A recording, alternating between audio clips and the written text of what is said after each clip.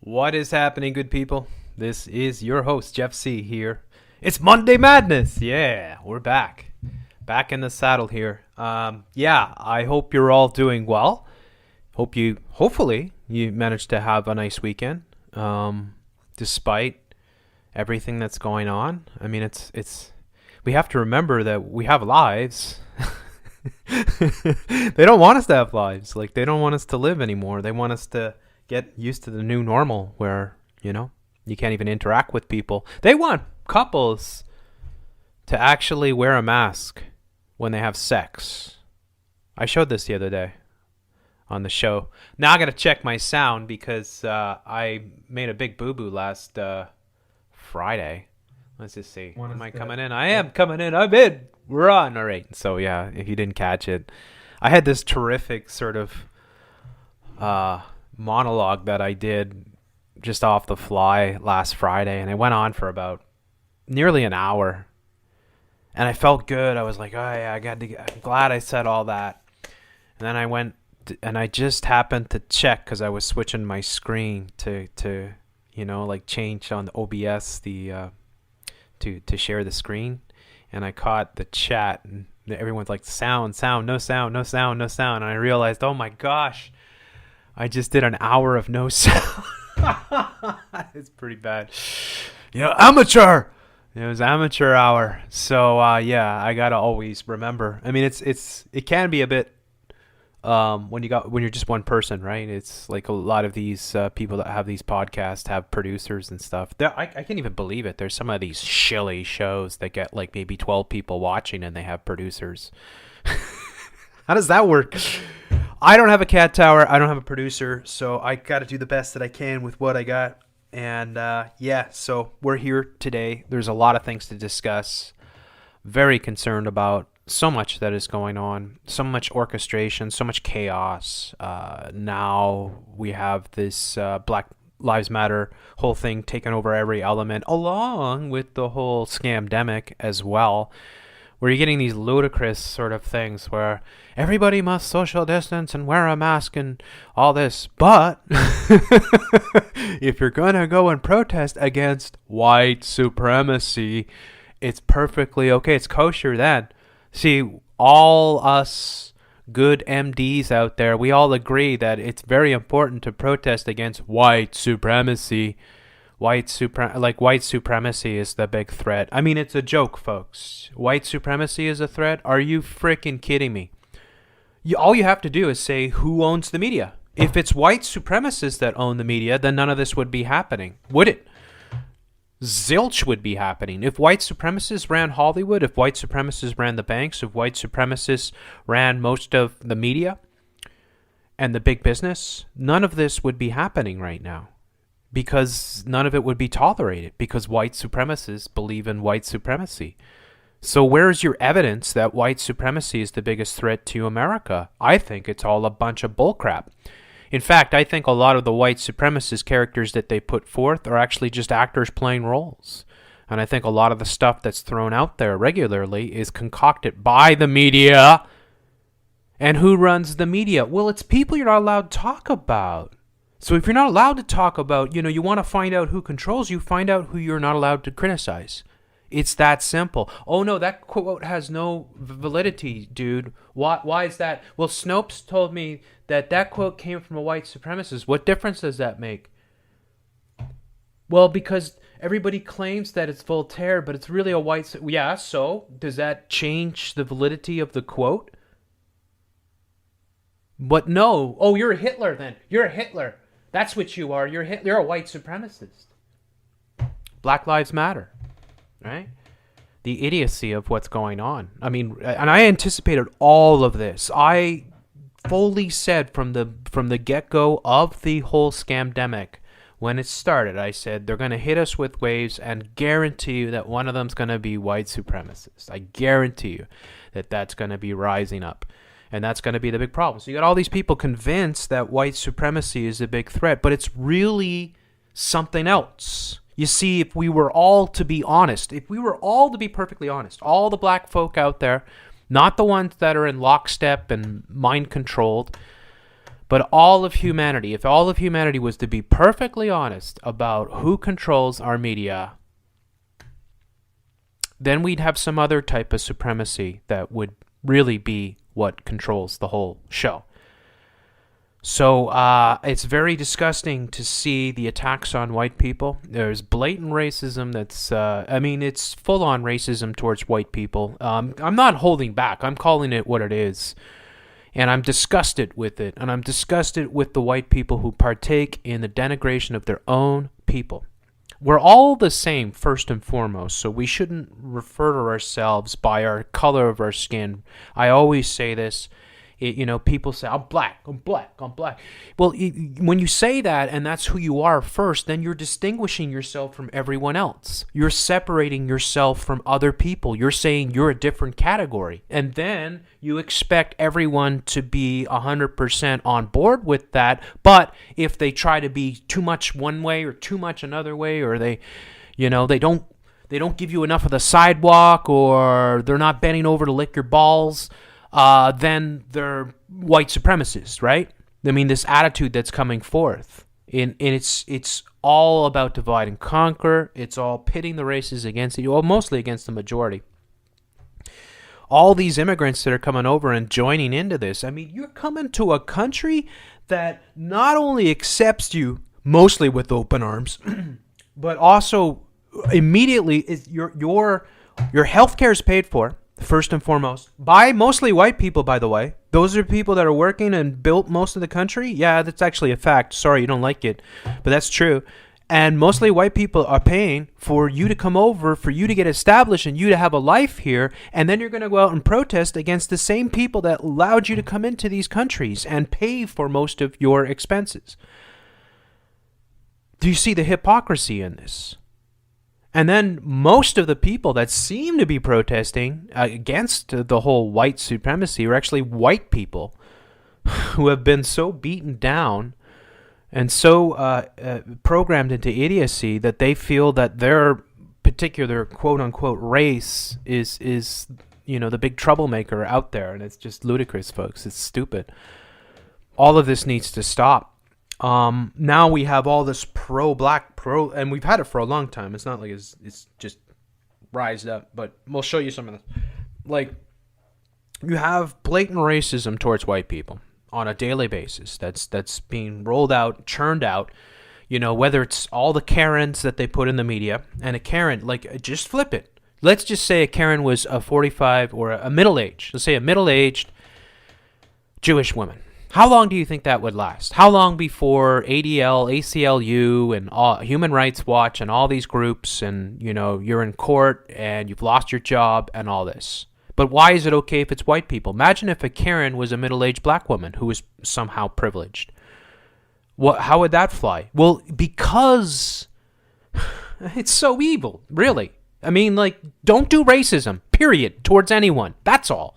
If you're going to say racism is some sort of disdain or hatred towards a certain racial group or ethnic group, just don't do it, period. Don't do it to whites. Don't do it to anyone.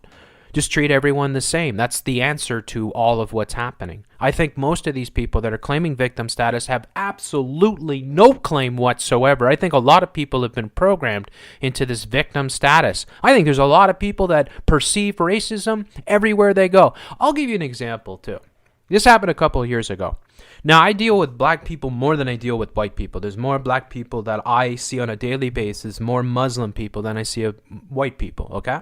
But I was at a grocer where the cashier, who happened to be white, but was probably like Iranian or something, right? But looked white enough, sort of thing. And she asked the black lady in front of me if she had anything under her cart, because that's what they always do, right? They ask you, do you have anything? They ask me every time, do you have anything under your cart? Because that's what they're supposed to do.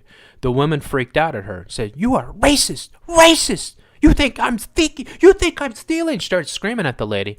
Then she started screaming at me. And I just, I knew, okay, this person's not well. I'm not going to freaking do anything to create further sort of things. So I just kind of, shrugged my head and, let it slide sort of thing. But, I mean, that was a case of not even remote racism, but somebody perceiving that they're being treated racially. Now, I know when it comes to police, for instance, that police are far more likely, especially in a place like Montreal, to be suspicious and to slow down and maybe even to pull over and bust people that are black, for instance. Yes, I'll say that. And that is a problem. And I agree with that. And I think that needs to stop. But there is also this thing that people walk around. So you walk around, and if you're a feminist, for instance, you're going to walk around with that attitude that, men are out to get you, for instance, or this is a man's world and this has got to end, and everywhere you look. And you could misinterpret people. You could walk around and think, well, people are looking at me funny, right? If you walk around with that attitude, if you go around like you're a victim, then everyone's going to seem like they're attacking you, or they're making fun of you, or they're laughing at you. It's like if people, how people get paranoid when people laugh and they think they're laughing at them, sort of thing. So they've created this perfect storm, the LGBT, XYZ. How many of these people claim that they have suffered from abuse? And how much of it is actual abuse? How much of it is just in their twisted mind? And then what's wrong with, people are going to laugh at you. Grow a backbone, for crying out loud. Stand up for yourself. Have some pride in yourself. I mean, the irony of the pride thing, and most of these people have no pride, right? The only time they have pride is when they're walking down the street naked with their rainbow unicorn dildos, right? I mean, it's just insanity what's going on. And I am sickened by it because it's all weakness. The Extinction Rebellion, the Greta-tards, all these people display idiocy, ignorance, and weakness. The marshmallow culture that they're programming all these people into, which is happening everywhere. Talk a lot about the marshmallow symbolism. This is what they're turning the kids into. I mean, 35% of people are obese. That's not overweight, that's obese. Who do you think's responsible? Now, ultimately, we're all responsible for what we put in our bodies, and you can't be that stupid not to realize that eating fast food and drinking Coca-Colas every day is going to be bad for your health, right? But nonetheless, right, people are doing this to themselves by and large, and now we have this whole cause that is raging forward that white people have privilege. This is garbage. This is absolute garbage. Where's the privilege? Show me where my privilege is. Seriously, if you've got white privilege, you need to prove it. You need to prove that you have. Now, I'm not Mitt Romney. I'm not the son of Mitt Romney or something like that, right? I'm not part of the elites. I'm not part of the New World Order, and the bankster elites, right? And the people we're not allowed to talk about, the people that actually have privilege, the people that actually run the show, right? And control our media and run our banks and run all that stuff and have the game rigged for themselves, basically. So I don't believe that there really is white privilege. I think there's segregation, and I think there's ghettoization of blacks. Yes, I agree with that. And I think those things need to be solved, right? But they're not quick fixes. And it's not the fault of most white people. Most white people are just doing their thing. And most white people are so utterly, I don't know, they're just so demoralized. Like they hate themselves. The youth now are brought up thinking white people are the worst people ever. And then they hate their parents for not having the same sort of mindset, right? And they're being programmed by the education, which isn't education, of course, it's the New World Order, into attacking their parents and not listening to their parents. Of course, that whole thing has been completely destroyed, the family nucleus and all that. So we're creating victims. Now, if we were to honestly look at the stats of police violence, it would not be anything what they're actually purporting it to be.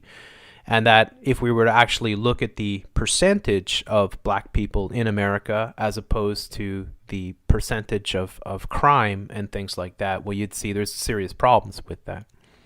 Now, I am no fan of the police whatsoever, right? And I would ideally like to have no police, right? But then you have to have something to fill the void, because otherwise, what is going to enforce the law? And you might say, I don't care. I don't want anything, right? Okay, well then somebody comes and breaks into your home and, rapes your daughter or something like that. You're going to want justice. How is that justice going to be enforced? So that's the problem that we live in, right? Is that the police being somewhat of a necessary evil in the structure of the society that we have. Now there's a huge push by the New World Order to defund the police. So they've got a lot of things coming. I've talked about RoboCop and the police dogs that are coming, the automated sort of robots that they're bringing in. That's all coming. So they are going to switch over to that over the next decade. They are developing the prototypes for this type of policing. It's not that far off, and we've been looking a lot into that, so we discussed that a few times already. But I think that's one of the solutions that will come in. In the meantime, I think you're going to see a lot of the National Guard fill that role in some of these places if they do indeed defund the police or start to scale back the police, or they'll have private corporations, OCP, coming in and providing police services. And again, be careful what you wish for. Be careful what you wish for, Now, the incidence of violence against blacks in the police, as opposed to how many victims of violence amongst whites, it's actually kind of statistical, considering the amount of crime and stuff like that. It all kind of evens out, but you only hear about the black people that are victims of police violence. You don't hear about the white people that are victims of police violence. Most of the high-profile black victims of police violence, I would say most of these are staged events. Yeah, I would, including George Floyd. Now, I don't know how exactly they managed to stage that, but everything else around it, I mean, it's very convincing. I'm not saying George Floyd didn't die, but there's everything around the George Floyd is like, whoa, like none of it makes sense. I mean, it all kind of is just a massive psyop, in my opinion. And I've covered a lot of the previous ones before over the years because I used to specialize in breaking down shootings. So I covered Tamir Rice. I covered, a bunch of other ones. I can't remember the names of these characters, but I covered a whole slew of them. And I'll tell you, the ones that I covered, they were staged for sure. And those are the high-profile ones that are often used. Just like when they say the school shootings, for instance, or they say the shootings, period. They list off all the ones that were staged by the state. Why? They don't list off there's real shootings that happen every day. Like places like Chicago, every day. New Orleans, every day. Washington, D.C., every day. There's real shootings that happen. There's lots of Toronto has real shootings regularly, sort of thing, right? There are real shootings, and most of these are involved with street gangs. And most of these street gangs are involved in murder and theft and rape and all these different things. What are you going to do? Let them go free? Right? It's an interesting situation. Now, if we think about how the whole scamdemic played out. Now, think about it. What did we see with the whole scamdemic as it was being, like, first we have the scamdemic. First we have the governments being lenient. We have Turdo up here in Rainbow Unicorn Land letting all these flights come in from China saying, no, there's nothing to worry about. Then all of a sudden, everything's locked down. All of a sudden, people are forced to be quarantined. All of a sudden, the government starts getting hardcore, Orwellian, starts imposing all these restrictions on our movements and shutting down all these businesses. Now, some people on the surface who don't dig below the layers of deception of the New World Order would say that these governments failed spectacularly in trying to contain the virus, that they should have taken it seriously and shut down the flights and immediately imposed this, and then maybe it wouldn't have spread the way that it did. Of course, I believe it's a scamdemic, so I think it's a narrative and it's playing out. But nonetheless, what was one of the big things that we saw as a result of the whole lockdown? Police brutality. And we saw a lot of it, and we've seen it all over the world. We covered a lot of it. Germany, Australia, South Africa, Canada, right? All over. And all these videos that went viral, I covered a bunch of them. And I was very concerned about the police and saying this is a very bad situation. Well, isn't it a perfect thing that this whole thing played out? Because for months you built up the horrible police and the police brutalizing people with the scamdemic and forcing people, beating on people, arresting people for not socially distancing properly, right? And creating all this tension between the police and the people, and then boom, you have George Floyd. And now you have this universal reaction. It's like they set the table. They laid out everything. It's like a big meal was coming, right? And you're like, you're not paying attention. You're like, they're putting out the plates and the forks and the knives and the wine glasses and all that, right? It's all being laid out. And then boom, there's your smorgasbord. There it is, your meal. It's come. It's George Floyd. And then all of a sudden, what do you have? Complete chaos. Absolute anarchy, destruction, right? People burning buildings, riots all over the streets, looting, right? All over the place. And you had all the celebrities who all should be arrested. Every celebrity on I hate you all. I hope you all burn for eternity in hell. I hate the celebrities more than anybody because I hate the fact that they have influence.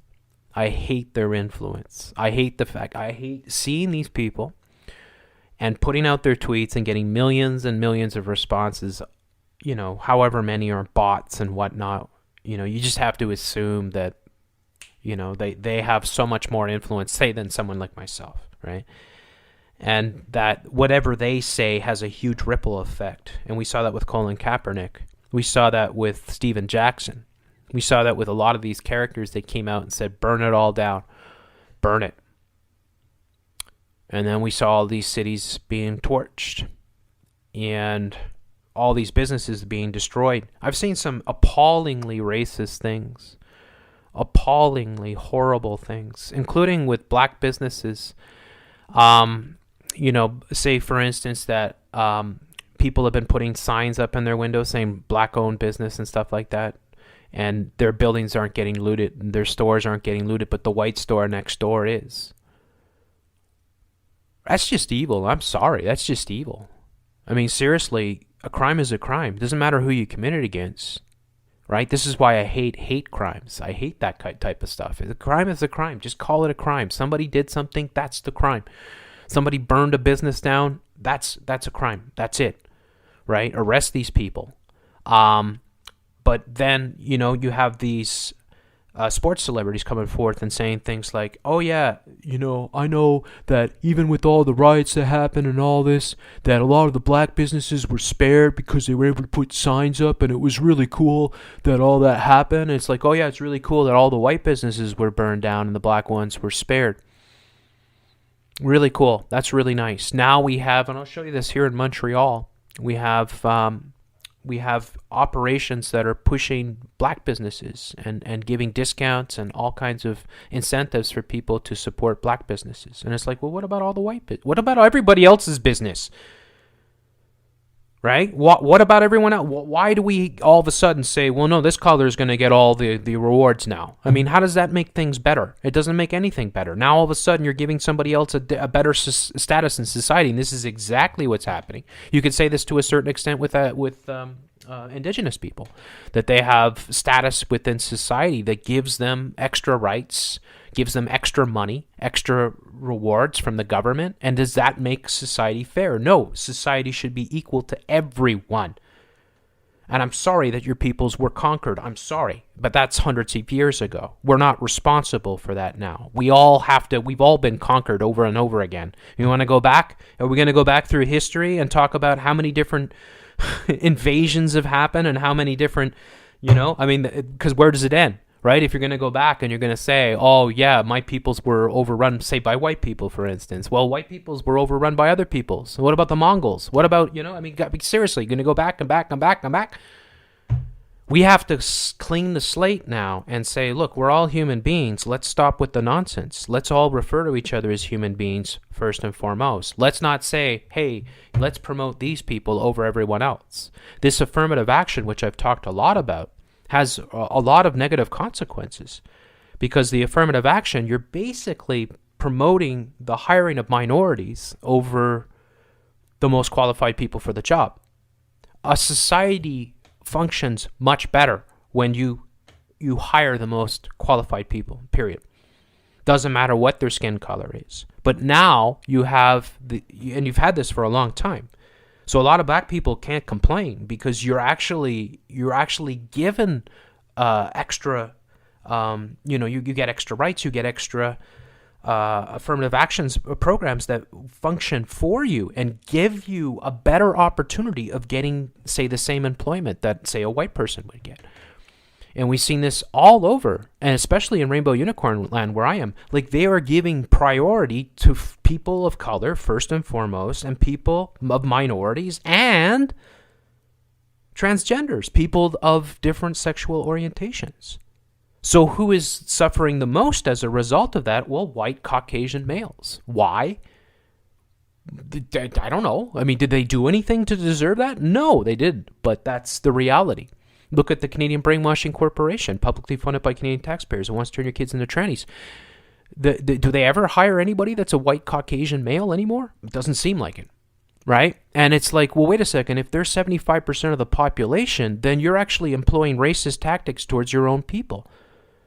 So this is what we have happening. And then you're going to have a whole generation of white males that can't get work, that won't get hired, and they're going to be angry. And then what's going to happen to them? Potentially, they could start blaming certain programs and certain governments and even certain groups for their situation. And then that just feeds more into the whole racial divide and conquer. So we have a lot of dangerous things that are happening. I understand that at a certain point, that it was important to level the playing field. I understand that, right? But I'm thinking now that this has gone way too far right now. And right now we're discriminating against white people in every way, shape, and form. And there's open racism towards white people all over the place. I mean, how would you feel if you're a black and every time you put on CNN or the BBC or you put on the Canadian Brainwashing Corporation and you would see articles talking about white people and white privilege and, Karens, right? And all this absolute awful things about your own people. How would you feel? Because I feel disgusted. I feel sick to my stomach every day when I see this. I'm like, what? Why are they doing this to us? Well, I know why. But it's not acceptable. And this is wrong. And this is not the way that we should ever be. We have to be the change we want to see. That means we have to treat everyone as equal. We have to build better societies by promoting the right people, not the people that you perceive to be, a minority and need to be represented more, because then we get hiring bad people in bad positions. I mean, look at the Canadian government. Aside from our frickin' Prime Minister, who's an absolute turd, and he is a complete symbol of nepotism. Of course, his father was Fidel Castro, right? But you know what I'm saying. But other than him, almost every minister is, almost all of them, they're Indian, they're black, they're native. I don't know what the representation of Inuits and natives, but it's very high within the government. You have the Sikh as the head of the defense, the defense minister of Canada. You have a Somalian immigrant as the immigration minister of Canada. So it's a guy that emigrated from frickin' Somalia into Canada, and he becomes the immigration minister. How are you saying that there's white privilege? I don't understand how there's white privilege when that's the reality. I'd say it's the opposite now. I'd say it's quite the opposite. And I'd say right now, white people are in a very bad situation and that we're being targeted. And it's not good, folks, because if it's pissing the F out of me seeing it every day, imagine all the other white people, if they start to wake up, if they stop apologizing for all their quote-unquote privilege and they start to realize who really runs the show and who's doing all this to all of us, it's not going to be pretty. Now, we desperately need white people to wake up because this is the only way that we solve the whole issue of racism.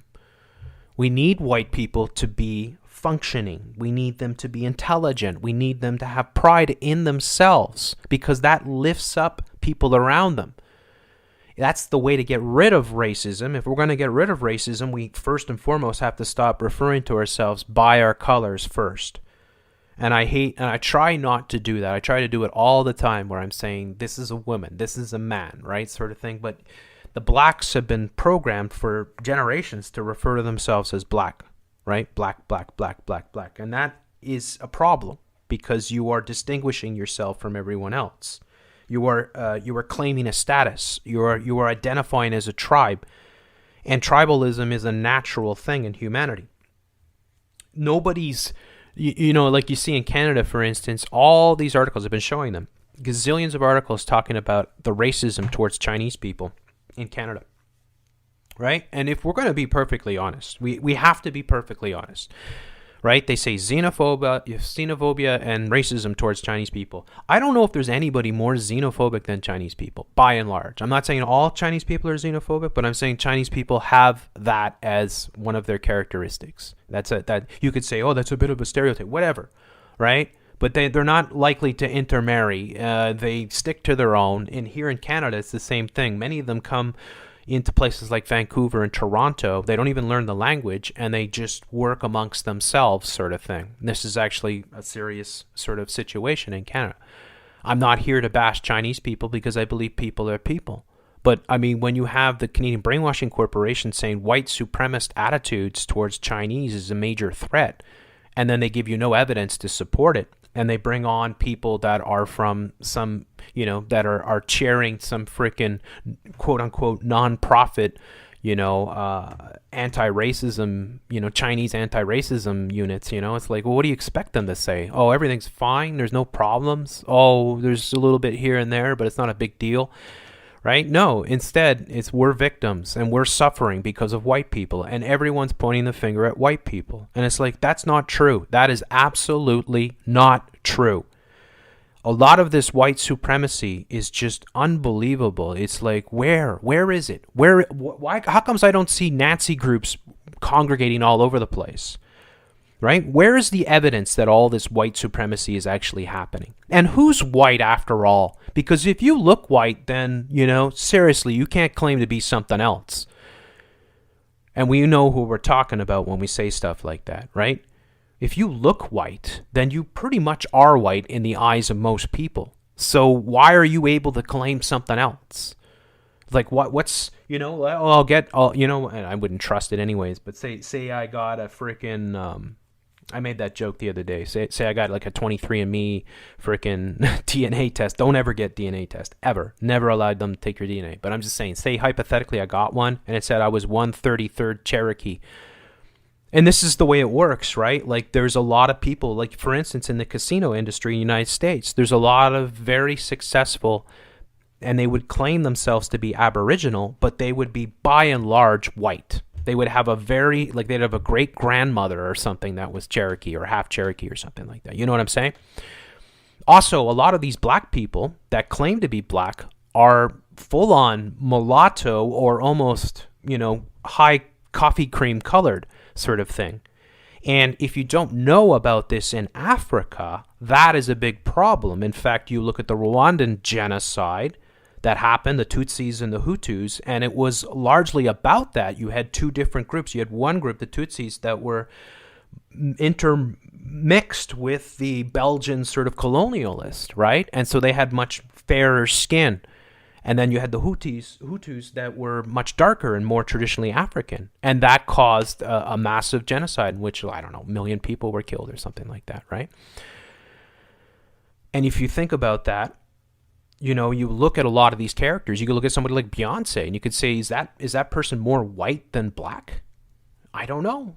They're very light-skinned. And then it's like, then why is it automatically you're black? It's like Obama, for instance, is a great example. I mean, he was half white. Nobody ever talks that he was half white. Nobody says that he was white. They always say he's black.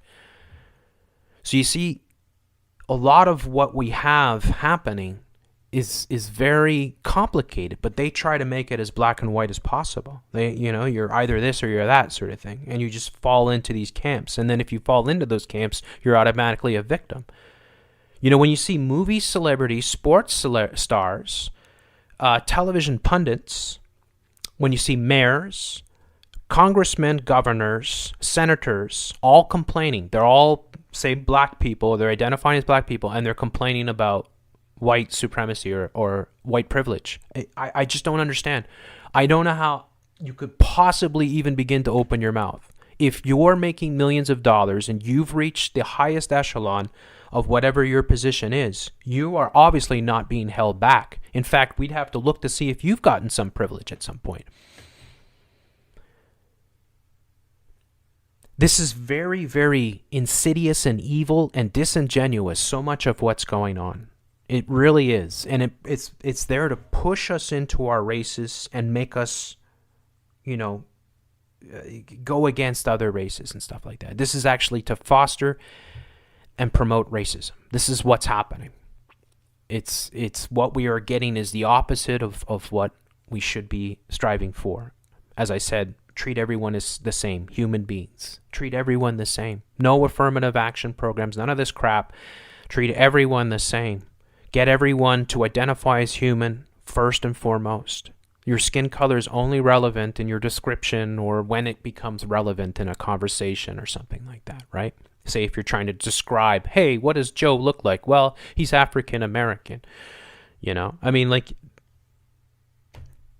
this auto-identification with your little cult, your little group, is very dangerous.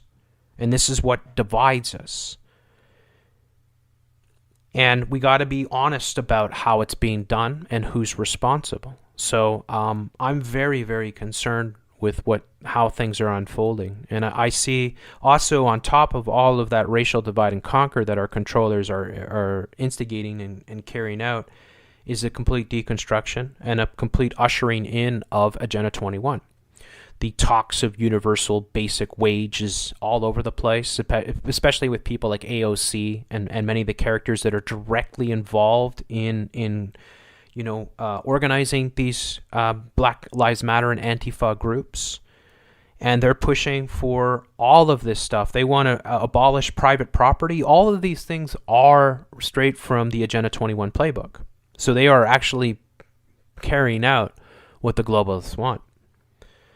And it's very dangerous for all of us. Now we have all the statues that are being taken down, because if anybody has anything that's remotely connected to them with their history involved in either slave trade or owned slaves or said something at some point or whatever, their statues need to be taken down. And we saw that with a bunch of them. We'll take a look at some of them today, but General Lee, of course, being a great example of one. And it's like, you know what? You're taking down his... I mean, for Southern white people, it's kind of like taking down Martin Luther King for black people. So you're fanning the flames. You're hurting those people because you're attacking their icons, right? And then you'd have to, and so I say this to the people that would partake in this stuff, think about how would you feel if your icons were ripped down, right? And they're rewriting history, of course. This is all straight out of the Antifa sort of playbook, where they're just going to rewrite history, and anybody associated with anything like the age of colonialism or anything like that is automatically a bad, terrible person sort of thing, and they have to be erased from history. And this is very disingenuous. These times are very complicated. Those times were very complicated. Everything that happened back then needs to be observed and understood from a historical perspective of understanding the times. It's not to condone any of that sort of things that happened, but we have to be honest about those ages. We have to be honest about black slave traders, for instance. We have to be honest about a lot of the slave trading that actually happened and who was involved in it. People you're not allowed to talk about. They never talk about that. They always say white people, white people, white people. Well, what about the black people that were involved in the slave trade? What about the other people that you're not allowed to talk about that were massively involved? Let's be honest about it. Yes, it was awful. It was evil. And there's no way that I would ever condone that. But we have to be honest about that history, and we have to look at it. That's the way to look at history. Take off the emotion, separate the emotion. The emotions are what cause all the chaos, where people act without thinking, in which you're seeing over and over again. And I just saw another video. I'll show it probably. I mean, I have to be a bit careful because of all the censorship, but there was another video of a black guy being attacked outside a department store or something like that, right? And everyone just beat on this guy. I don't know why, but then all of a sudden he's dead pretty much. I don't know if he died or what, but then all of a sudden everyone's like, oh my God. And it's the same as the guy we saw in Dallas, where everybody was just, smashing this guy and curb stomping him. And then all of a sudden, oh shit, he's dead. And it's like, well, congratulations, you F-tards, right? Congratulations. Good thing you thought before you acted. Good thing that you didn't allow emotion to get the better of you. You see, when people allow emotions to take over, that's when people get killed. And that's exactly what we have happening. They want an appeal to emotion because they know that's an irrational sort of way to behave. They want you to be irrational. They want you to be emotional. That's why they're always triggering all these people. All this Black Lives Matter and this Antifa sort of mentality is based on that there's no compromise, that we're just going to throw out everything, anything and everything that will make people angry. We'll take, like, for instance, segments of police brutality. It doesn't matter the context, because the context is irrelevant. It doesn't matter what that black person that's being beaten on by the cops, it doesn't matter what they did 30, 40, a minute before or 2 minutes before. It doesn't matter what they did. They'll just slice it and show the violence, and that's it. And then people see it and they freak out.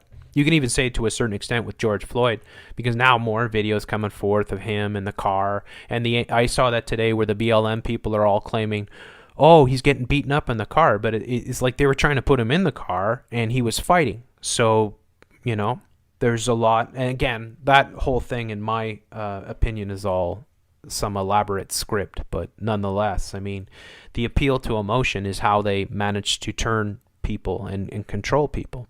It's always like that. The same with the Women's Marches, exactly the same thing. When I covered it years back, after Trump was elected, they had the big Women's March. Those are the first ones that they had. The Women's March on Washington, where they were all marching for Planned Parenthood, for the right to murder babies. Basically, yeah, that's it. Right to murder babies. And they all stitched their pussy hats. And you had Ashley Judd up on stage, and she gave the most awful speech I've ever heard. Next to the guy from the guy giving the 666s, which I covered on my BitChute channel. That's the worst speech I've ever heard. But the Ashley Judd one was so awful. And she was up on stage, and she had clearly choreographed the whole thing, and she was ranting. And what was she ranting about? I mean, for the most part, it was the tax on tampons. And it's like, okay, tax on tampons, it's really not that big of a deal, first and foremost. And if it's such a big deal, then make it a political issue and get rid of it.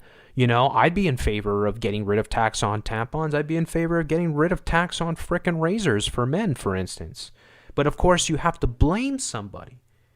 And how awful is it that women have to pay taxes on their tampons? And it's like you manage to rile up the whole crowd based on, some pennies that people are paying out for their frickin' tampons.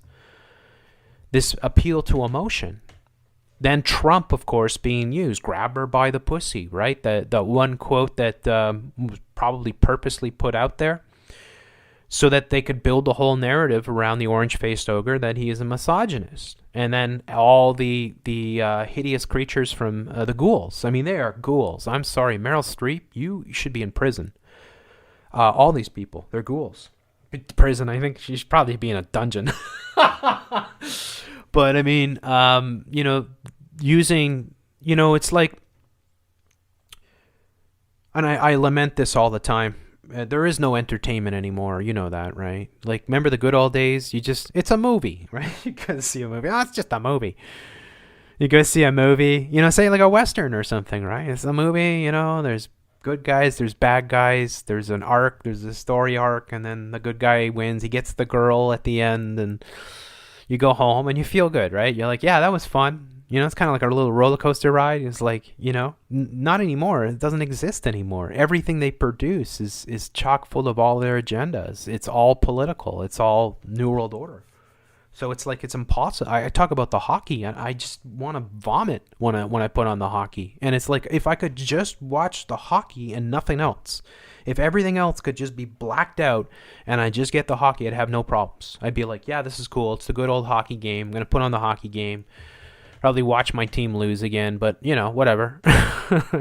But you can't, because everything else, even in the rinks, they'll have the Black Lives Matter symbols, they'll have the cancer ribbons, they'll have the they'll put the rainbows, they'll put all these things in. So it's like there is no real way to enjoy life anymore, free of the New World Order, unless of course you're just turning your back on it all, which every one of us should be doing to the full extent that we can. Of course, someone like myself who covers this, it's a bit of a hard thing, a bit of a paradox, I guess you could say, but I try my best because it gets me so angry. I get so angry every day when I read the news. It makes me so angry because I know it's all their propaganda. I know that they are trying to hurt us all. Hurt us and hurt us. Hurt as in bah, but also hurt as in pain. Think of how much of this so-called racism is just their concoctions. How much of it is all just the media? How much of it? 90% of it? 95% of it? I'd say you'd be in the ballpark. I'm not saying that racism doesn't exist. I'm saying it's normal for people to be tribal. It's normal. Right? It's normal for black people to feel more comfortable around their own people and just the same conversely for white people and Chinese people and Italian people and, it's the same. That's just the way it is. We don't go around saying all blacks are racist because they all hang out with each other. No. Right? But if whites do, all of a sudden, right? So how much of what we deal with on a daily basis is just their concoctions, their orchestrations? Well, as I said, 90 to 95% of it would be the ballpark for me. That's what I would say. So I would say that 10% of actual racism that happens, that 10% or 5% of actual white supremacy that happens, if it was reported on in that context, it would have minimal impact. And most of those people would just, most people would just rightfully frown upon that, and it would just go away in a few generations. It would just melt away because it wouldn't be acceptable. And it's not about limiting freedom of speech. That's what hate speech is, right? The hate speech is so evil. Because what is the hate speech? Well, if you're going to code hate speech and say it's hatred towards a certain race, then everyone in the corporate media needs to be arrested. All New York Times, CNN, every single one of these publications, all the people that are behind these things need to be arrested because they are all massively guilty of hate crimes on a daily basis, hate speech on a daily basis. I think about it all the time. I think of calling up the ADL and saying, yeah, I'm suffering from all kinds of races. I'm seeing all kinds of racism and all this. And then, oh yeah, I'm white, by the way. And see how they react to that, right? That would be quite a comedy. But I mean, the answer to this is not to make white people hate themselves. The reality that we all have to come to terms with is that we're all human beings and we're all flawed. None of us are perfect.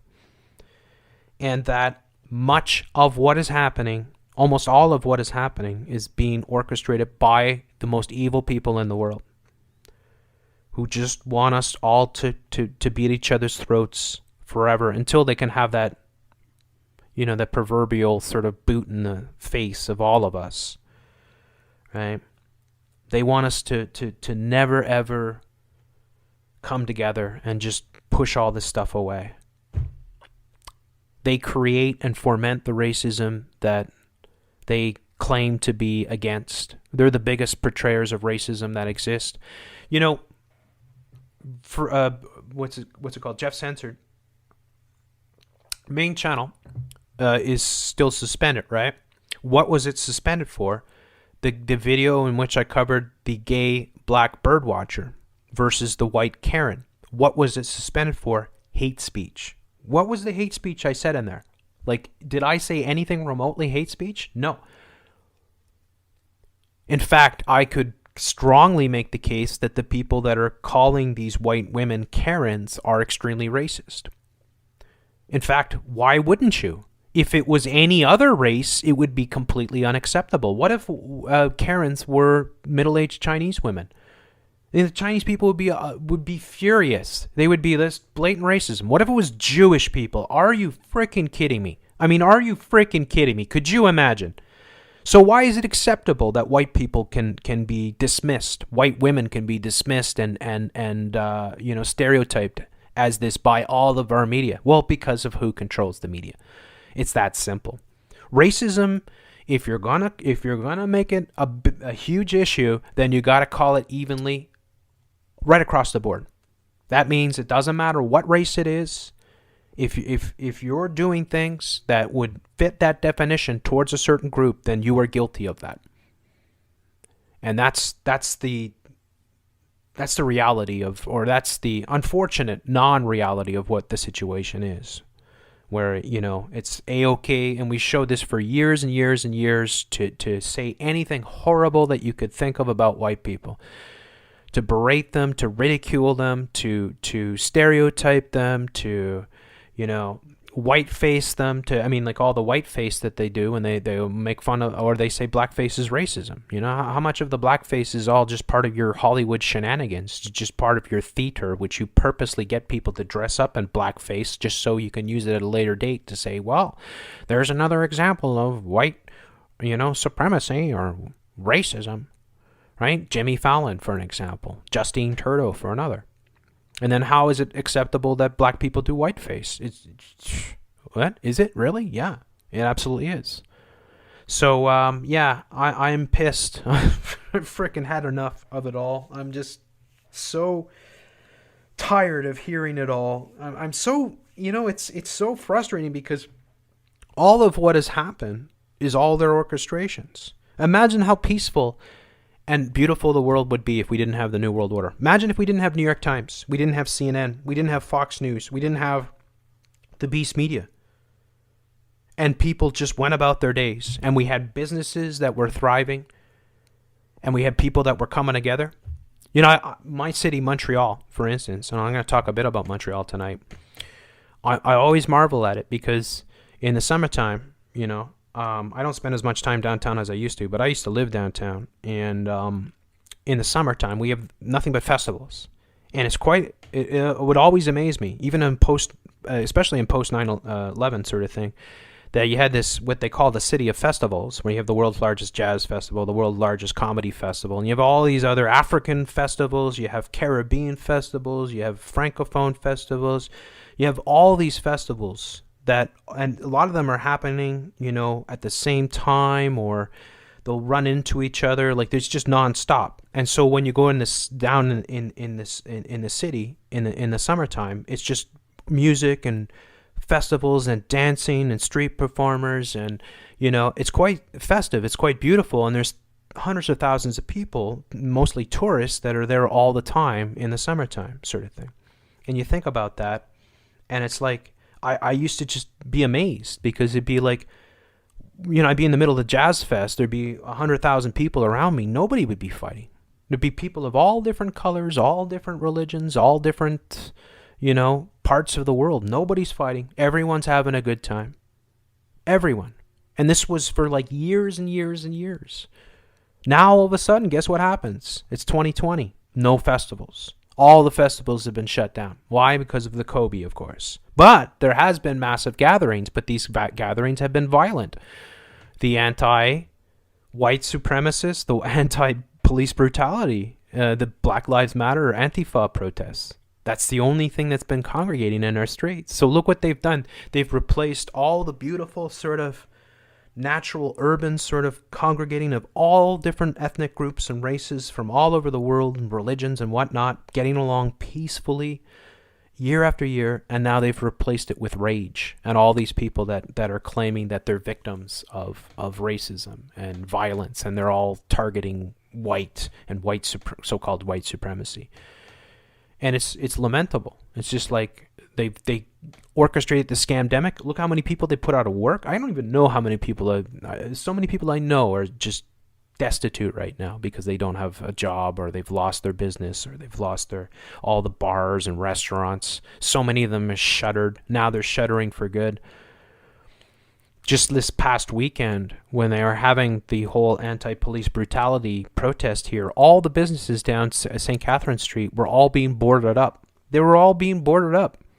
Like like the Apple store, it's like right downtown, like St. Catherine's, Peel Street, right in the heart of the shopping district of Montreal. They boarded the entire thing up, like they like 3 stories worth of freaking plywood going up, because they're you know, they've seen all the rioting and stuff like that. And how utterly evil is that? It's like, look, this is a city where you typically have 100,000, 200,000, 500,000 people in the city, just all partying out in the streets, drinking. Everybody's drinking and having fun. You know, the French people that's the cool thing about French people. They live for the moment, right? They're not like the rest of Canada, or a lot of, like, say, people in Ontario and Toronto and stuff like that, where they're always thinking about the stock market and Bay Street and all that crap. French people live for the moment. Like, today's the day to party. Today's the day to have a great meal and drink a bottle of wine and go out and dance and stuff like that. I love that. It's what I love. And look what they've done. They shut it all down. They canceled everything. And instead, we've got Antifa and BLM in the streets. And because of Antifa, BLM, and because of the stupid scamdemic, they boarded up everything. And most of these businesses are shut down. It's so evil what's going on. It's like, what problems did we have? Yeah, okay, if racial sort of police problems, then that's something that we could really work on and fix that. But instead, it's a systemic thing. And it's like, is it really a systemic thing when all the governments, especially the Quebec government, is all doing affirmative action programs? And again, you could say with the French people in Quebec and the English, because you know the city of Montreal is largely bilingual, but the it's a predominantly white city that now is predominantly ethnic. And the French people have no say, because if they say anything about it, if they say that, oh, we're losing our culture, our people are not breeding enough, there's too many immigrants that are coming in, they're racist by their own government. It's very, very crazy what's going on. It's really crazy. And we covered this going back years, where we had Prime Minister Justin Trudeau here, you know, a couple of years ago when they were doing all the immigration. So they had all the immigration that was coming in, the illegal immigrants coming into Montreal, crossing the border, thousands, tens of thousands. They even they opened up the Olympic Stadium. So it's like the biggest frickin' stadium in Canada. They opened up the Olympic Stadium in Montreal to house tens of thousands of these immigrants, these illegal immigrants that were sneaking in the country. Because when Trump got in, right, and he was saying he was shutting down the borders and he wasn't going to allow immigrants in from certain countries and all that stuff. And Trudeau said, we're going to bring everyone in. Everyone's welcome. And so you had Trudeau, and it was so telling. He was at a Quebec corn roast, right? And one of the citizens there, an old lady, was saying, are you going to repay us for the $120 million that you used to house these immigrants? And he said, Madame, we will not accept racism here. He was saying in French, Madame, you will not accept. And she goes, I've been here for like 8 generations or something, right? And you're calling me a racist because I asked for the government to pay back some of the money that they're using to house these illegal immigrants, and I'm the racist. And then he had his bodyguards manhandle her and actually frickin' put bruises on her arms as they were physically accosting her. And that's the reality. I mean, it's a harsh reality for French Quebecers to come to grips with, but like, they're losing their culture, they're losing their people, and they're losing their cities. Just like that. And then what's right? And it's like, well, wouldn't we all be better off if we just reproduced? We had families, and that's how we built up our economies. No, the New World Order doesn't want you to breed anymore. That's why they're funneling all these immigrants in. And most of these immigrants are coming over, and it's going to take them a few generations to get acclimatized to the culture. They're not going to come in and all of a sudden be, French Canadian culture and French Canadian music and French Canadian sort of food and all that. No, they're coming in from the Middle East. I mean, they're coming in. They've got their hijabs on. They're opening mosques and stuff like that. I mean, it's and we're not supposed to say anything about it. If we say anything about it, we're racist. And it's like, well, wait a second, this is supposed to be our country. Who put, you see the unbelievable sort of machinations of the New World Order that are happening. And again, I have nothing against any of these people. I don't blame them for coming over, because it's a better deal than what they get in their own country. But it's largely white Canadians that are paying the bill for all of this. And it's largely white Canadians that are actually suffering from all of this. So it's really nuts what's going on. Anyways, I'm going to get into what I'm going to share here. Get into the screen thing. And again, like, people need to understand this. Like, I'm very sympathetic towards black people. I hate racism. And I go out of my way. In fact, I don't even go out of my way. I just like people of color, unfortunately, a lot better than white people these days, because white people are just so repulsive these days because they have no pride in themselves. So I get along with black people and minorities a lot better than I get along with my own people, because I'm so ashamed of them. So don't take anything that I say that I'm against you because of your minority status or anything like that. That's a straw man. That's what the New World Order wants. But I'm telling you, a lot of what's happening is so hypocritical that it's just evil, I would have to say. So, anyways, let's get into it. Let's share the screen here and show you some of what the latest is here. So,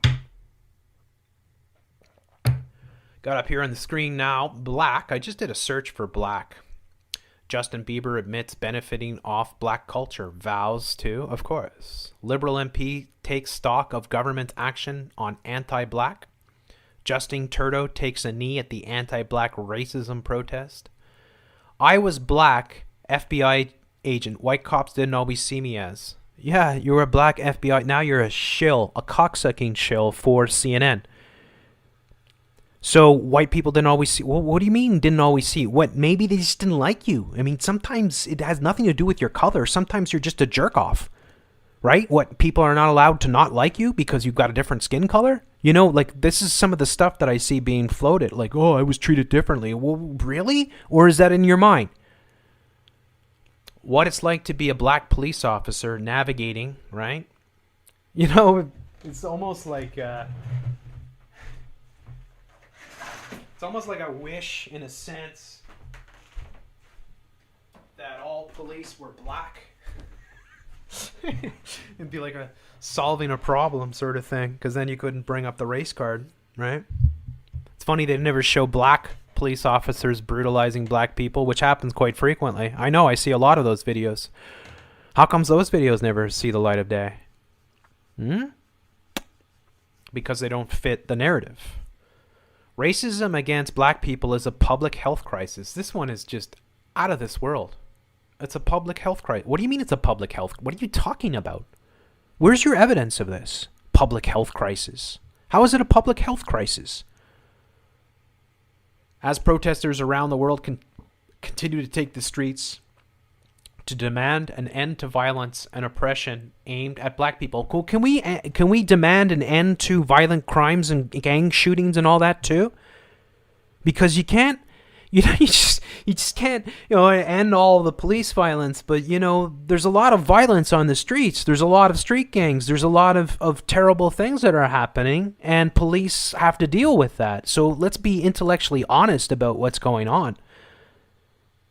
It's not a black... That's the whole thing. They want you to think it's black and white. Police bad. All cops are bastards. All cops are bastards. Right? Just like that. All of them? Really? Well, that's great. I mean, a lot of people go into police office to become a police officer because you get paid pretty well and you get a nice pension sort of thing. Does that mean everybody that goes into police is... of course, I talked about that a lot. So, violence and oppression aimed at black people, a coalition of black community health leaders is calling on Ontario government to declare black racism as a public health crisis. Well, it's a coalition of black community health leaders. It's not a coalition of health leaders. It's a coalition of black leaders. So, there's a conflict of interest here where you're claiming that you are suffering from... It's a public health crisis sort of thing. Well, is it a public health crisis or is it a black health crisis? Right? Let's be honest about what's happening. I'm not saying that there isn't, and it does exist, and I completely condone it. But I mean, this is bizarre. Of course, this all comes at the same time that the doctor coalitions are coming out and saying that, please do not go outside, stay at home, wear a mask, practice social distancing, unless, of course, you're going to the protests, because white supremacy is a serious threat to all of humanity. It's like, oh, okay. It's all right, It's so utterly hypocritical. It's like, well, wait a second. You make everybody, you shut down all these businesses, you force all these people. You put all these one-way sidewalks and fine people and, have police interrogate people and bust up gatherings and stuff like that. And then you have people call in snitch lines. Snitches get rewards. Remember Garcetti, the scumbag New World mayor of Los Angeles? Snitches get rewards. Now all of a sudden, oh yeah, that's all important, but if you're going to go and protest white supremacy, then it doesn't matter. You can do whatever you want. And it's like, well, what is it? Of course, it's all baloney, eh?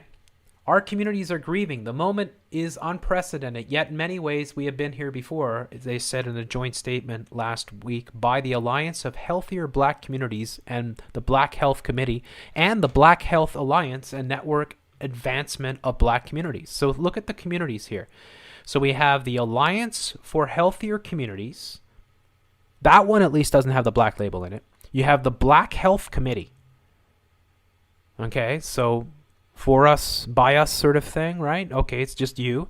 The Black Health Alliance and the Network for Advancement of Black Communities. Well, these are all groups that are specifically designed to push one group's interest. So imagine if you had these for white people. Let's just think about it for a second. Imagine we had the White Health Committee, the White Health Alliance, the Network of Advancement of White Communities. Well, in a free and open society, if you have them for black, you certainly have them for a tribe of people that we're not allowed to talk about, but you can't have them for white people. So why is it okay for certain people to have all these advancement groups and these committees, but it's not okay for other groups to have it? Well, who runs the New World Order? We cannot be silent in the face of ongoing horror black people are experiencing in Ontario and across Canada. What ongoing horror? Give us evidence. What are you talking about? Where's the ongoing horror? Now, you can't claim, if statistically blacks are a much higher part of the crime and they're involved in these shootings and stuff like that, and then they're being targeted by police, you have to be honest in the sense that, well, there's a high degree of black crime, and therefore there's a high degree of of police coming down on black crime because there's a lot of crime coming from those communities. Maybe you should be focusing on your own communities and trying to clean up those and stopping these people from going into gangs. I don't know, that's probably what I would be suggesting. Why don't you get politically active in your own communities? But really, the solution, of course, and this is the real solution, is to get rid of all these stupid groups and stop identifying as black. Start identifying as human being. And then all of us do the same. As long as you separate yourself and distinguish yourself and form your own communities, you're actually practicing a form of xenophobia. In fact, you could say that in Toronto, that xenophobia runs pretty high. Montreal is different because it happens and stuff like that, but people are much more mixed. Whereas in Toronto, it's more of a mosaic where you have whole neighborhoods that are largely black, whole neighborhoods that are largely East Indian, whole neighborhoods that are largely Chinese. And this doesn't help the problem because everyone has their own committees and everyone has their own interest groups and everyone has their own political sort of representation. And therefore, you're reinforcing racism. You're actually reinforcing racism. The way to stop racism, don't make black schools, don't make these things because you are actually encouraging racism. And you could define it maybe not as racism, but as tribalism. And then you'd say, well, tribalism, well, that's part of what the issue is that people are being tribal. If you don't want people to be tribal, then stop identifying as your tribe. You have to stop identifying as your tribe. You can't say, white people are racist, but you're all hanging out in your own groups. You have your own communities. Maybe you're being racist. Did you ever stop to think of that? Did you ever stop to think, oh yeah, by having all our own groups and our own community centers and our own this and our own schools and our own that actually, we might actually be being racist. We might actually be exactly what we're accusing other people of being. Again, this is not to condone ghettoization or, the situation for a lot of blacks. I understand. But I'm saying that having these types of communities and these types of groups can be counterintuitive because they reinforce the divide. They reinforce and they make people more tribal. And again, conversely, all you black folk, think about it. What if we had white groups? What if we had the White Health Community? What if we had the White Health Alliance? What if we had the Network for Advancement of White Communities? What would you would be screaming bloody murder. You'd be saying, look, see, they've got their own groups. That's totally racist. You see? But why are blacks allowed to do it? Why are Muslims allowed to do it? Why are Jewish people allowed to do it, but whites aren't? Who runs the New World Order is the answer. It's always the answer. So, in addition to the acknowledgement that anti-black racism is a public health issue, the coalition wants to see stronger measures to address police brutality, police violence. Okay, but focus on police thing. If that's what your focus is, don't focus on white people, focus on policing. Address police brutality, police violence, and harms black communities. And again, you're being disingenuous again because you're saying police violence and police this harms black communities, but you're not being honest about black crime. black crime, black drug dealing, black gangsterism hurts black communities. Why aren't you working hard to eradicate those things? Why blame the white man for everything? Why not pick up yourself? If you have all these committees, that means money is being funneled into these organizations, which means you have power. You have representation in government. You have the police chief here, and I'll show you, the Toronto police chief who just resigned today is black.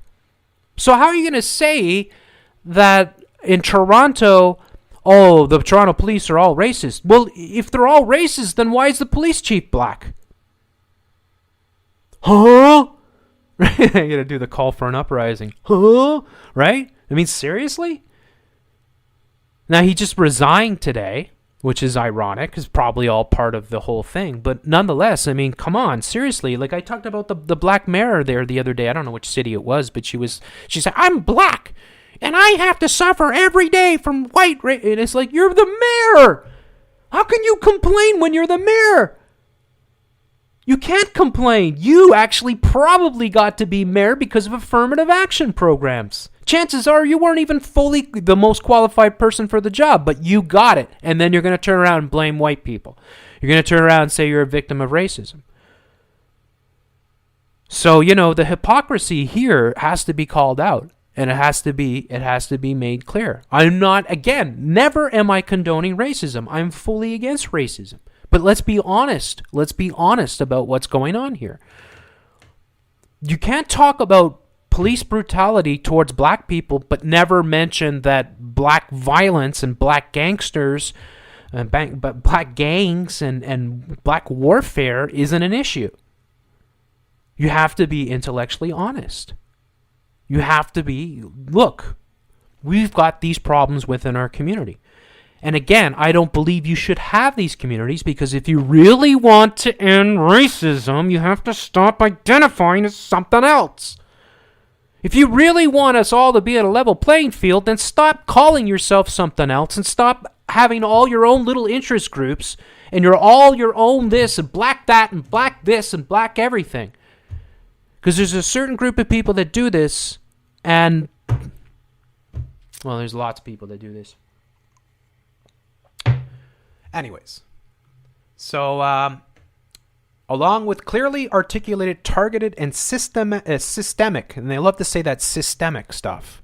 Well, what's systemic about affirmative action programs? If affirmative action programs are right across Canada, major corporations are implementing them, if our own governments are implementing them, if you look at the ministers that run our country and you look and it's like a whole collection of immigrants, basically, how can you claim? Where is the other countries? In fact, you could argue that Canada is the most, I hate to use the term progressive, but you could say Canada is the most diverse country on the planet, you could argue. You could say that Canadians have accepted more immigration and more foreigners in their country and allowed them to rise up to the highest levels of power than anywhere else in the world. Do you think you go over to Angola, or do you think you go over to Uganda, or you go over to Zimbabwe, and you were to go around saying, you know what? There's not enough whites in government. There's not enough white people. I'm sick of, being oppressed, all this crap. Why don't those countries have to deal with this? Why are we constantly having this rammed in our face? Over and over again. New World Order is the answer. You just think of the hypocrisy of it, right? The absolute hypocrisy of it. This creating this huge narrative that white people are the most racist people in the world, when it's really the opposite. It really is the opposite. It really is. Where else in the world? Look at Germany. Look at Sweden. Look at Great Britain. The UK, for instance. Look at all these countries that are bringing in millions of migrants. Millions. How can you say that white people are the most racist people in the world? Yes, there are white supremacist groups that are out there. Absolutely. I'm actually surprised there aren't a whole lot more. But that's the thing. It's like it's our countries in many ways. I'm not saying Canada, because Canada is a mixed bag, period. But I'm saying countries in Europe, for instance, that have, if you did the same thing, you just tried that, just flip it around. Just say, okay, instead of Great Britain, or say instead of the UK, instead of Germany, instead of Sweden, it's Uganda, it's Angola, it's Mozambique, and it's white people that are flocking massively as migrants into these countries. And then you have all these white people that are forming these political groups that are demanding for an end of black racial superiority or black supremacy. Could you imagine? And that's exactly what we have happening. The hypocrisy of what's going on is astonishing. Astonishing. We had the Scandinavian Airlines there that put out one of the worst commercials I've ever seen in my life. I mean, that racist commercial that basically told Scandinavian people, you know, Danish people, Swedish people, Finnish people, right, Norwegians, that they have no culture. That there's no history. They never did anything. They never invented anything. All the things that they think are actually theirs or something else. And then they had the gall to put a gap-toothed, nerdy-looking black guy say, "My Viking ancestors." And somehow people aren't burning things down. I mean, those things are so utterly offensive and so utterly racist. And yet, what happens? If you haven't seen that commercial, go and check it out. I covered that last year, and it was so utterly awful. It was one of the worst things I've ever seen. And it shows you the hypocrisy. Imagine doing that in Africa. Imagine going to some of these African, purely black, you know, countries and saying, you have no history, you have no culture, and you know what? Immigrants basically brought you everything. Nothing you've ever done. So you have no history, you have no pride, you have no nothing. I mean, how evil is that? It's just utterly evil. That's all it is, folks. I'm calling it out. It's pure evil. I've done a lot of shows where I've called out injustices to minorities. Today is a show where I'm calling out injustices towards white people, because enough is enough. It's driving me freaking insane to see how evil this is and how incessant it is when it's not the truth, when the opposite is actually happening. There is white racism, but there's a lot of other racism. There's Muslim people that are racist towards other people. There are black people that are racist towards other people. It's not one group that has that characteristic, despite what Hollywood and New York Times and everyone else wants you to think. It's anybody could have that. It's not systemic. It might have been systemic in the 1950s. It's not systemic anymore. You can't claim it's systemic when you've got congressmen, senators, presidents, and whatnot of those minorities. You would say it's the opposite now. You would say that a very small percentage of the population is actually doing quite well and starting to really, you know, get a lot of representation. You could almost, then you could say there's another group that have the biggest, most disproportionate sort of representation in governments and in big business and CEOs and banks and Hollywood and all this, and nobody can say anything about them because they pretty much run the whole thing. And then they want you to think whites, and they show you these stats and they say, oh, look, 90% of CEOs are white. Are they white? Because if they can be white for an article that helps push that narrative, but then all of a sudden they can flip and be something else, then what exactly is going on? So this is the reality. Again, you want to find out who runs the show, find out who you're not allowed to criticize. That's all you can say these days. And of course, you'll be attacked for saying something like that. Anti-black racism strategy and more funds for health and well-being supports within black communities. Stop having these things. Stop doing this. Could you imagine white communities? Could you look at what they say. Look at what they show about white communities. They're so frowned upon over and over again. Anti-black racism is deep-seated and long-standing systemic issue, says Lieben Gebra-Mikhail, who is the executive of Taboo? Is it Taboo Community Health Center in Toronto, a member of the Black Health Committee. Well, maybe you're racist for being in those groups. Could you, again, would you imagine having a white health committee? You know how up in arms all the minorities would be? Oh, it's a white supremacy. But they don't exist. Well, why do they exist for black people? He says declaring racism a public health issue adds urgency to the response and the ability to come up with multi-layered, long-lasting solutions. Ontario, like other provinces and territories in Canada, is a place that struggles to contend with the harms of white supremacy. Where's the white supremacy in Ontario? Show me. I mean, I'd say it's the opposite what's going on. And don't show me white people that are upset with all the immigrants coming in. That's not white supremacy. Don't show me that. Because people that are citizens of a country have every right to be politically involved in what their country is up to, especially when it comes to things like immigration. Because they always want to do that. It's just like people that support Trump are white supremacists. What do you mean that? There's a lot of black people that support Trump. When they show this, they'll do this. They'll say, like, exactly with Agenda 2030, aka Agenda 21, one of the things that they're trying to pass, and Canada signed on to this, is that being anti-immigration is being racist, is a hate speech. So if you're anti-immigration in Canada, you're going to be labeled as hate speech. And it's like, well, wait a second. Why shouldn't you have a say? What kind of a country is this? Aren't we supposed to have a constitution? Shouldn't we have a right to say what we want to say? Don't we have freedom of speech? Aren't we allowed to voice our opinions on these things? Why on earth is it that our governments are so anti-families, anti-women being mothers, fathers being fathers, people staying together? Why do they produce all this propaganda for their rainbow unicorn? Why are they always promoting drag kids and transgender kids and all this on CBC? What's going on? Right? And then you're going to go and point the finger at, say, for instance, French Quebecers. I'll give that as an example because they do that all the time.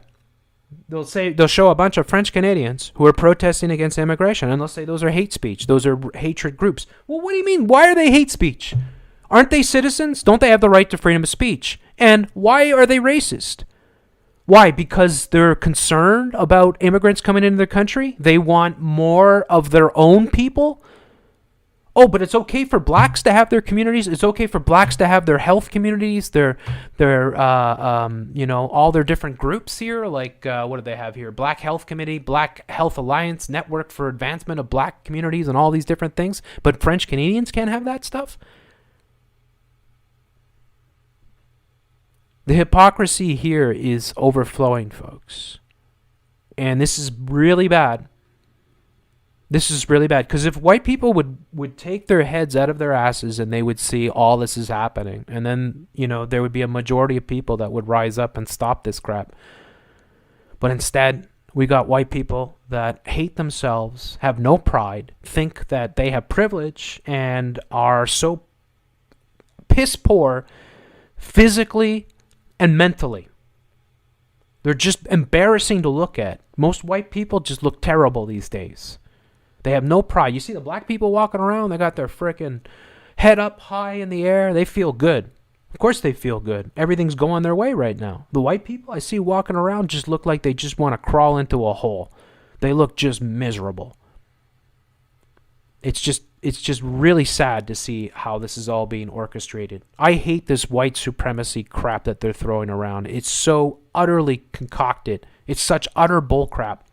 And when they show, say, a white guy at a camping ground yelling at a Muslim lady to go back to her country, you better frickin' double, triple, quadruple check that. You better find out if maybe the CBC or Co. didn't hire an actor to do those things.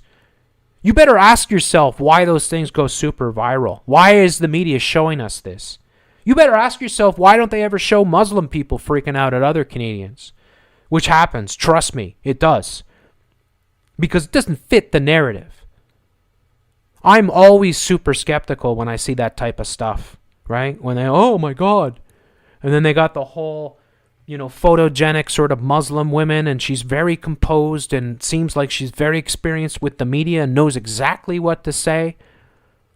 And I've covered a lot of these folks over the years, so you know how my feeling is with the media. All the years of experience doing the media, I can tell you so much of what they put forth is staged. So I am beyond skeptical whenever I see that type of stuff. I'm always like, are you sure? How do you know that's not an actor? How do you know? How do you know that they didn't just whip that up to sell that narrative? considering where it's being coming. It's coming from the Toronto Star, for instance, right?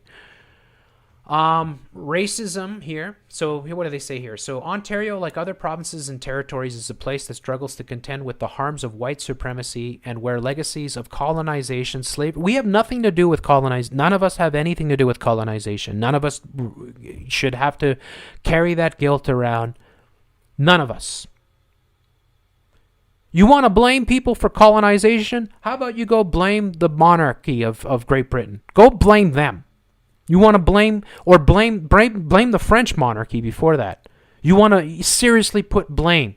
What are you going to say? The British and French and Spanish people came over here and they conquered. Well, that's what they did back then. They did the same thing to Africa. They did it all around the world where they could, unless people could stand up and fight them. That's called imperialism. That's a different world, though. It's far more complicated than just saying it's evil and, dismissing it like that. It's far more complicated. Yes, I don't condone it and agree with it, but it happened hundreds of years ago. The first frickin' Samuel de Champlain sailed down the frickin' St. Lawrence in the mid 1600s, for crying out loud. I mean, what are we going to do? We're going to go back through hundreds of years, and where does it stop? Are we going to go after the Normans? Are we going to go after we're going to go after the Attila the Hun and the frickin' Mongols? Are we going to, where does it stop? Right? We're going to just go back and talk about it over and over again. We're going to say that, white people bad. White people. Well, it's not white people. It's not that simple. It's not that simple. I'm sorry that stuff happened to Aboriginal people. I am sorry.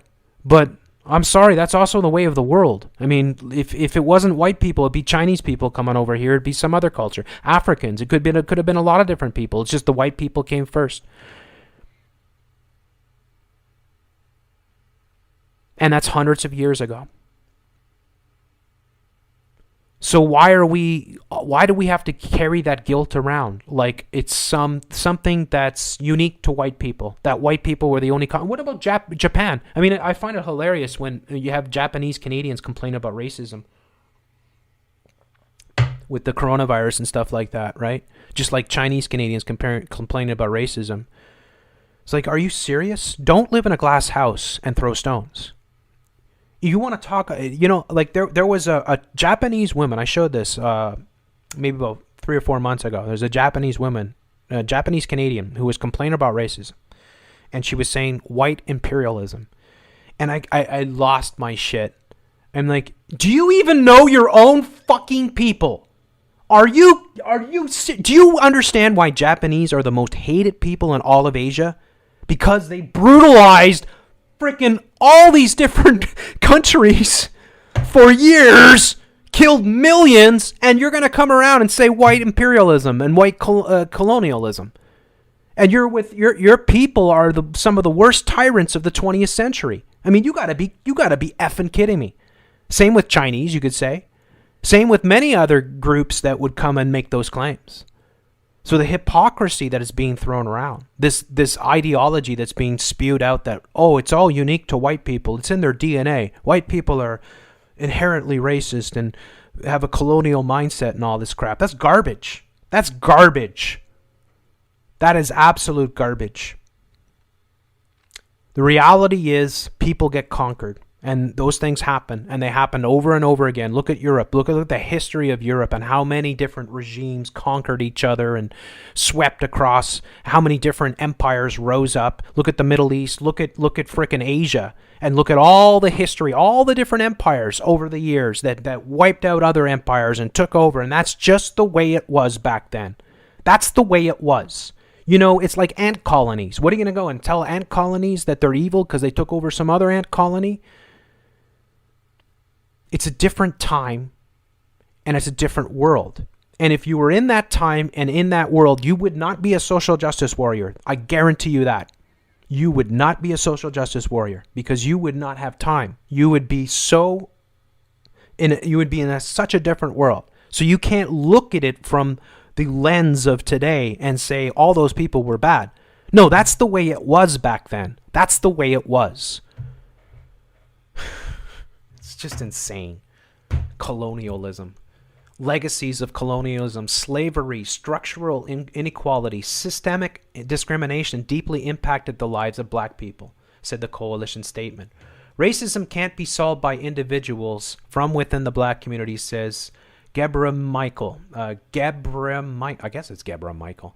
But rather must be tackled by society as a pervasive issue. It's also impacting the health and well-being of a population, so it's also a health crisis. It's a health crisis, right? It's unbelievable. When they got the whole scamdemic, now we have this other health crisis.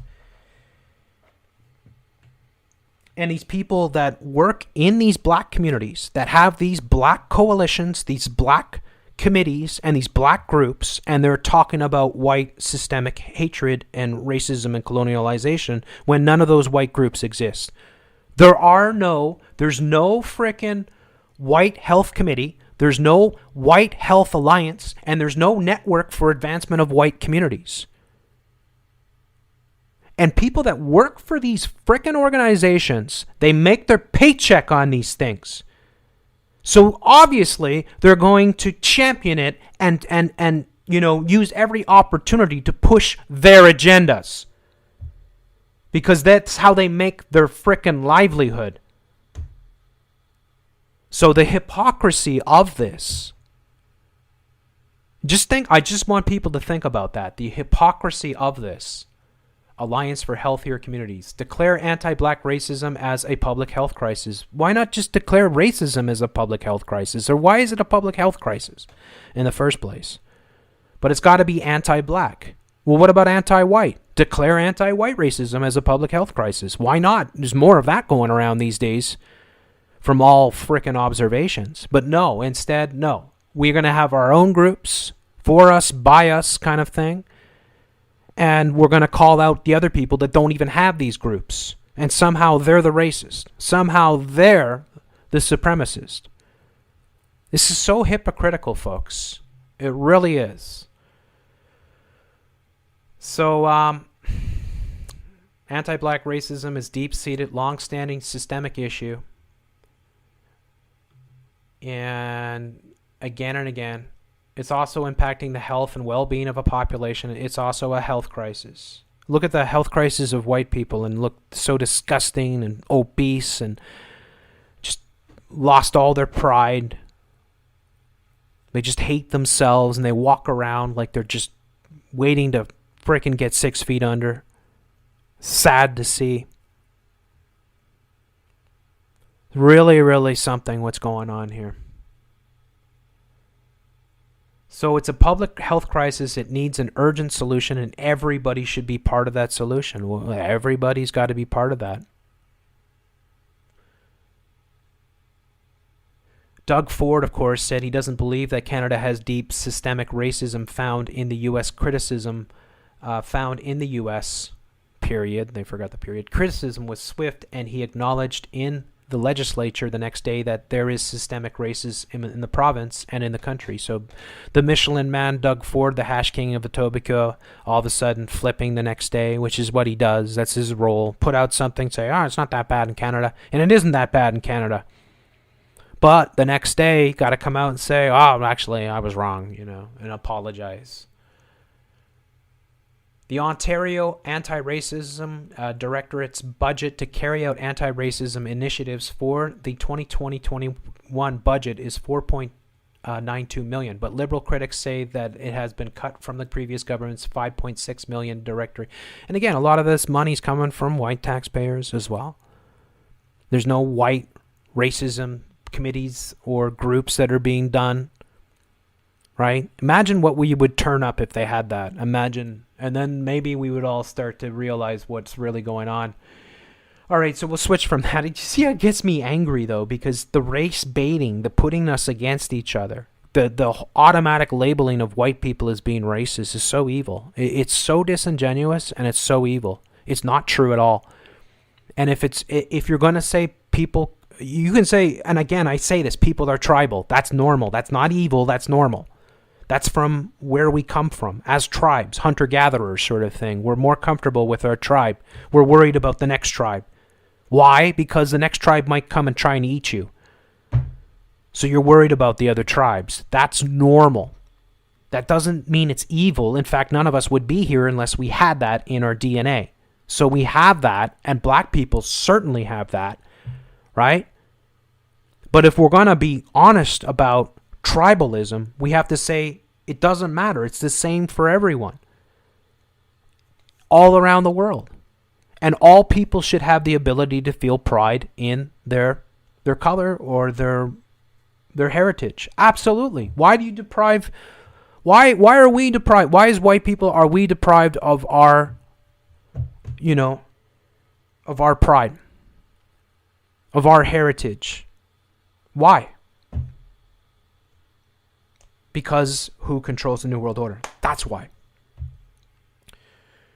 U.S. Democrats introduce sweeping police reform bill, and this is what was the cover for what I was covering here with Nancy Pelosi and the others here all kneeling, some of them wearing masks, some of them not.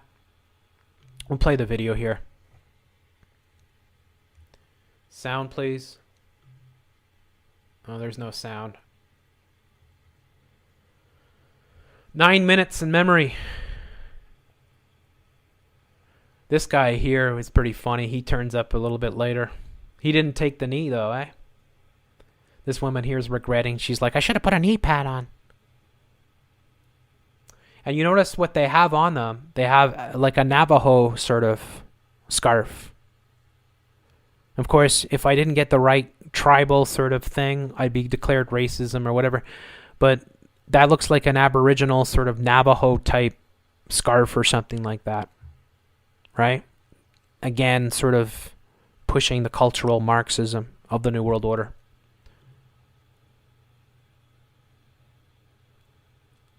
And these people are hypocrites. If you think they really, really care about this stuff, they're just playing their roles. They're basically just shills. And again, with George Floyd, too. I mean, the guy was anything but an angel. I mean, he has a big criminal history. Some pretty nasty stuff, and he was in porn. I mean, he did porn productions. Oh, Jeff, there's nothing wrong with... Yeah, there is. I'm sorry. It's not a great career thing to have on your... But, I mean, that aside, and porn is legal, so you can do it. But the guy was anything but an angel. He had a pretty lengthy arrest list. So you're talking about a guy that's a convicted felon on multiple occasions. So, it's very interesting, of course. You can't say anything about that, though. So Democrats, the martyrdom of George Floyd will spark change in policy, says Speaker of House Nancy Pelosi. Again, change. What was Obama's whole platform? Change. The change, of course, is the New World Order, is what they want to bring in. They want to collapse everything. They want a new world, a new normal. The whole platform of the United Nations is about redistribution of wealth, taking from people that have worked hard for their wealth and redistributing that to people around the world, sort of thing. And, one of the ways that they're doing that is bankrupting businesses. Bankrupting middle-class America, putting so many entrepreneurs and small businesses out of business so that everyone's dependent on the government, on the New World Order itself for survival, basic survival. Duke of York offers to help Epstein prosecutors. The Duke of York. And you want to talk about white privilege? If you want to seriously talk about white privilege, you can talk about the monarchies in Europe. You can start with them and ask, why do these people have all this wealth and power? How is it possible that these people who are directly involved massively in the coordination of this New World Order, and they're the ones that are pushing this white privilege and stuff, they have the gall to do this when they are the most privileged people in the history of humanity, without a doubt. George Floyd murder, suspect bail set at $1.25 million. So that's for Chauvin, of course. And what I say about Chauvin is like chauvinistic. The names are purposely designed to invoke multiple sort of things. So as soon as I saw Chauvin, I said chauvinistic right away, of course. Collector says his 1 million treasure hunt has been won.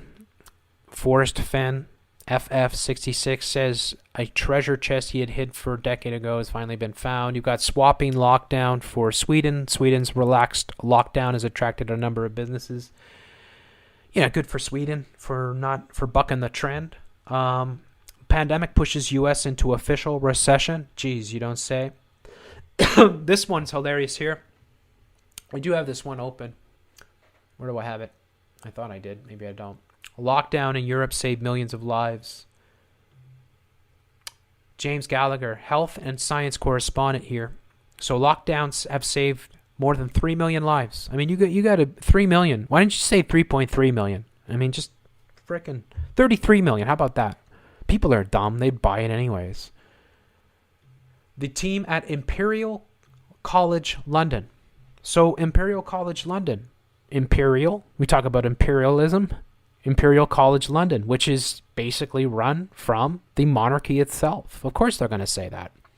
What do you think they're going to say? Oh, yeah, the whole scandemic cost millions of jobs and created a huge recession and wiped out all these businesses. It was highly illegal, and the lockdown was egregious attack on people's constitutional rights, and everyone should be suing the government. And no, they're going to say, no, we saved millions of lives.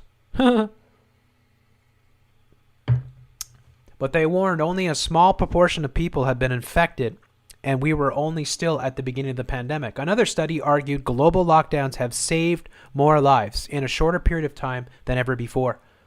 The Imperial study assessed the impact of restrictions in 11 European countries: Austria, Belgium, Denmark, France, Italy, Germany, Norway, Spain, Sweden, Switzerland, and the UK up to the beginning of May. And by that time, they said 1,300. The researchers used disease modeling to predict how many deaths there would have been if the lockdown had not happened. And it's just total garbage. Anyways, I'm going to throw this article in the trash because that's where it deserves to be. Taking the knee, of course. Justin Trudeau for taking the knee. Take a knee, I beg you. Stand for what's right. Chicago Sun-Times. They like the sun, of course. Sun-Times. Again, the first thing you need to say whenever you see any article is what publication is this, and who runs the publication. If it is the New World Order, then it's less useless than a piece of toilet paper. At least a piece of toilet paper you can wipe your butt with. You wouldn't want to wipe your butt with, the Chicago Sun-Times. So always, that's the way. The problem with picking a knee, and you've got CNN SE Cup, which I would say stands for shit-eating cup. Well, who calls themselves SE? SE Cup. Just the name itself is offensive, and then if I think of the creature behind it, I just want to, well, I won't say. Van Diest here speaking of horrible brands of toilet paper, this is the Toronto Sun. Nichelle Prince returns to NWSL following knee injury. Okay, that has nothing to do with anything. Democrats take a knee for Floyd, unveil a police overhaul. Video shows Edmonton officer jump knee first into a man. So you got all these videos now surfacing over and over again with police using the knees. How many of these are actually completely concocted to fit the narrative? And then you've got the NFL, NBA. The pro sports is cancer. It's 100% confirmed. Pro sports is cancer. It's the New World Order. Pro sports is evil. I hate pro sports. Pro sports is being used almost more than anything to push these agendas. It's revolting to look at the ESPN and TSN and all the New World Order media outlets, which are basically all controlled by Disney, and how, because of all the sports shutdown, have become nothing but political. I almost said the word too. It's the word I want to say, but I can't say it. New World Order operations. They're going to make New World Order illegal as well. They're going to make that term, even though all the leaders use it all the time. Right? I was going to say something else, but caught myself. New England's revolution, Luis Casado. Oh, no. Will Trump take a swing? TMZ. So those are just the knee stories. Then you've got this, the statues. All the statues being ripped down all over. This is becoming common. Now they want to take down, what's his name? Sir John A. Macdonald, the first frickin' Prime Minister of Canada. And they're trying to rip down his statue now. So you see all these statues around the world are being toppled.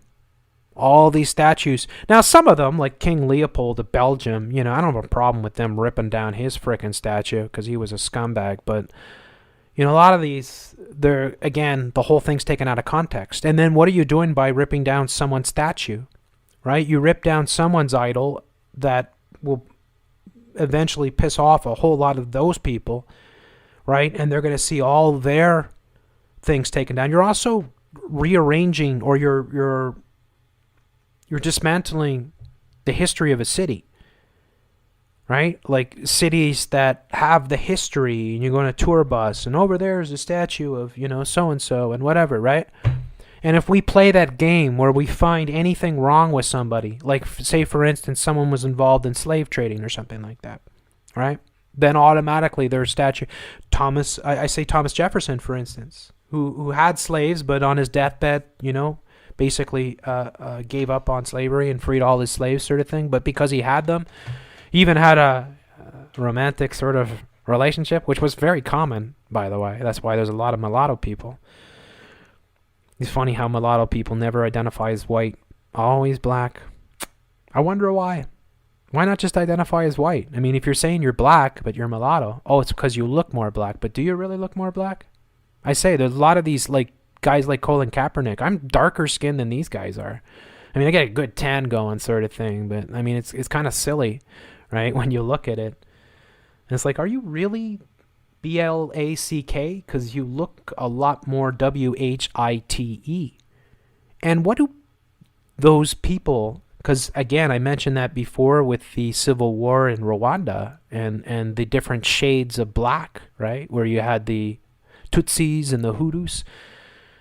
And the Tutsis were all interbred with the colonialist Belgium, right? And Belgians, and then you then you have the Hutus who were much darker skinned, right? And there was extreme racism and hatred, and that led to 1 million people being slaughtered. Mostly the Tutsis, right? In the Rwandan sort of genocide. So, it's funny how that plays out, too. I look at Beyonce and stuff like that. It's like, you're probably got more white blood in you than black blood, but you'd never, ever identify as that. Why? Obama was half white. Why is that never mentioned? How comes you can never say Obama was a white man? You'd always say he's a black man, because it fits the New World Order agendas. So, very, very interesting how all of this plays out. So look at these stories here dealing with this in the news. Get rid of them. Statue falls as Britain confronts its racist, and New York Times, of course. This one they threw in the river here. Whoops, I'm opening a new window here. I gotta close that now. God, I hate the New York Times. I really hate the New York Times. I hate all the media, though. Who was Edward Colston? Why was the statue toppled? The fall of the Statue of Victory of the Oppressed. Let's open that one here. In the oppressed. So who's being dumped in here? An object's rite of passage as it moves from one phase of its existence to the next is often elaborate performance art, says Dr. Neil Faulkner. So when you think about this, what does it signal? Well, the new world. Out of the ashes of the old world comes the new world. So they are erasing history. They're blacking out, you could say. Or they're whitewashing. Isn't that interesting? Blacking out, whitewashing. How you can kind of use either of those terms for the same effect. But yeah, they are trying to erase and remove old idols and stuff that have been around for many years. As if dumping these things into lakes and stuff somehow changes things. Objects are neither value-free nor immutable. They bear meanings and have life histories. In 1895, the Bristol elite attended an unveiling of a statue of the 17th century slave trader Edward Colston. It was the heyday of the empire. In 2020, to cheers of joy from the crowd, Bristol's Black Lives Matter protesters pulled down the statue and desecrated the fallen idol. They ritually killed it. It says, as we say in archaeology, an object's rite of passage as it moves from one phase of existence to a next is often marked by elaborate performance art. The idol was kicked and bashed. Knees were placed on its neck. Now, again, the Black Lives Matter and Antifa, they have lots of money now. They're getting way more money. Obviously, a lot of these satanic celebrities are funneling lots of their money into these groups. And they understand propaganda acutely. And they know exactly what they want to target. They know exactly what they're going to target. Like, they know well in advance. Just like with the George Floyd riots, a lot of those were planned in advance. A lot of evidence coming forth these days to show that it was all choreographed. And I have no doubt whatsoever that that's the case. But they know exactly who they're going to go for and how they're going to roll these things out. And here you go. The government's not doing anything to stop them. In fact, you'd have to say the government's playing a role in this, of course, because it brings in the New World Order. But toppling these statues and dumping them in, having everyone act out their aggressions on them, and then throwing them into the river sort of thing. So here's the Colston statue is beginning a new phase of its life history at the bottom of the Bristol Harbor. The Philistines are denouncing the performance artists with ignorance of ages. I would recommend a Turner Prize, says Dr. Neil Faulkner.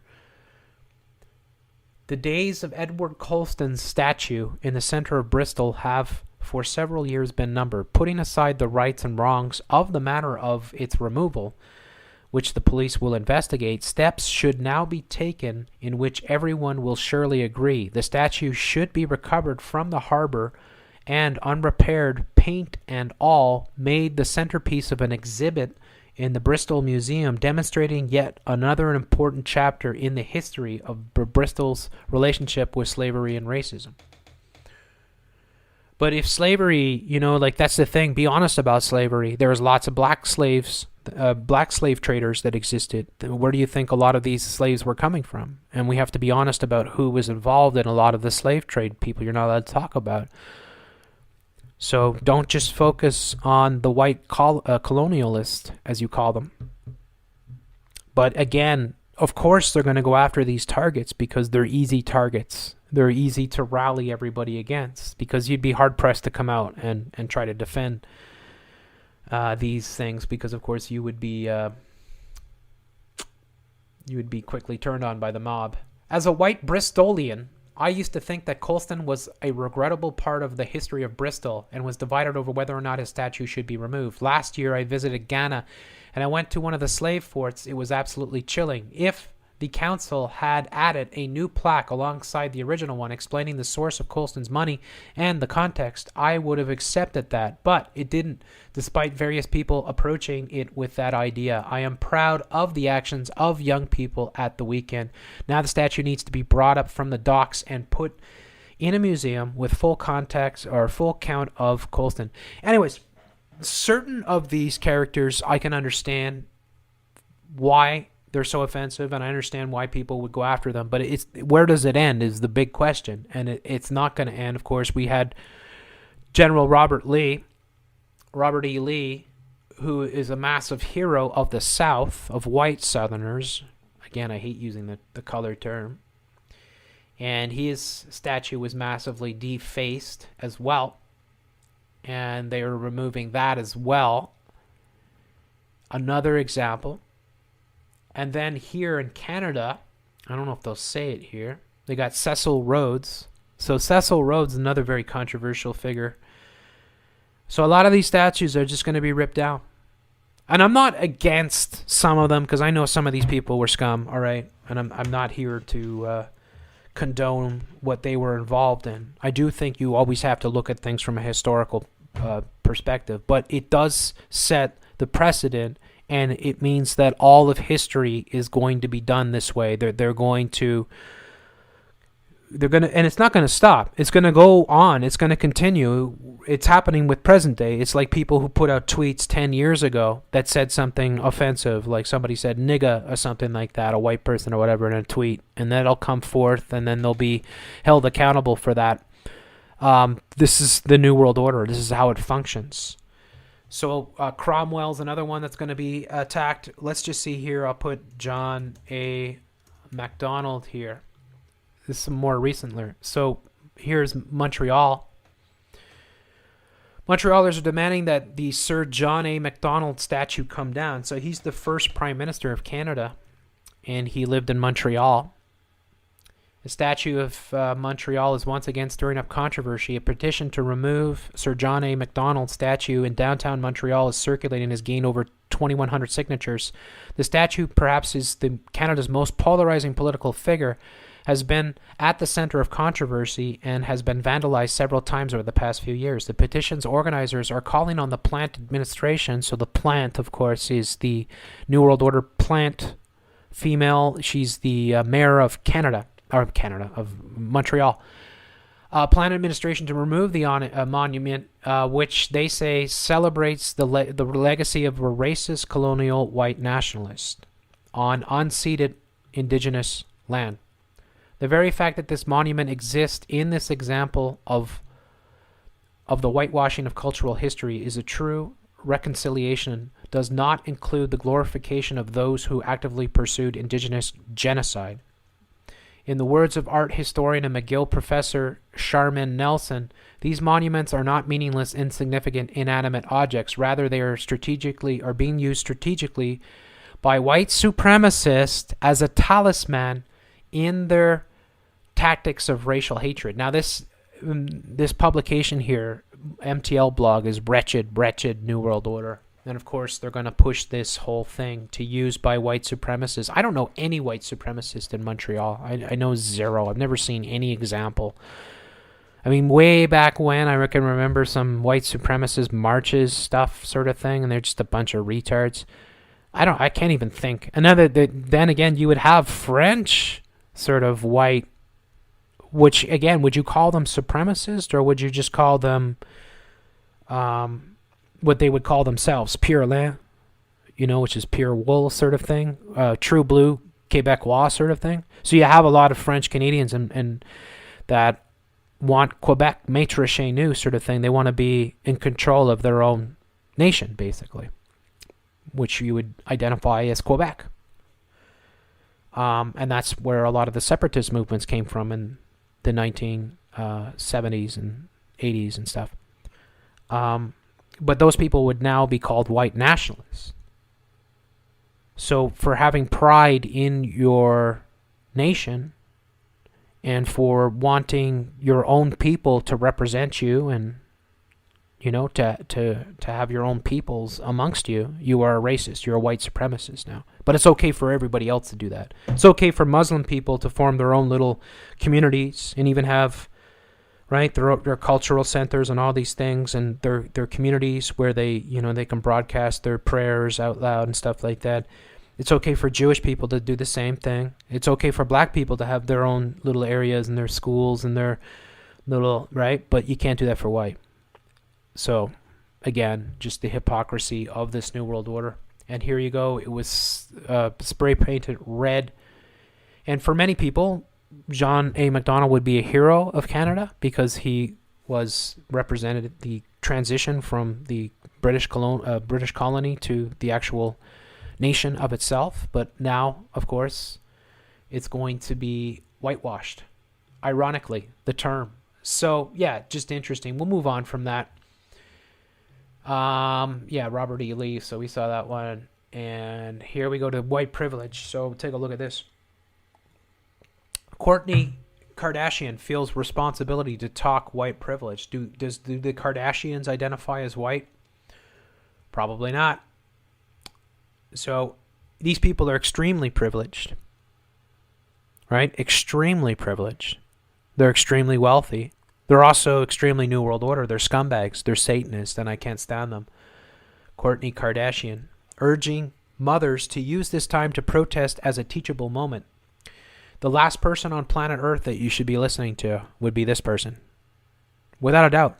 Why would you ever listen to this person? But of course, people are dumb.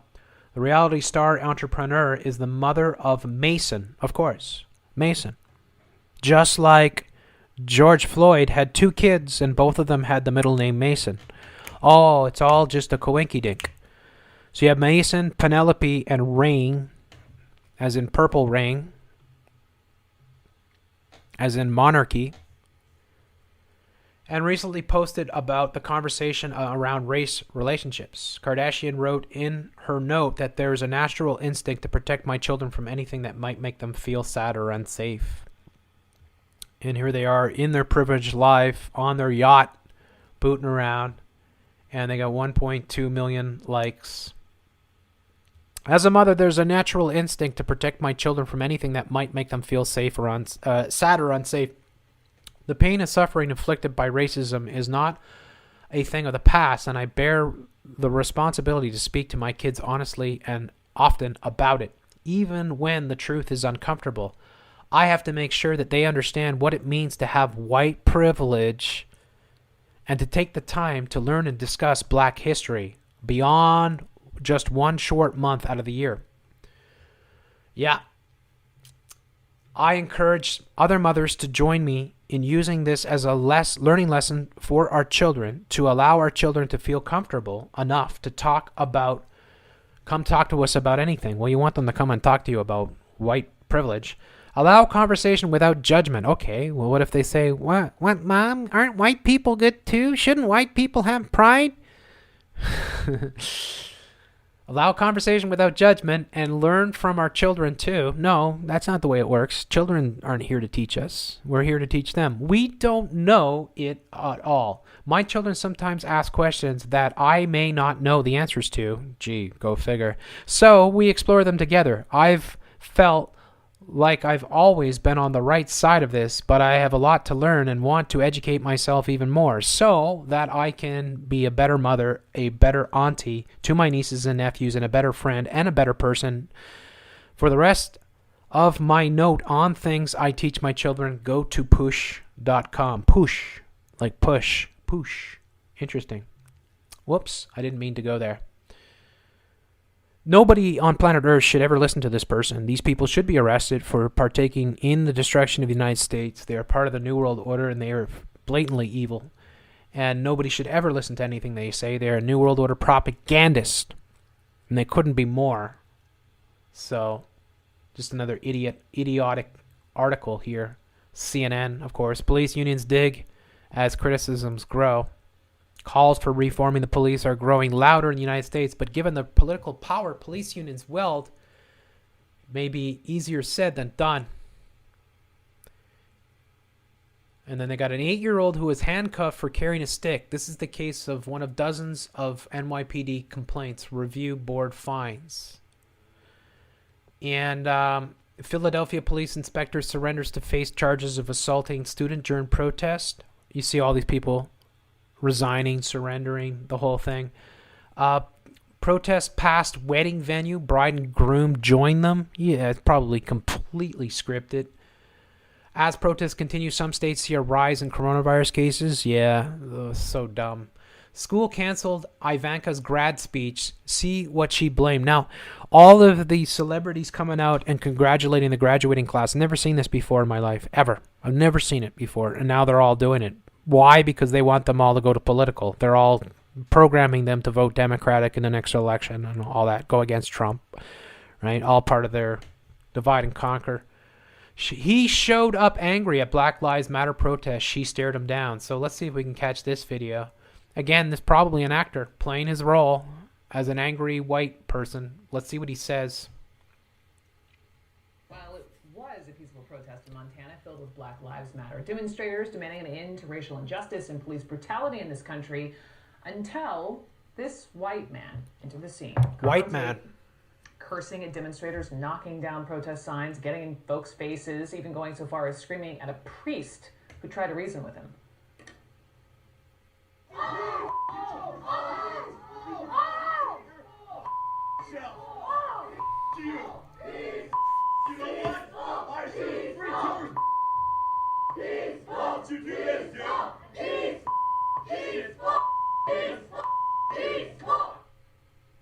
A lot of bleeping. The man was arrested and charged with disorderly conduct. There was one... So again, like, why is this news? Why is it news? Oh, because it fits the narrative. Now, if this guy is legit, right, and he's showing up, you can't even tell what he's saying because it's all being beeped out. And you don't have any context of what actually happened before that. They just show you the clips that are relevant to their narrative.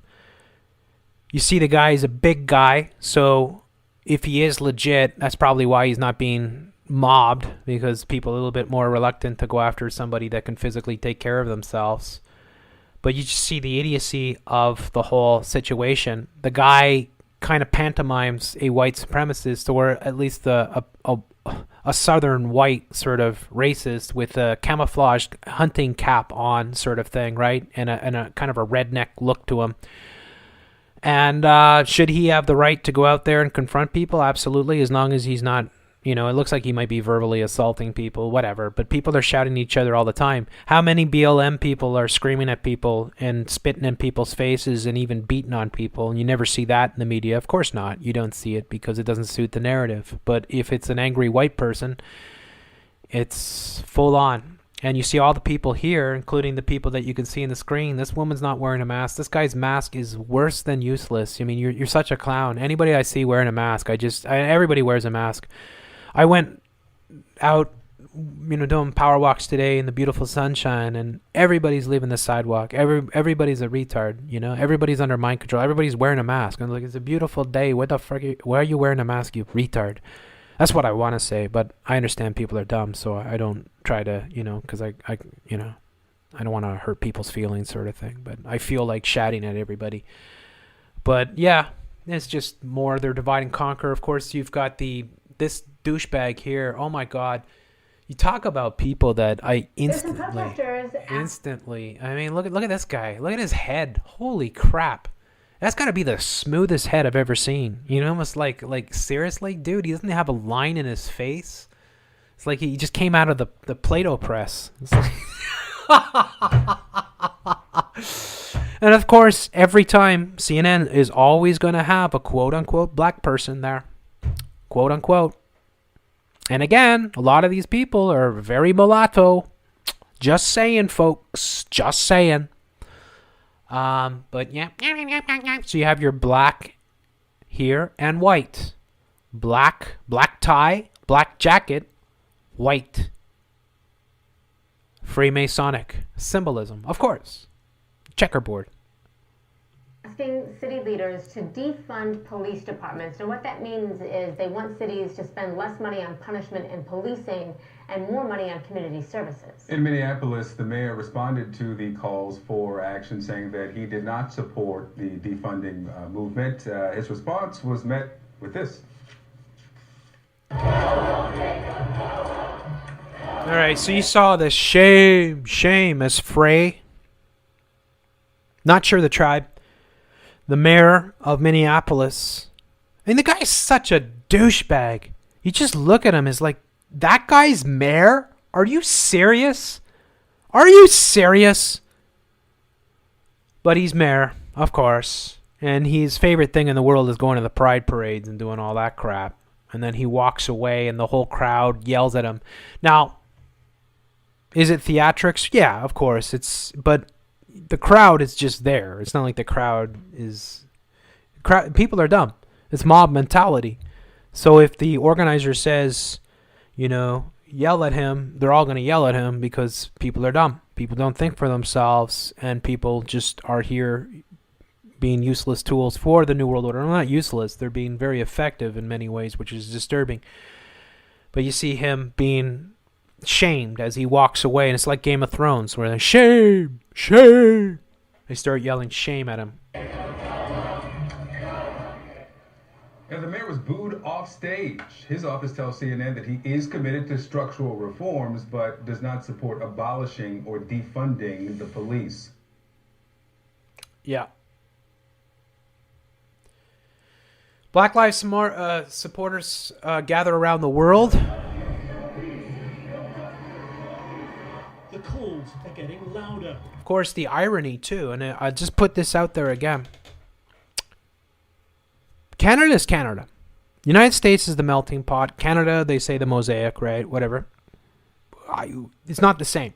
Germany, Sweden, Norway, UK, those are white countries. Sorry, newsflash, they're white countries. They're white people. But they are, because of the Clergy plan and the New World Order, they're funneling Muslims, millions of Muslims into those countries. And then anybody says anything, Muslims, not just Muslims, you say brown people, black people, whatever, right? I hate using the color terms, but foreigners are being into their countries. So these people, of course, now are the ones that watch television are all going out and saying we need to end, Black Lives. Well, we got to push that Black Lives Matter. The irony, of course, you think of the irony that their countries and their histories and their cultures are being destroyed. Absolutely, they absolutely are. Even their monuments, even though you could argue that some of the people that are in those statues were sketchy, to say the least, and probably should not. But it's all subjective, right? You have to weigh each one objectively if you can, and all that. But the thing is that all these people in these supposedly former white countries are now all coming out and cheering on this New World Order. Now, I firmly, most strongly believe that people are people, and I would never, ever be racist towards anyone. I don't care what color you are. In fact, I'm more racist towards my own people, if you were to call it racism, because I'm more disgusted with my own people, and I get along a lot better with blacks and minorities. But the thing is that the irony of all these people taking to the streets to massively protest while their countries are being absolutely, completely turned into New World Order boroughs. Like, they're losing their culture. They are absolutely losing their culture. They're losing their heritage. They're losing... And why is it okay in Europe, but it's not okay in Japan? It's not okay in Africa. It's not okay in China. It's not okay in Israel. It's not okay in a lot of countries in the world, but it's perfectly fine in Europe. Could you imagine, again, everyone needs to think about this. Imagine it was the other way around, where millions of white people were going into Africa, and all these African countries were getting millions of migrants by the year kind of thing. And all these people would be protesting for more rights and more representation and all this. How do you think black people would feel in those countries? I think they would be pretty pissed off. Then would the narrative be that all those black people that are pissed off about all those white immigrants that are coming into their countries, would the narrative be that those black people are racist? You see the hypocrisy of what's going on. You're not allowed to have pride in yourself. You're not allowed to have pride in your color, unless, of course, you're anything other than white.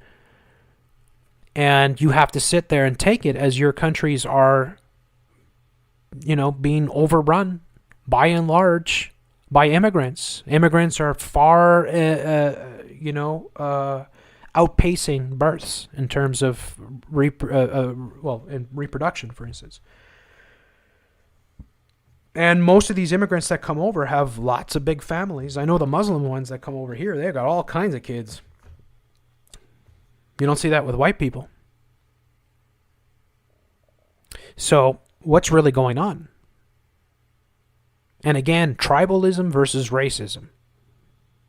Is it normal for people of a certain area to have pride in themselves, to want to be amongst people that are like themselves? Why is it okay for some people to be like that and others not? Why is it okay for these black groups to have all these different black communities and black health groups and black advancement groups and black this and black that, but you can't have any of that for white people? Why? And the same with Muslims. Why do the Muslims have all these different groups that are there to represent them and support them and all that, but you can't have that for white people?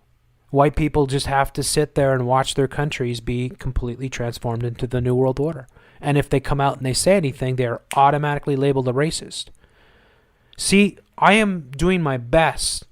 I'm being diplomatic at the same time as I'm laying down the facts. I'm not There's no, there's no tomfoolery here. It's just clear facts. I'm just saying the hypocrisy of the New World Order should be in full view. If we did the same thing, what is happening to, say, Sweden, and we did that to Angola, right? Or Mozambique, or frickin' Burundi, or, the Ivory Coast, or any of these countries, could you imagine if we did the same thing?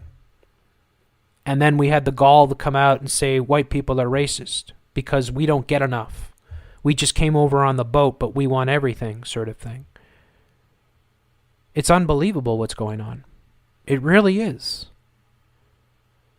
And again, the unfortunate thing is that the white people are certainly not to blame. The white people in these countries. It's not their fault that all this is happening, although some of them have made the deal and they're part of the New World Order. It's not the immigrants' fault because they're just in that situation where they're saying, I have a much better chance in Germany or Sweden than I do, say, in, Somalia, for instance. Right? I'm going to get education. I'm going to get healthcare. I'm going to get this. I'm going to get that. Government subsidies. Right? So for them, it's a no-brainer. So I don't blame them for getting on the boat. But you see how it's all just, how evil the whole thing is because you are actually destroying peoples with strong cultures and histories. You're turning them upside down. And if you think about it, like I mentioned the ants before, it's like bringing in these whole other colony of ants that are all of a sudden going to be working in all amongst you, and you have to be okay with that. And if you're not, you're racist, sort of thing. It's pretty bad. And it's like, the people that are born in these countries, that are born and raised and are part of that culture, they should have the biggest say on which direction their countries go. Just like here in Rainbow Unicorn Land. That's why I constantly mention the corn roast job with Justine Trudeau and the old French-Canadian women. All she did was ask for the Quebecers to be reimbursed for the money that was spent to house all these illegal immigrants. And she got called a racist and accosted by Trudeau's security who grabbed her and threw her around kind of thing, and he said, we're not going to stand for that type of racism. She never said anything racist, even remotely. And she's a French-Canadian woman who can trace back her family through multiple generations. Why is her word any, you're talking about, and Justin Trudeau, the guy's born with a silver spoon up his twat, right? You see the Trudeau mansion here downtown Montreal. You see the type of scumbags that these people are. Anyways, so yeah, it's pretty crazy that all these people are coming out to protest in favor of these minorities when really they should be having much more pride in their own people.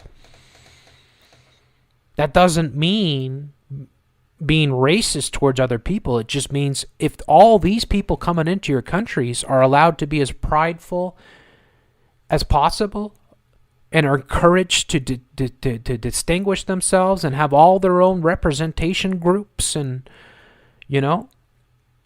then how is it possible that people that are actually from these nations, are born and raised of many generations in these countries, don't have any of that? It's full-on hypocrisy is what it is. The voices more numerous. London is leaning into America's pain and demanding an end to its own. I feel that what happened in the US was it was the spark that sparked it everywhere. And it happens here, I've experienced it. Racism, yeah? Yeah, definitely.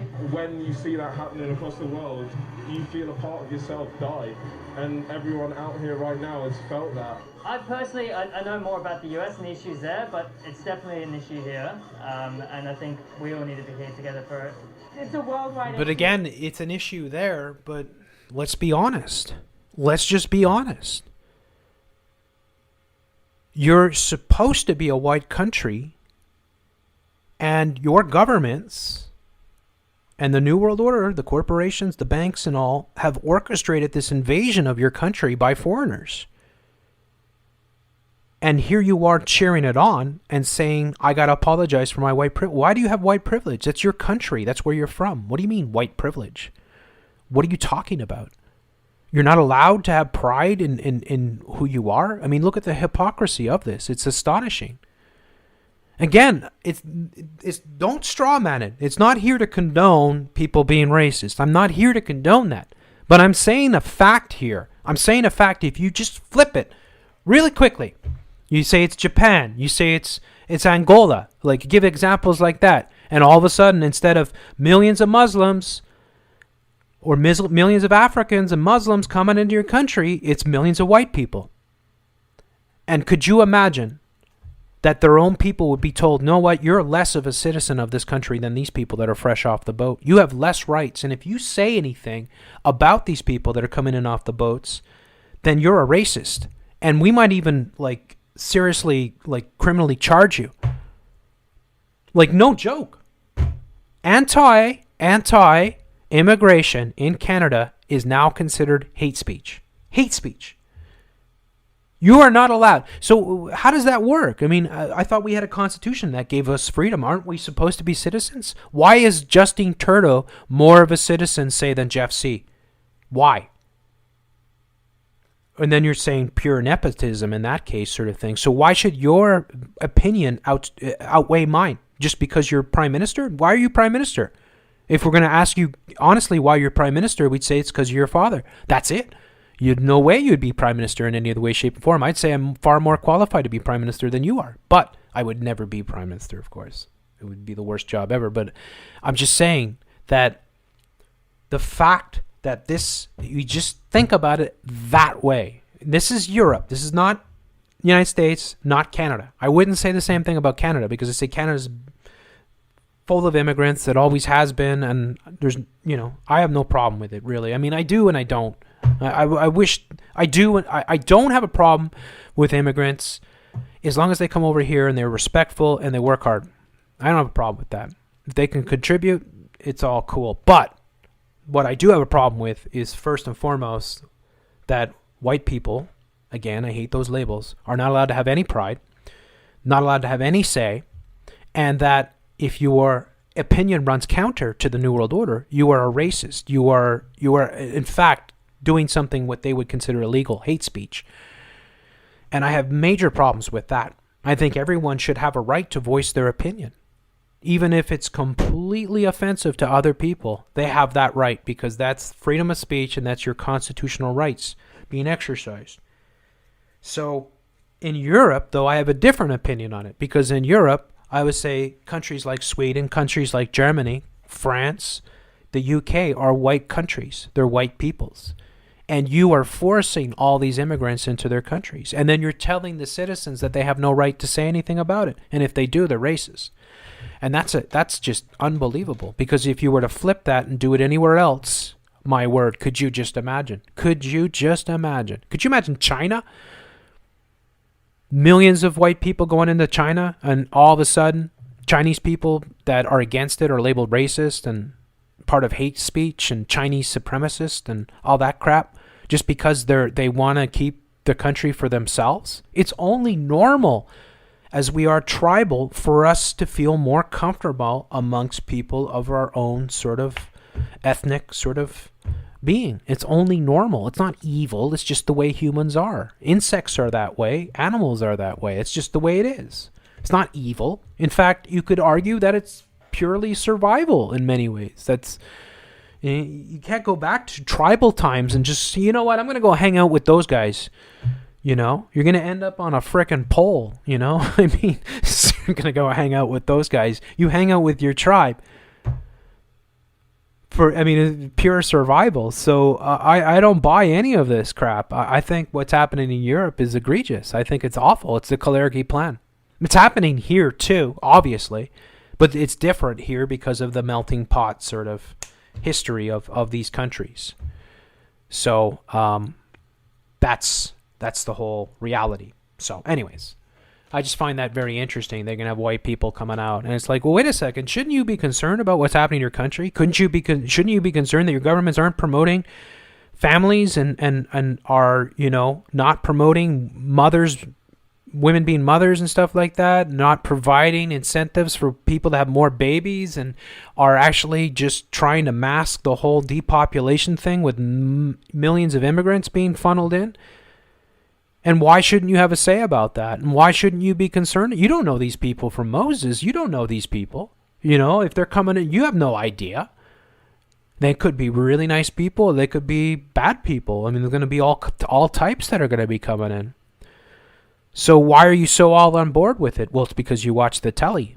If you're watching the telly, then you're buying into the mind control, and you are a New World Order servant. And that's exactly what these people are.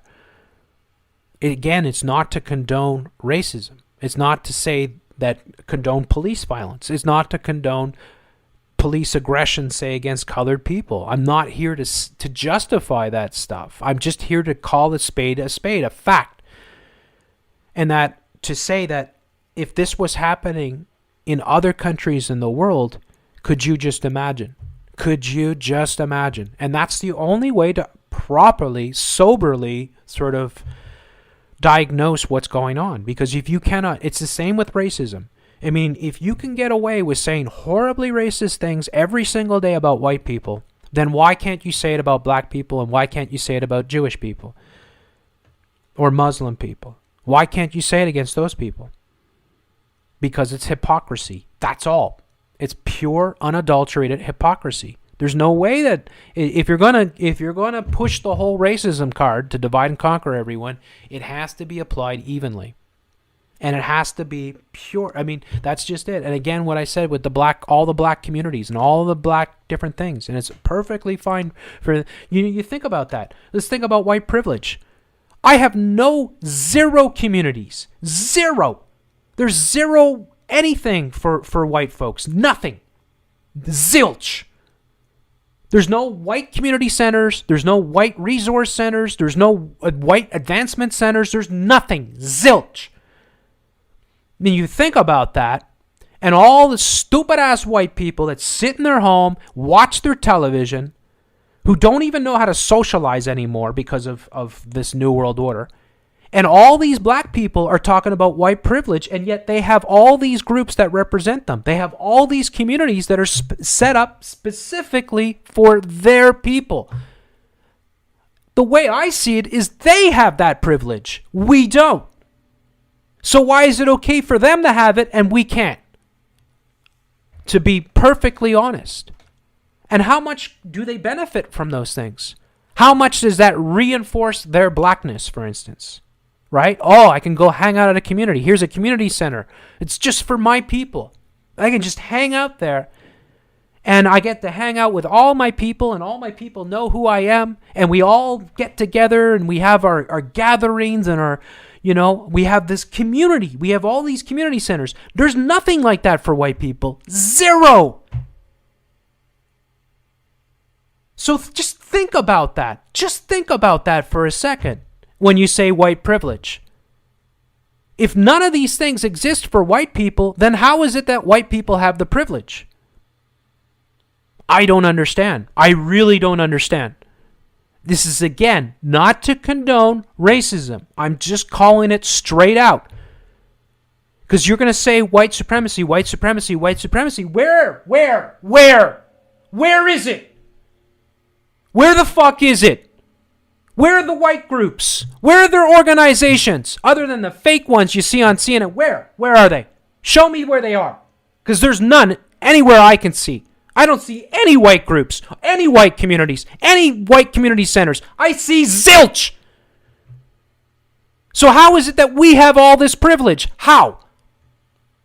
How is it that we have all this supremacy? You explain to me how. We don't have anything that's representing us. Zilch. This is what boils my frickin' blood when I think about all this propaganda against white people. It just makes me so freaking angry because it's such utter bullcrap. White people absolutely hate themselves. They have no community. They have no pride. Zilch. And the only ones that do are hate groups. But it's okay if you're other colors. It's okay. It's such utter freaking hypocrisy that's going on. It really is, folks. It's astonishing how this is all being played out. It just blows me away. And again, I have to re-emphasize, I don't like anything about what we would call white supremacy. I would never, ever frickin' go anywhere near frickin' neo-Nazis or anything stupid like that.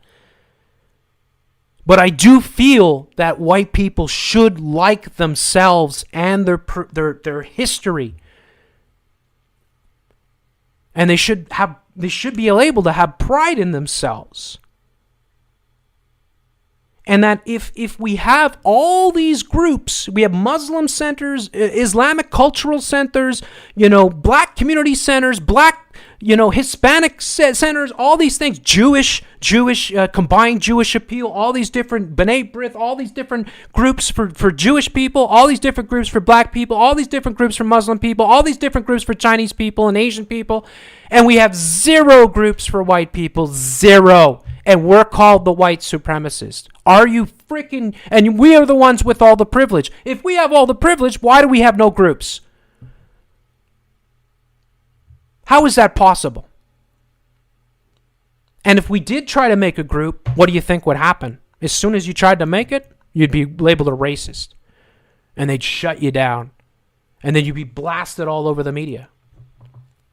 It's astonishing what's going on, folks. It's so disingenuous what is going on. It really is. It's really evil. The hypocrisy that is at play. It makes me so... I'm so, sad for my own people. And I hate saying that because they don't feel anything like my people because we have no community whatsoever. I envy French people that have those communities. I do. That's one of the things I like about the French is that they have some of that, although it's all being wiped out as well. But look at if you're black or you're Muslim or you're Chinese, you have all these groups. None of us have those things.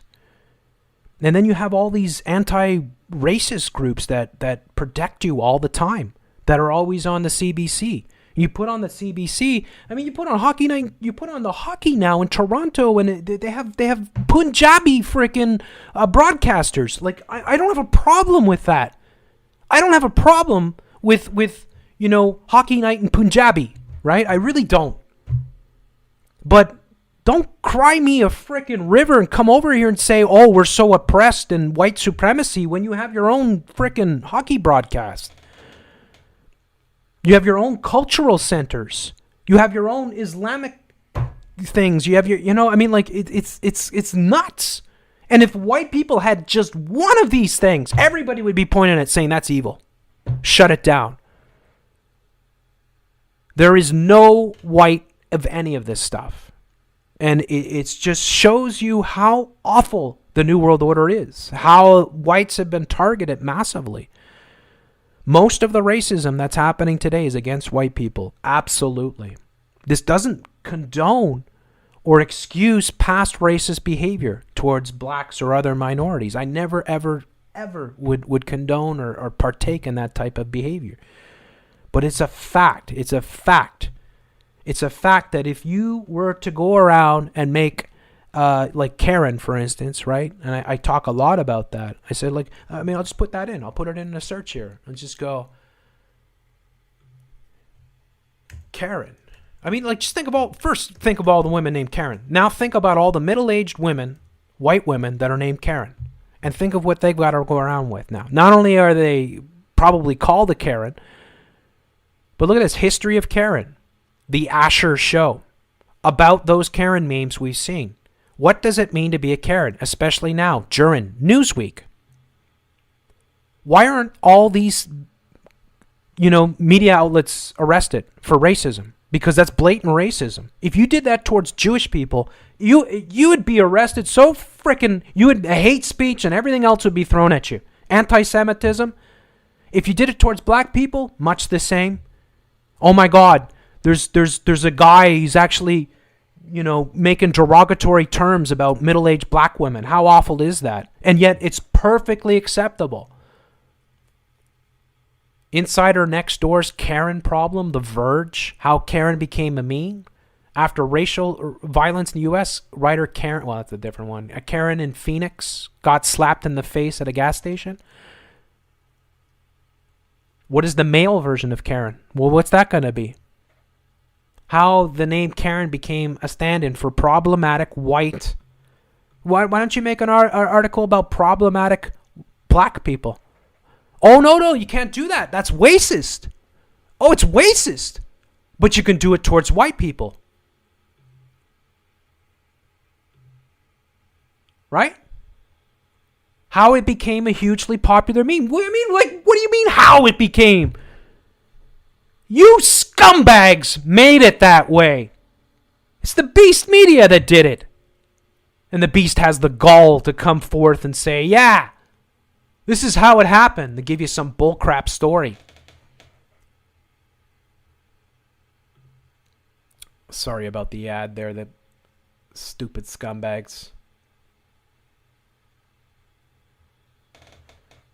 When I was showing the gay black birdwatcher, the video that I got hate speech. YouTube hit me for hate speech. Hate speech. Why? Because I made a bit of fun of a gay black birdwatcher? That's hate speech. When I was illustrating in that video that the whole white woman, over and over again, white woman, white woman, white woman, white woman, Karen, white woman, Karen, Karen, white woman. And I said that in itself is, by their definition, pure racism. And yet it's perfectly kosher to go and denigrate white women and make them a meme. Many of these things being acted out, without a doubt, like the one in the middle here. And yet it's perfectly acceptable. And it's like, and everybody starts to repeat it. And it's like, well, what if you did that towards Jewish women? Or did that towards black women? Oh, no, you can't do that. You can't be racist towards white people, is the message. You can't be racist towards white people. Unbelievable. It's unbelievable.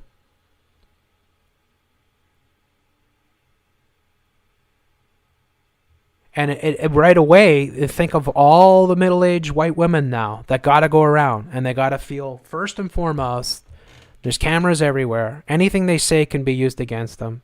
They're going to go into you know what happens? I'll give an example. You got a dispute, customer dispute, right? You go into a business, you bought something, it didn't work the way you thought it would. You go to return it. There's a black person that you're dealing with. Now the white woman is going to say, you know, if they take the mentality, customer's always right sort of thing. And they're going to be recorded in every instance, which is happening. And they're going to be like, I bought this product and I want to return it and it's crap. And then what are they going to be? You know, automatically a Karen. Oh, here's another white privileged woman, right?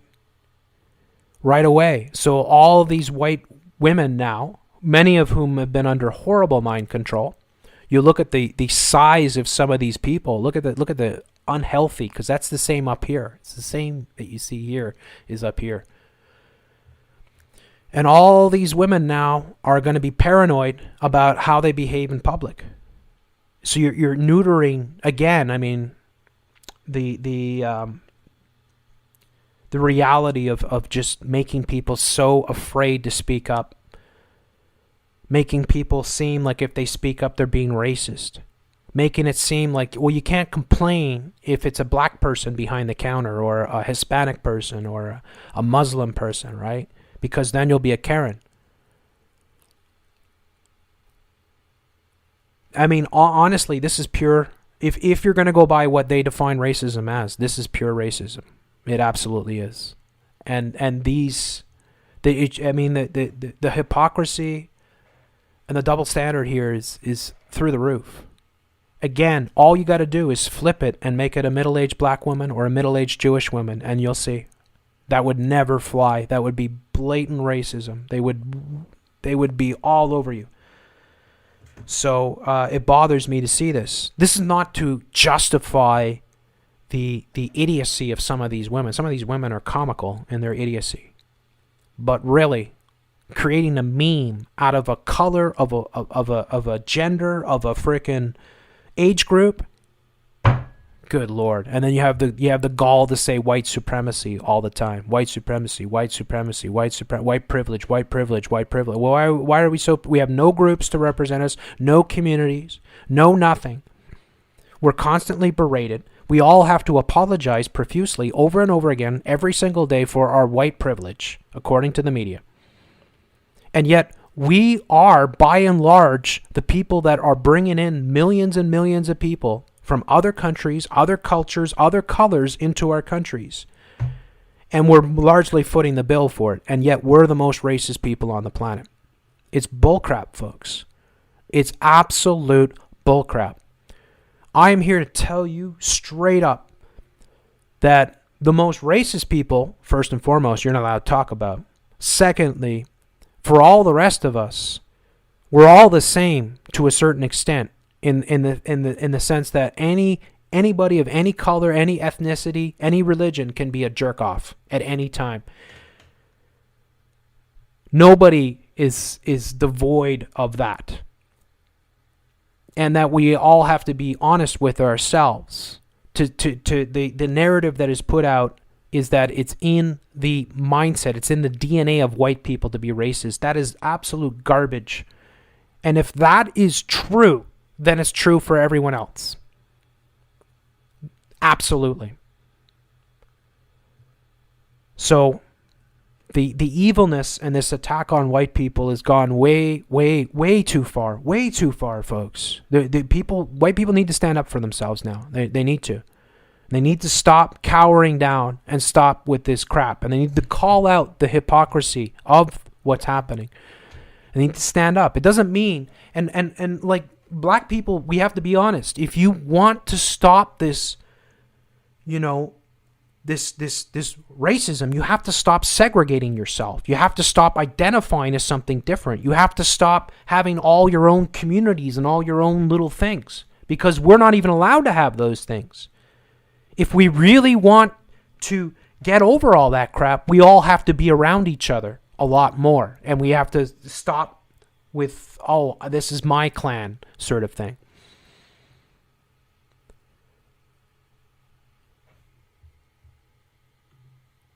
So here's the Karen slapped in the face here. So we'll see what happens here. This is TMZ.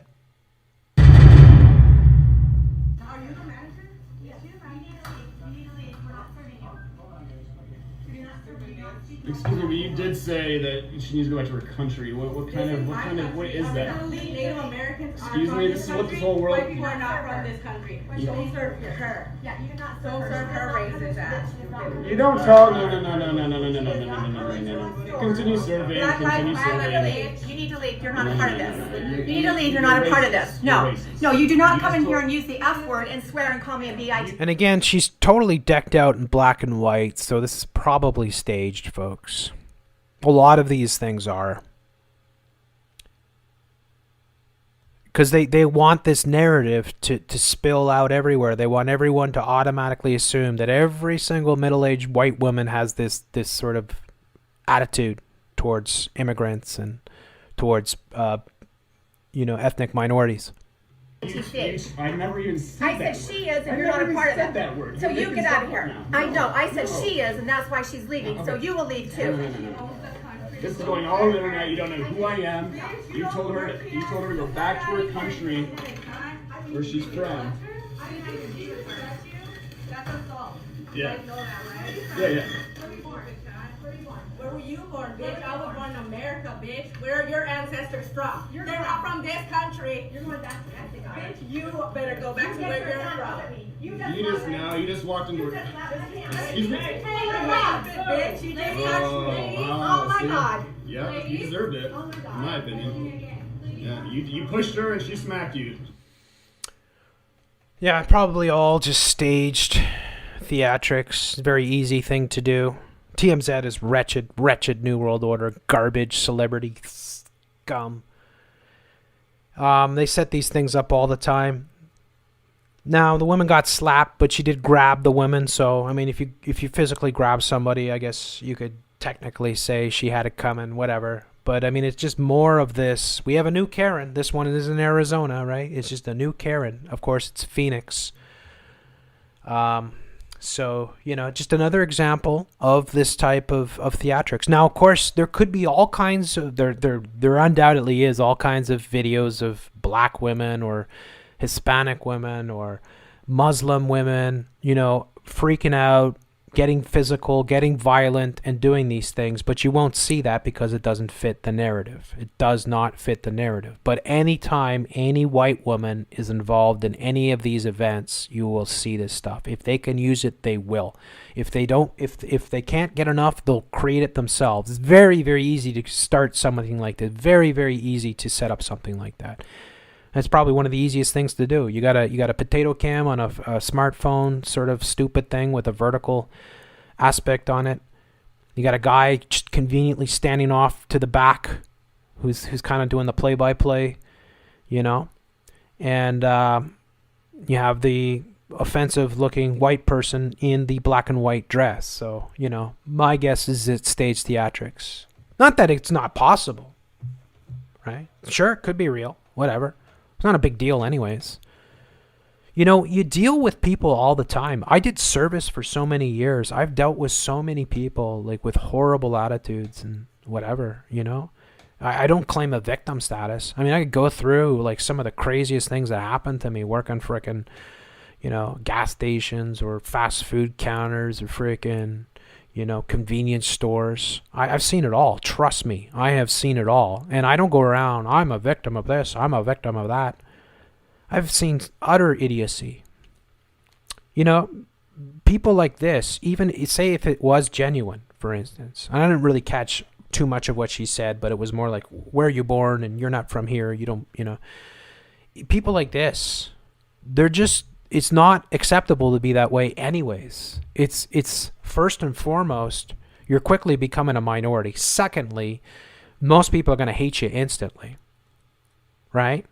So you don't need to broadcast this on TMZ, or even if it's hypothetically real, you don't need to broadcast this because they took care of the situation anyways. That woman got served.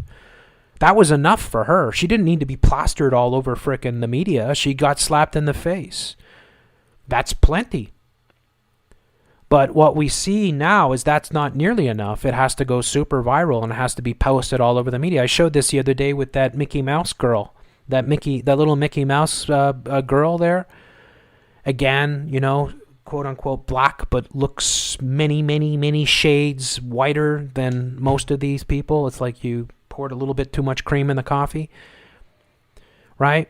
And I would say that in a way, the mulatto people, they're often the best looking people. You can say people like Beyonce and stuff like that, and they have a generous portion of white, in them, but they'll never ever identify that because, of course, it's not going to get you anywhere these days, is it? Is it? Let's be honest. It's not going to get you anything. But if you can identify as a minority, then you bet your bottom dollar they will. Anyways, this little Disney princess, this little Mickey Mouse Club girl said, any of you catch Karens or any of you catch racism, send it to me. I'm going to post it. And so all these people are sending her these tweets or these Instagram, and she's just posting it so it gets millions of views. But a lot of these videos are like 5 seconds long, and you don't know anything that's happened. You have no idea. And then she's not only posting the videos, but she's posting their social media accounts. So the people that are in these videos then are being mobbed on their social media accounts by the followers of this little Disney princess. And it's like, well, wait a second. You're actually doing something illegal. First of all, you're doxing. Second of all, you're gang stalking.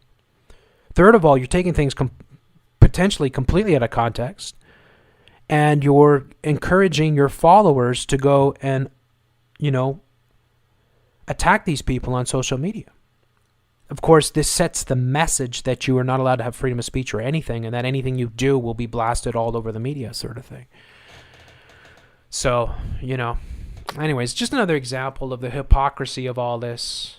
You're never going to see the Jewish women or the black women or the Muslim women that are acting like retards, which happens probably every day, right? I mean, all people, again, I say it all the time. People are people. People act like retards all the time. All the time. I mentioned the black woman at the supermarket. The black woman at the supermarket who blew it was like Krakatoa went off. She started freaking out. She flipped because the cashier asked her if she had anything under her cart. They ask everyone if they have anything under their cart, because what happens is people stick crap under the cart and they can't see it. The cashier can't see it, so it's store policy. I had never been to the frickin' supermarket where once I was not asked.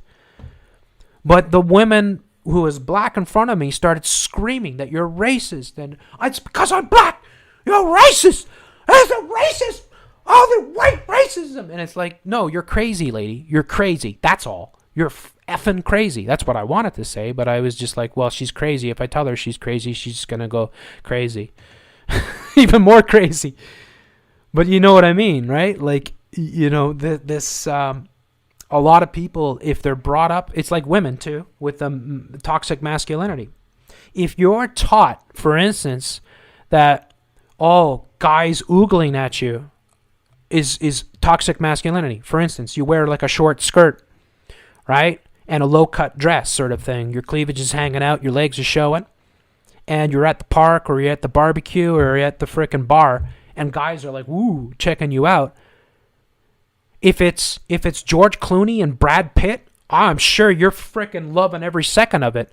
But if it's with that Zach Garif, whatever that frickin' ugly-ass guy is, if it's some ugly-ass toad, then all of a sudden you're a victim of male abuse, right? All of a sudden, no, that's disgusting. Well, you are asking for it first and foremost. The same with the females in the workplace. So the women are going to the workplace, but they don't want to be treated like sexual objects, but yet they're dressing up and they're putting lipstick and makeup and they're wearing low-cut shirts and dresses. And it's like, no, you're actually advertising yourself that you're sexually available. So if you know, you can't help that men are going to be attracted. That's what we're programmed to be. We're programmed to be attracted to the opposite sex. Hopefully it's still working in most people. But of course, you're a victim. It's like women who claim that they're being raped every day because guys are staring at them. I mean, seriously? Seriously? Being raped because you're being looked at. It's the same mentality. If you're black, you could go around with that mentality. You can go around that, oh yeah, white people are just racist, period. And then every time you see a white person, you're going to have that, you know, that look on you like, yeah, you know, white cracker, are you going to freaking look at me racist? And then you could be bringing on the same thing that you're supposedly against. Plus, a lot of the time you could be walking down the street and maybe you think that they're acting racist, or maybe you think that they're staring at you a bit too long, but maybe they're actually attracted to you, or maybe they actually want to talk to you. Maybe they think you're interesting, but you think that it's racist because either they're holding the look too long, or they didn't look quick enough, or they looked away right away. And you see how it never ends. I put this up on my Twitter. Let's see if we can find it here. Let's go to this. Look at all these BLM here. Killing Eve queers is what they've got. Killing Eve queers. So killing Eve, like Adam and Eve, of course, because they want all these young people to embrace LGBTQ, XYZ. And of course, Eve would be considered a white woman as well, right? But heterosexuality is not acceptable. It's all Satanism with the lightning bolt through the eyeball sort of thing.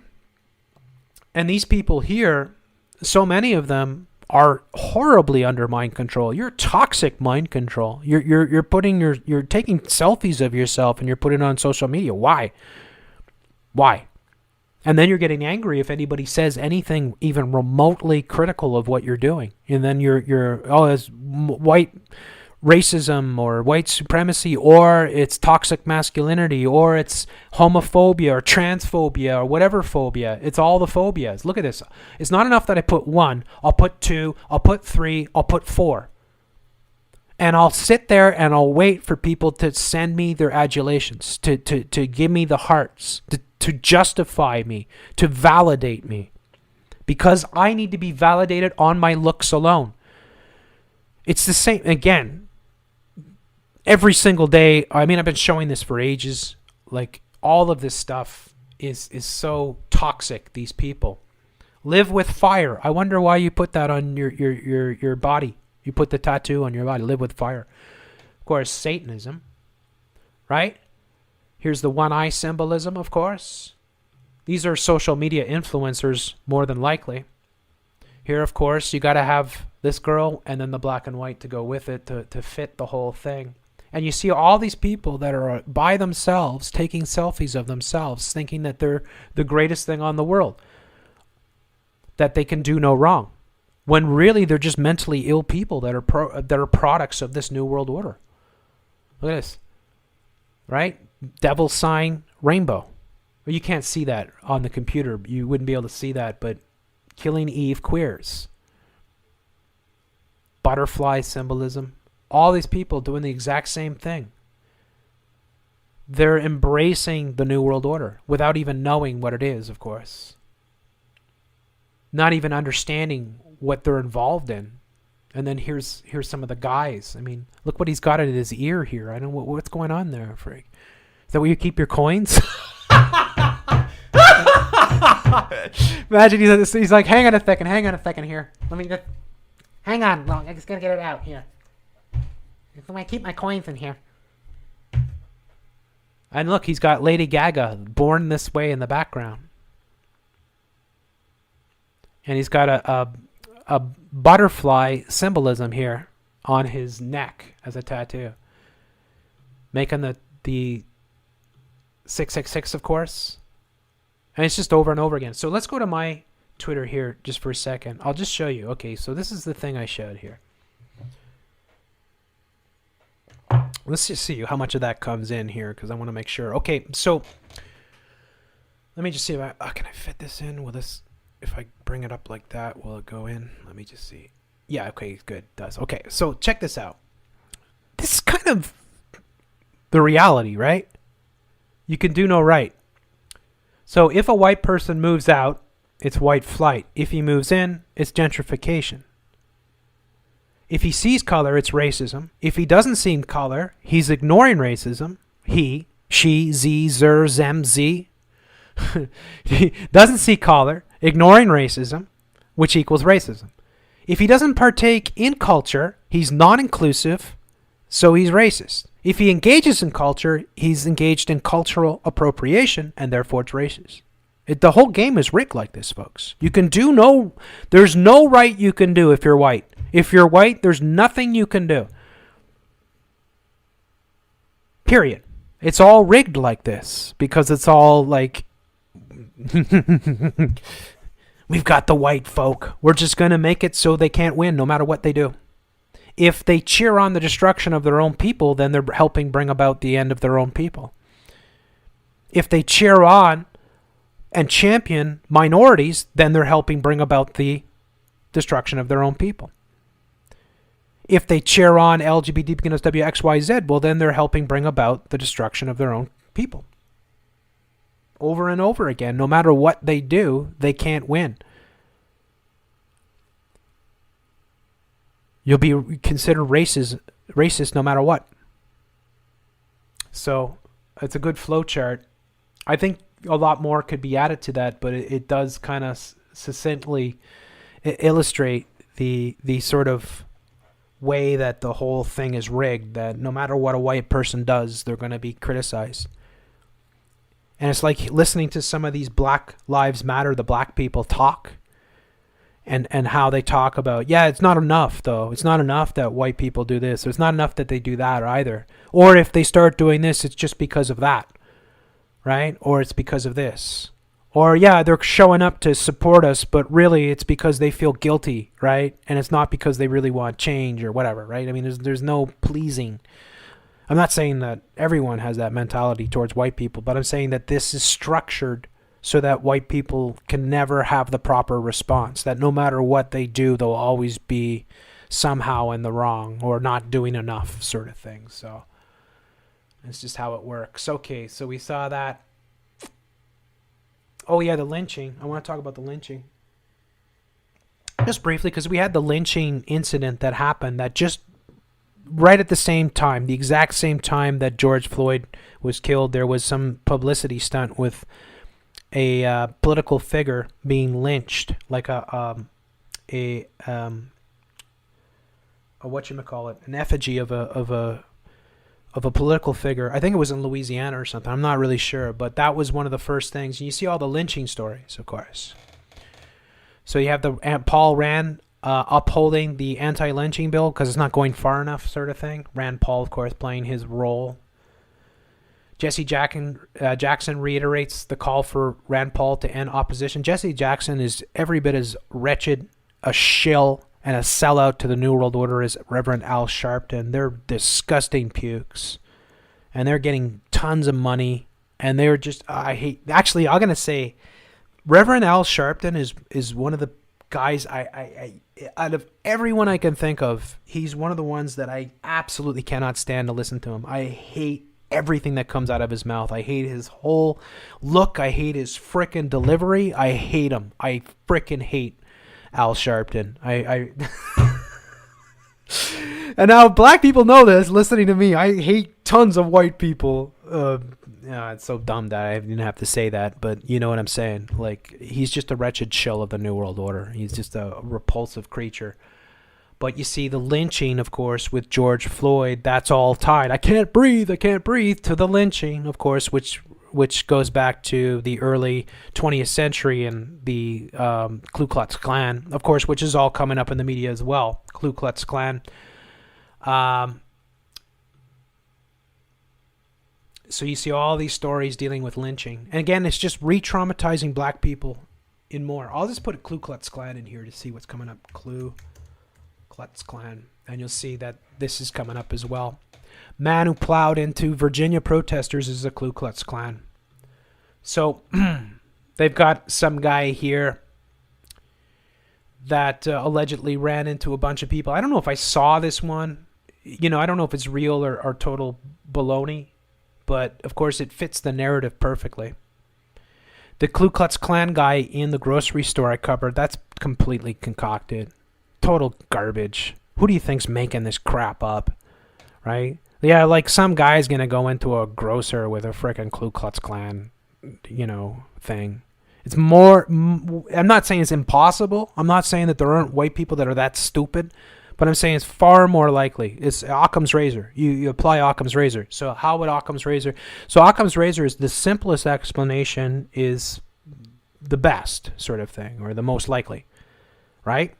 So if you apply Occam's razor to this, did a white supremacist actually go through the theatrics of putting on a mask, a Ku Klux Klan mask, and go to a shopping grocery store and infuriate all these people, which led to, the mayor, the governor, the senators, celebrities, all coming out and berating his thing, his stunt and all that? Or is it more likely that the media concocted it themselves and just got one of their people to go and do this and use it as well, it's the latter, of course. So that's where I believe that most of these things are being completely choreographed. Of course, if you remember, the Charlottesville tiki torch. I use this as a great example of media manipulation. So we'll open this up here in a new tab. We'll take a look at the photo here. So you look at the photo of the characters here. These are the photos that circulate around the world. So I don't doubt that some of these people are white supremacists. They exist. There's certainly some of them there. Some of them are just dumb, stupid white people. But I would say that people like this guy in the front with the Hitler comb over are strategically positioned. That these are actually... It's Vice Media that took all these photos, by the way. So Vice Media, and then they did all the interviews with Christopher Cantwell. You ever seen Christopher Cantwell, CC33? You want to see a shill and a half and 3/4? Christopher Cantwell is your guy. That idiotic, bumbling doofus actor who's playing the white supremacist who loves his guns. If you've ever seen his interview on Vice Media with that thing, I'm not sure if it's human. It's like this hideous little woman who's just so repulsive. Like everything about her is repulsive. And they do this whole theatrics where he takes her back to his his hotel room, and he's got all these guns, and he's showing them off, and he's like, yeah, this one is this, and this one's for that, and this one is this, you know? And it's like, this is made for you. This is made. This is all just theater. It's theater. It's phony. It's fake. It's bullcrap. It's staged theatrics. It's there to make you believe that there's a lot of this. There's a lot of these people that have this mentality. There's some people that have that mentality. They exist. But to think, if you honestly think that true blue white supremacy, I'm not talking New World Order shills playing the roles of white supremacists. I'm saying real white supremacy. If you really think that's the greatest threat to America, you are a bona fide retard. You are an absolute mind-controlled moron. You want to talk about the real biggest threats to America, go no further than the beast media. The beast media itself is the biggest threat, because that's how they create all this chaos. None of this would have happened without the beast. The beast made the George Floyd thing into what it was. The beast does this to us all the time. The beast is responsible for all of this, and this is created by the beast. This is the beast itself is doing this. These tiki torch things were specifically designed to send that narrative around the world that, oh my God, white supremacy is back in the United States and it's a serious thing. This is all part of their control system. They choreograph and stage these things. I've been exposing the fake media for years. So that's a great example of how they push these narratives. Right? I'll put Christopher Cantwell here just so you see who that guy is. I spelled it wrong. Christopher Cantwell. This is this bumbling idiot actor. He likes to appear on Adam Kokesh's show all the time. Adam Kokesh, I'm sure, is 100% kosher. There's no way that guy's not legit.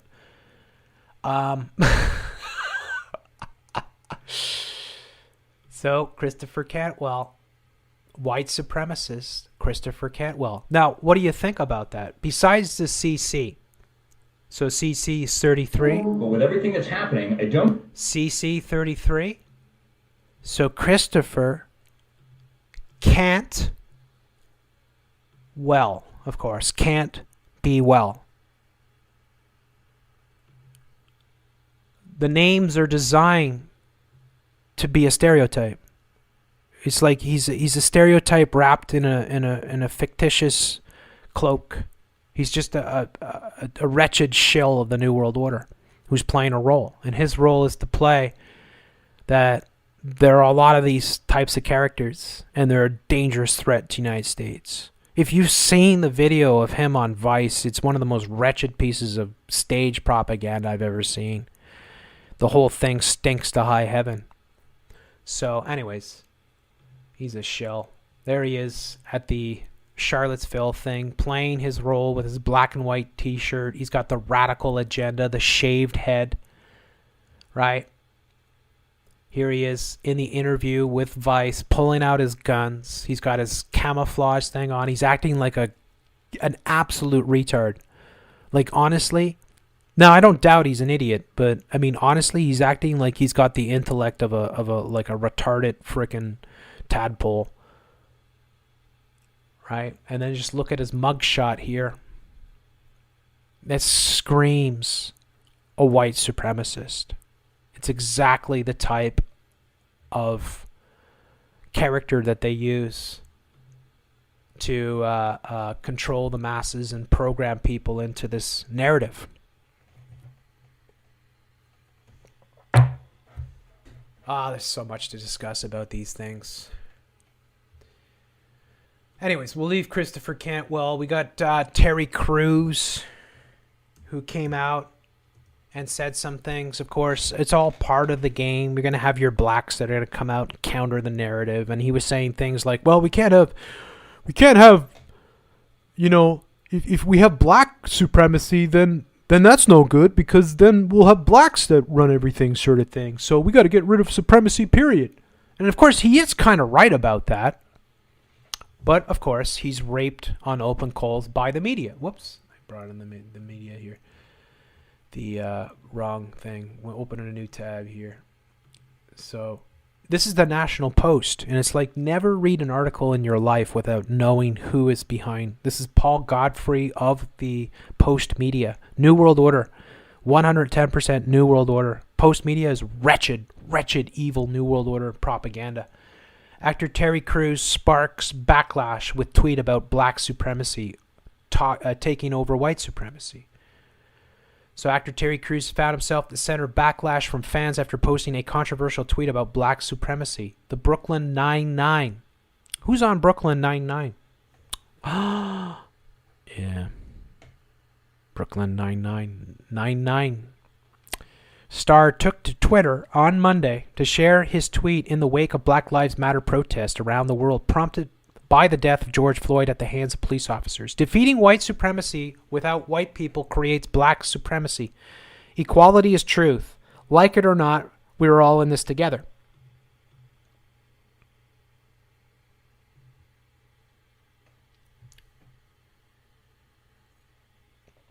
Now, there is black supremacy. It does exist. There's a lot of them.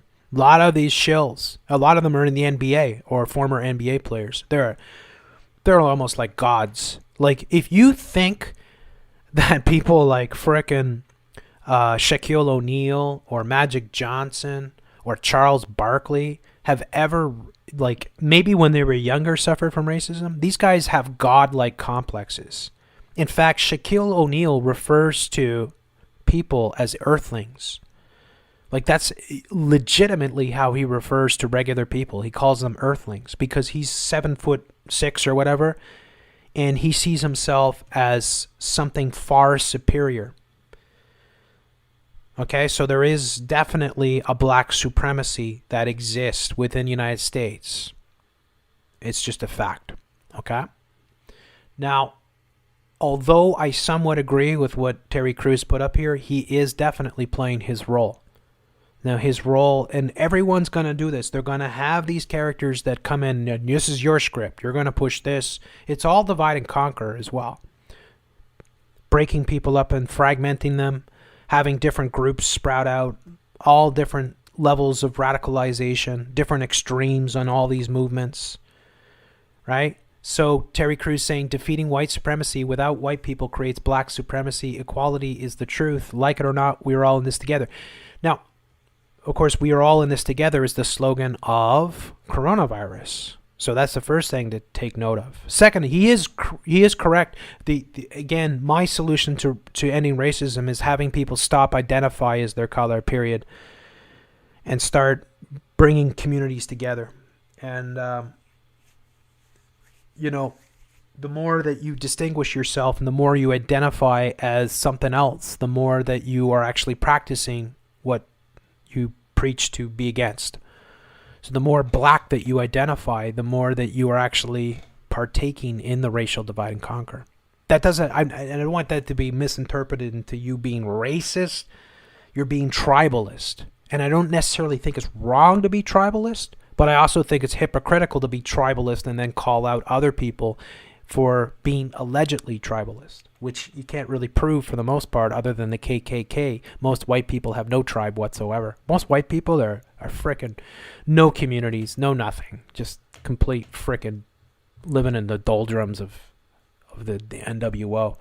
If anything, we should all be envying the black people that have all those communities and stuff. So any black person who calls me a coon or Uncle Tom for promoting equality is a black supremacist because they have determined who's black and who's not. So that's very interesting. And again, that kind of gets into the black thing because this will happen in the black communities. It already does to a certain extent. Where you have blacks that are black as midnight and then you have the blacks that are lighter than I am sort of thing. And it's like, are you really black? And you get that, and black people, they get racism from their own, and I'm saying, let's say quote unquote racism. Black people get racism from their own people for not being black enough. And again, that harkens back to what happened in Rwanda, of course, with the horrible genocide. Not that anything like that's going to happen, but what I'm saying is that there's lots of layers of hypocrisy in this whole thing. There's lots of this. Again, there's a lot of these mulatto singer stars and celebrities who are undoubtedly more white than they are black, but yet they would always identify as black because it's that's the thing. It's like identifying as LGBTQXYZ. Why do you think so many people identify as that? Because if you do, you're going to be the in thing. You're going to be super popular. You're going to have special rights and protection. You're going to have special status in society. You're going to be promoted by social media. You're going to get a lot more clicks and likes on your Instagram and in your hashtag. You're going to get way more followers. And, you know, you're so, like, you see what I mean with that. And I find that really funny. I find it really, really funny. Because we're all part something. All of us are part something. Like, all of us, if we were to go through our history, we'd find something, right? We'd be like, I'm 133rd Cherokee or something like that, right? You know, like, people would find something. So none of us are pure anyways of what we are. So you see the hilarity of this scale of colors within the black community, where you have people that are like from, you know, the sort of you know, darkest parts, say, of Africa, right, where you've got the sun, you know, above you all day long, sort of thing, and you're really, really black. And then you got the coffee colored, you know, the ones that have like 3 or 4 creams in them, sort of thing, right? And I'm black. And it's like, are you? Really? Seriously? You look a whole lot more white to me than you look black. Colin Kaepernick, too. I'd say that, too. I'd be like, how black are you, dude? Really? You know? Let's just be honest. I'm not here to say, to question someone's blackness. I'm just saying there is a hypocrisy to it. There is a massive hypocrisy to it. Because isn't it convenient that even though you don't look it, you can identify as it? Isn't it convenient that there's a certain group of people that are like chameleons, and they can be white when it's suitable, but then, of course, if you're to get them, they're going to identify as something completely not white. You see what I mean? Even though they look white, completely. In fact, you could say they're almost more Caucasian than most of us, especially where they originate from. And yet they can claim that they're not white. And how many of these black celebrities that identify as black are actually more white than they are black? And wouldn't you say, I'd say like some of the best looking people are the mixed breeds, right? Like the mulatto people. I'd say like really, like Beyonce, for instance, right? That's a really attractive looking person. When you bring those features of white and black together, and it's like an even sort of thing, it makes a very attractive looking person. Or it can, depending on the gene sort of thing. But it's a very interesting thing to kind of get into, because, you know, then what's going to happen amongst blacks? Because then blacks will start saying, you're not black enough, sort of thing. They already do that to a certain extent. He's not really black and stuff like that, right? He's more white than black. I've had black friends too that were much more lighter skin, and they used to get that from other blacks. They would be like, you're not really black and stuff, you know? It's like, and then they would feel even worse because they're not even accepted amongst their own people as being black, right?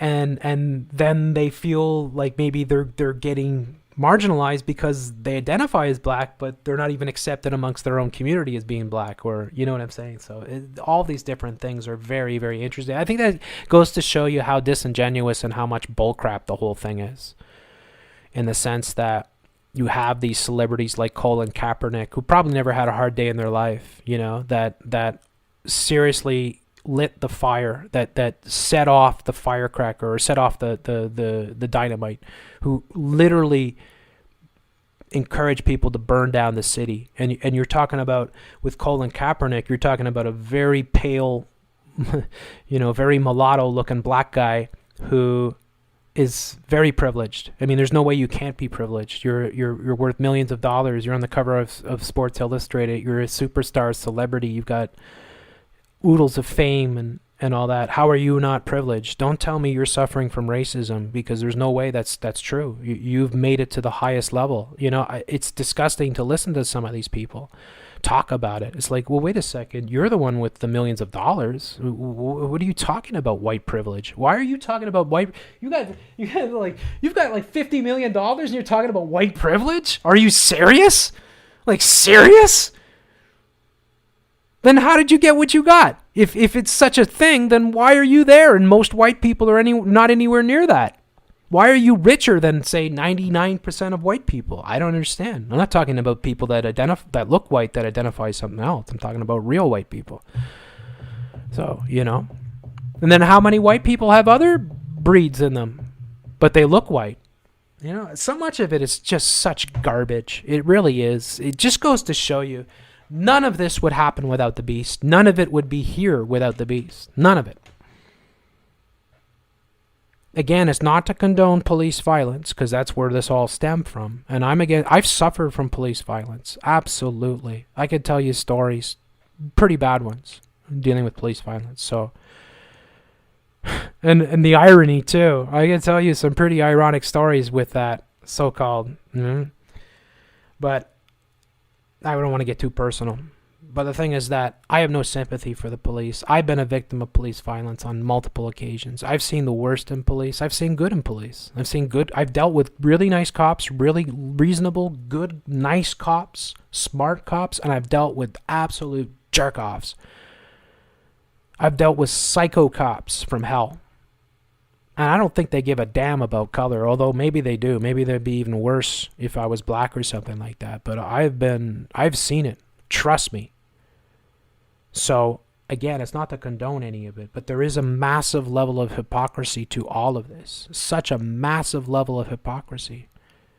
I mean, when supermodels are coming out and they're talking about dealing with racism all their life, I mean, how is that possible? You're a supermodel. What do you even know about racism? Are you serious? How did you become a supermodel if you're dealing with racism? How is it that you're super rich that you're dealing with racism? Maybe it's because of your race that you actually made it to where you are. In fact, that's probably what it is. And then I talked last week about uglyism, right? It's an absolute fact that people that are ugly are treated much worse in society. That's actually a fact. Ugly people get treated terribly in society. Go and look it up. It's absolutely true. So imagine all the ugly people out there that can't even claim, whether they're black or Chinese or white or whatever, but it's because they're ugly, they're unattractive, and yet they get treated much worse. So what's it like for them to go around? What about midgets? Let's talk about midgets for a second. What about midgets? Right? They got to go around, and everywhere they go, everything's built for everyone that's way bigger than them. Everywhere they go, they get people staring at them. Right?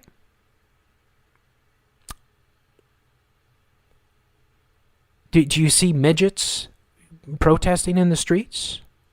Do you see midgets protesting to make sure that all, buses and sidewalks and stores and counters and tables and everything is designed for them too? No. I would say that a lot of them are far more victims of, whatever you would consider, right? I mean, segregation or whatever you want to say, right? The reality is, and again, this comes into with handicapped people as well. So you say handicapped people, right? The cultural Marxist sort of ideal of how to deal with handicapped people is that for years we used to make handicapped people go in the back door, but now because of cultural Marxism, we're going to spend, $500,000 or we're going to spend $200,000 to build a platform in the front that's going to inconvenience every single person except for the odd handicapped person that might show up once a month, because those people deserve to live with dignity. Well, it's not about, again, this is, it's not about, this is the majority of society is how we function. We function when the society functions for the majority. That's all. Period. Majority rules, right? And that's the way it should be. We can't make everything for midgets because then the majority would be horribly inconvenienced. And since they are 99% of the people, it makes no sense. But yet, with the cultural Marxism of the New World Order, we're putting up these ramps for, handicapped people in front of buildings and forcing businesses and all these things to comply and spending gazillions of dollars to do this when, you could kind of wheel them in the back door. And I understand that that's not fun for a handicapped person, but, you're a very small minority sort of thing. Should we structure our society? And that's, again, the way the New World Order functions, feminism, all these things, all these horrible, horrible New World Order things, including the Black Lives Matter and Antifa and all this. It's all about that. It's all about pushing the smallest minorities, no matter what, to the front, making their cause more important than the majority in every way, shape, or form.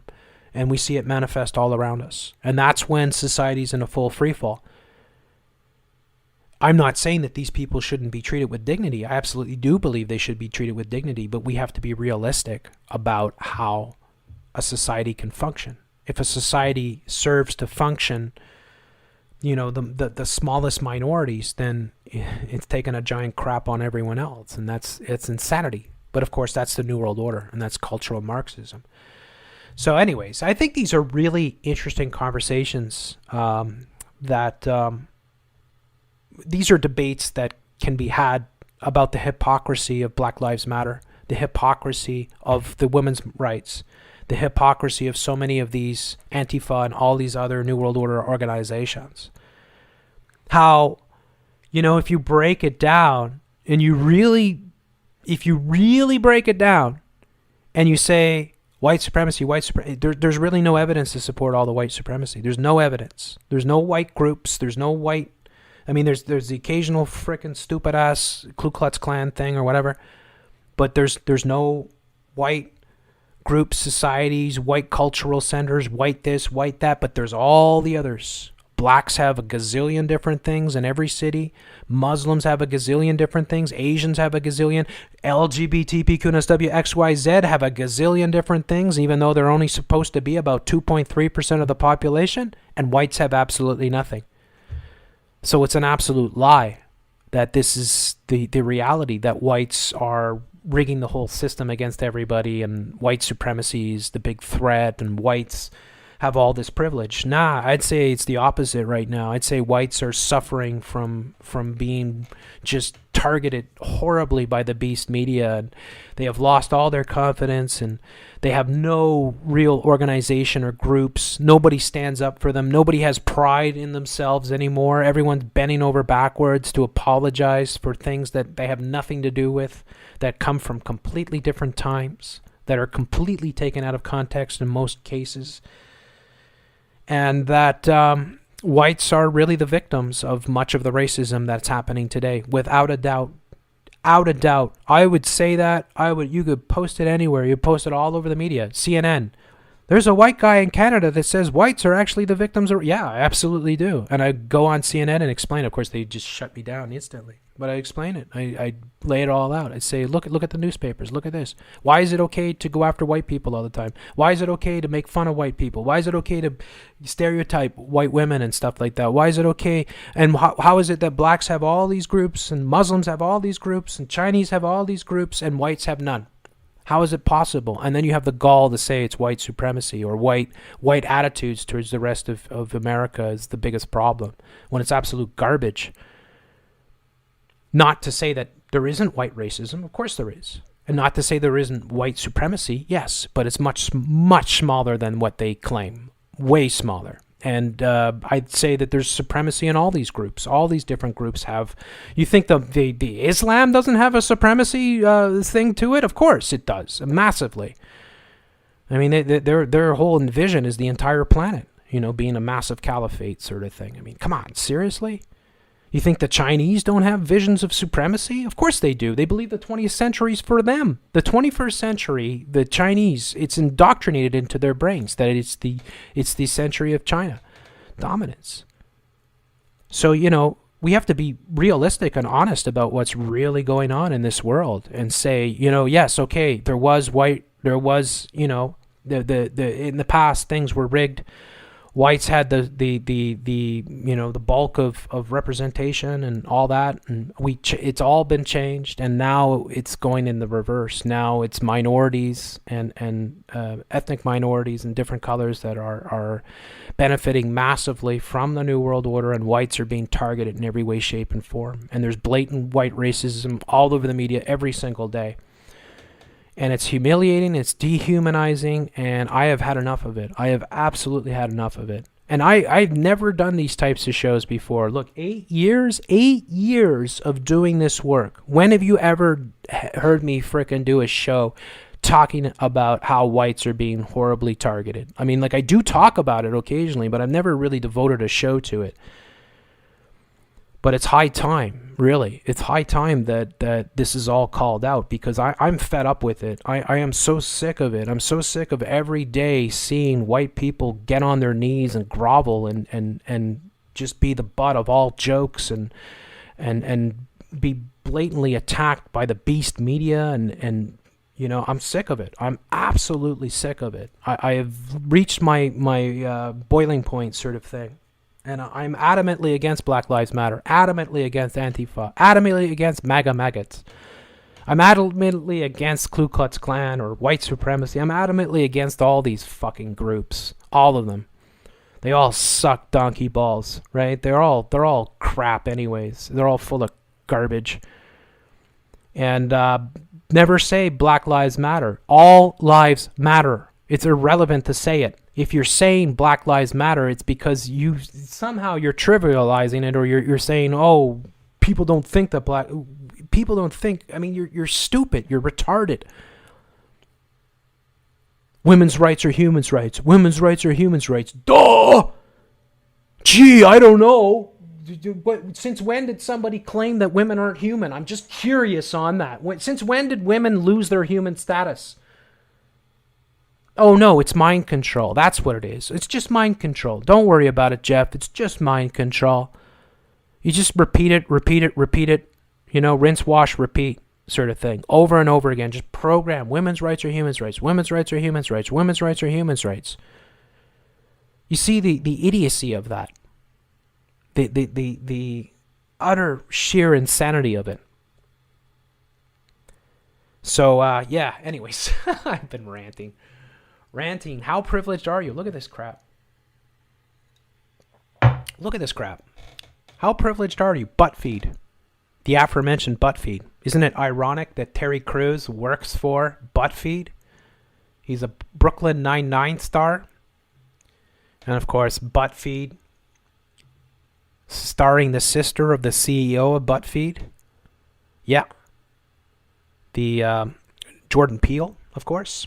But look at this. Look, this is another example of a daily assault on white people. Daily assault. Butt feed. One of the worst. I mean, all these people should be arrested. Starting with Jonah Peretti, the CEO of ButtFeed. ButtFeed is the worst, horrible, most toxic New World programming I've ever seen in my life. ButtFeed is something I need to take a shower when I look at it. It's so disgusting. I hate ButtFeed. I absolutely hate it. But here they are. Look at this whole questionnaire. Check off all the statements that apply to you. I'm white, the first one. I could never have been discriminated against because of my skin color. What do you mean? Anybody can be discriminated against. What are you talking about? Be discriminated against because of your skin color. See, only white people can't be discriminated against. I have never been the only person of my race in a room. I have never been mocked for my accent. Well, is it mockery? Sometimes, is it mockery? Is it mockery? Or, like, I love accents. I like anybody's accents. Even people I don't like, I find their frickin' talk to be funny. Right? Like, seriously. Some people I can't stand listening to. Like Reverend Al Sharpton. I I effing hate Al Sharpton. I effing hate that guy. I can't stand him. Every time he opens his big ass mouth, I just want to, oh man. Anyways. I've never been mocked for my accent, right? And then it's like, I've never been told I'm attractive for my race. I mean, who says that anyways? Who says that? I've never heard that once. I've never once heard. I've been around gazillions of people, parties, everything. I've been around all different nationalities, all different colors. I've never once heard someone say, you know, you're attractive for your race. Nobody says that. Who says that? Seriously. I've never been a victim of violence because of my race. I've never been called a racial slur. I've been called a lot of racial slurs. Yeah, absolutely. I've been in fights with black guys. And they shout everything at me. I don't care. It doesn't bother me. It's water off my back. I don't go around like, oh my God, somebody called me a cracker. Somebody called me white bread. You know, I'm not going to frickin' lose sleep over it. I mean, for crying out loud, get over yourself. You get in a fight with somebody or you get in an altercation, you know, that stuff flares up, you know, it can flare up pretty quickly. So who cares? Anyways, I've never been told I sound white. A stranger has never asked to touch my hair or ask if it's real. Oh my God. You have to be lobotomized to read this stuff. You have to be a lobotomized, drooling vegetable who's identifying as a frickin', toilet seat or something, right? I mean, like, you have to be a retard. Legitimately, butt feed makes you dumber. It makes you a retard. Look at this. I'm a heterosexual. There you go. AKA I'm sane. That's racist, man. That's racist. Yeah. Don't be a heterosexual, guys. Somebody took offense because I mentioned cis. I hate using that term. So somebody said in my show the other day, don't use the term cis. I'm sorry, I used it. I hate that term as well, so don't worry. I'm not going to call myself a cis. I guess I'd say I'm a heterosexual and very proud to be a heterosexual. And so should you. I mean, there's nothing wrong with being gay. There's not. You know what? I like you know, the jolly fat person. I love jolly fat. I know a few jolly fat people, and they're some of the funnest people to be around because you know why? They don't care that they're fat. They know that they're fat. They don't care, and they have a good personality, and that makes them even more attractive. And you could say that with a gay person. If a gay person just doesn't care, I don't care you're gay. I don't care. I'll still like you as a person as long as you have that attitude. I don't care, in other words. Really. Just don't get too close to me if you're a guy, right? I mean, because, you know, it's not going to be good, but I don't really care. You see, if you're gay and you're cool with yourself, then you have a good personality. Right? And I know people like that. There's gay people that can be really cool just because they're comfortable in their own skin and they're not identifying as a victim at every turn. And I don't care if somebody makes fun of them, and they can make fun of themselves. I mean, that's the whole thing. Why don't we just learn to frickin', have a little bit of humility, have a little bit of frickin', humbleness in yourself, I love people that can laugh at themselves. Those are like almost the best people out there. I'm one of those people. I don't care. I mean, if I get something wrong, I don't care. I'll make fun of myself. I don't care. Right? I mean, I'm not going to be a victim of everything, right? I've never lied about my sexuality. Well, there you go. One of these I'd be checking.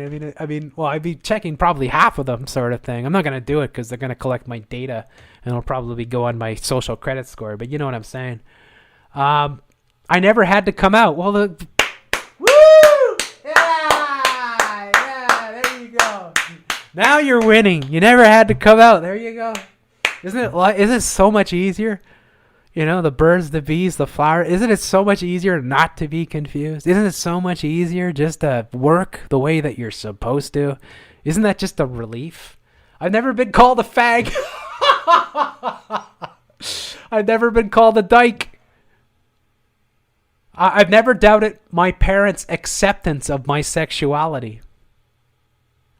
I've never been called a fairy or any other derogatory slur for homosexuals. Well, everything's derogatory towards you. Everything.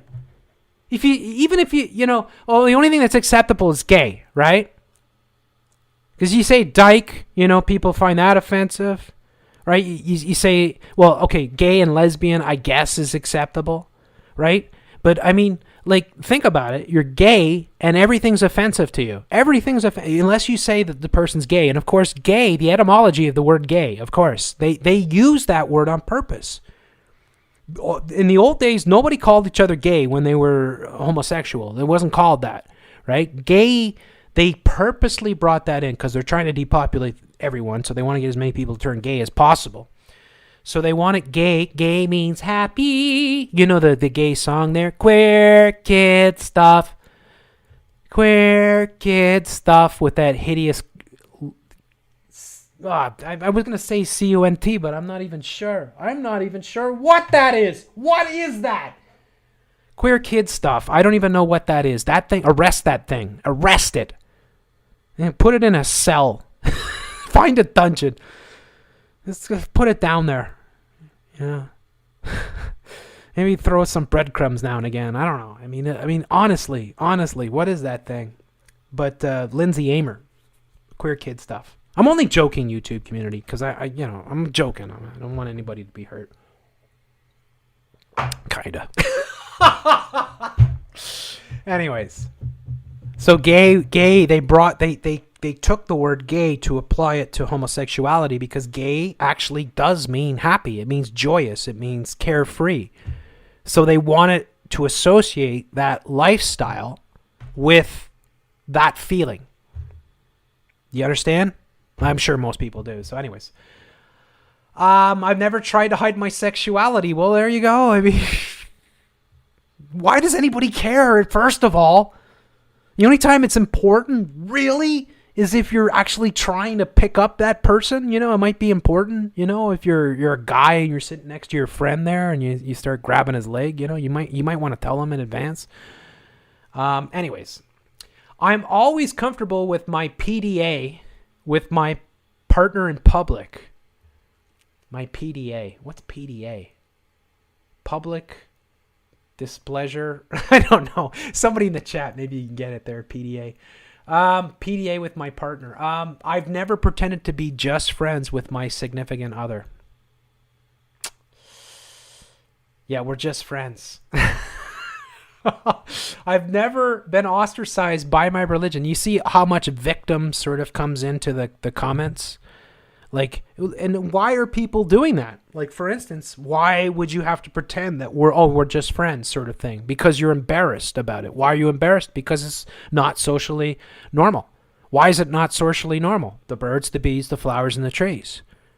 Reproduction, sexual reproduction.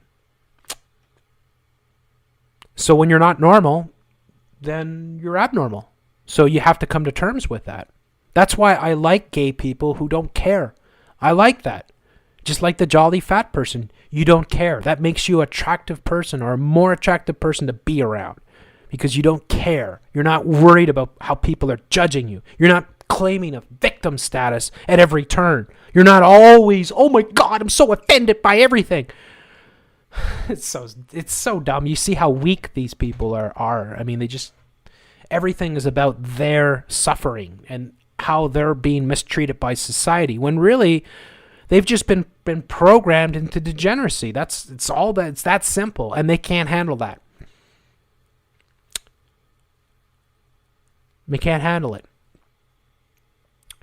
I've never been told I would burn in hell for my sexual orientation. I've never been... Well, you're going to be burning in hell for watching butt feed every day, I'll tell you that. I've never been told that my sexuality is just a phase. Just a phase. Thank God. Thank God. Jeff, you like women, but it's just a phase. Are you serious? That would suck. I'm a man. I bet that one's not clicked on very much on ButtFeed. It's probably if I clicked on that, they'd be, we got one. Siren would go off right away. I feel comfortable in the gender I was born as. Yeah, there you go. I still identify as the gender I was born in. Oh my God, sanity. Sanity. My word, it exists. There's somebody that's sane. I never tried the... you'd be negative if you're writing. If you're clicking on these things, you'd be negative. It'd be like, you've got extra privilege. You've got extra privilege. It's so dumb. I've never been denied an opportunity because of my gender. How do you know? How do you know? How do you know what you're denied? How do you know it has anything to do with your stupid ass gender? I didn't get the job because it's like the fat girl that didn't get the job at the restaurant. So that she said it was fat shaming. And it's like, yeah, well, I mean, like I showed this, Alberta, where they were trying to pass fat shaming legislation in the provincial legislature. And they had this fat girl who was being interviewed, and she's talking about how she was discriminated against. She didn't get a job waiting tables because of her size. And I was like, it's just simple. I mean, it's like you run the freaking restaurant. You're like, am I going to hire the fat girl who's out of breath walking up the staircase, who, needs a wide berth and probably will eat up a lot of the food and looks unhealthy and never doesn't look fit and probably gets sick a lot? Or am I going to hire the thin girl who's attractive? Who, I mean, it's a no-brainer. But of course, you're a victim. How are you a victim?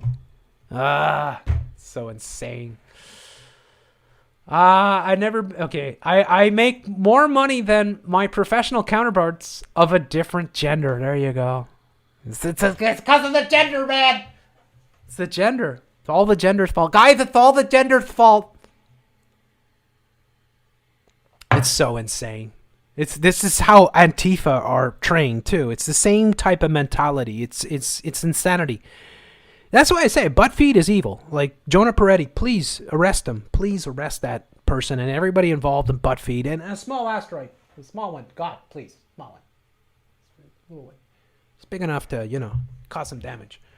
Anyways, yeah, where is this? Where was I? I've never tried to change my gender. I make more money than a professional counterparts of a different gender. I have never felt unsafe because of my gender. I mean, who feels unsafe? Why do you feel? What's gonna go on?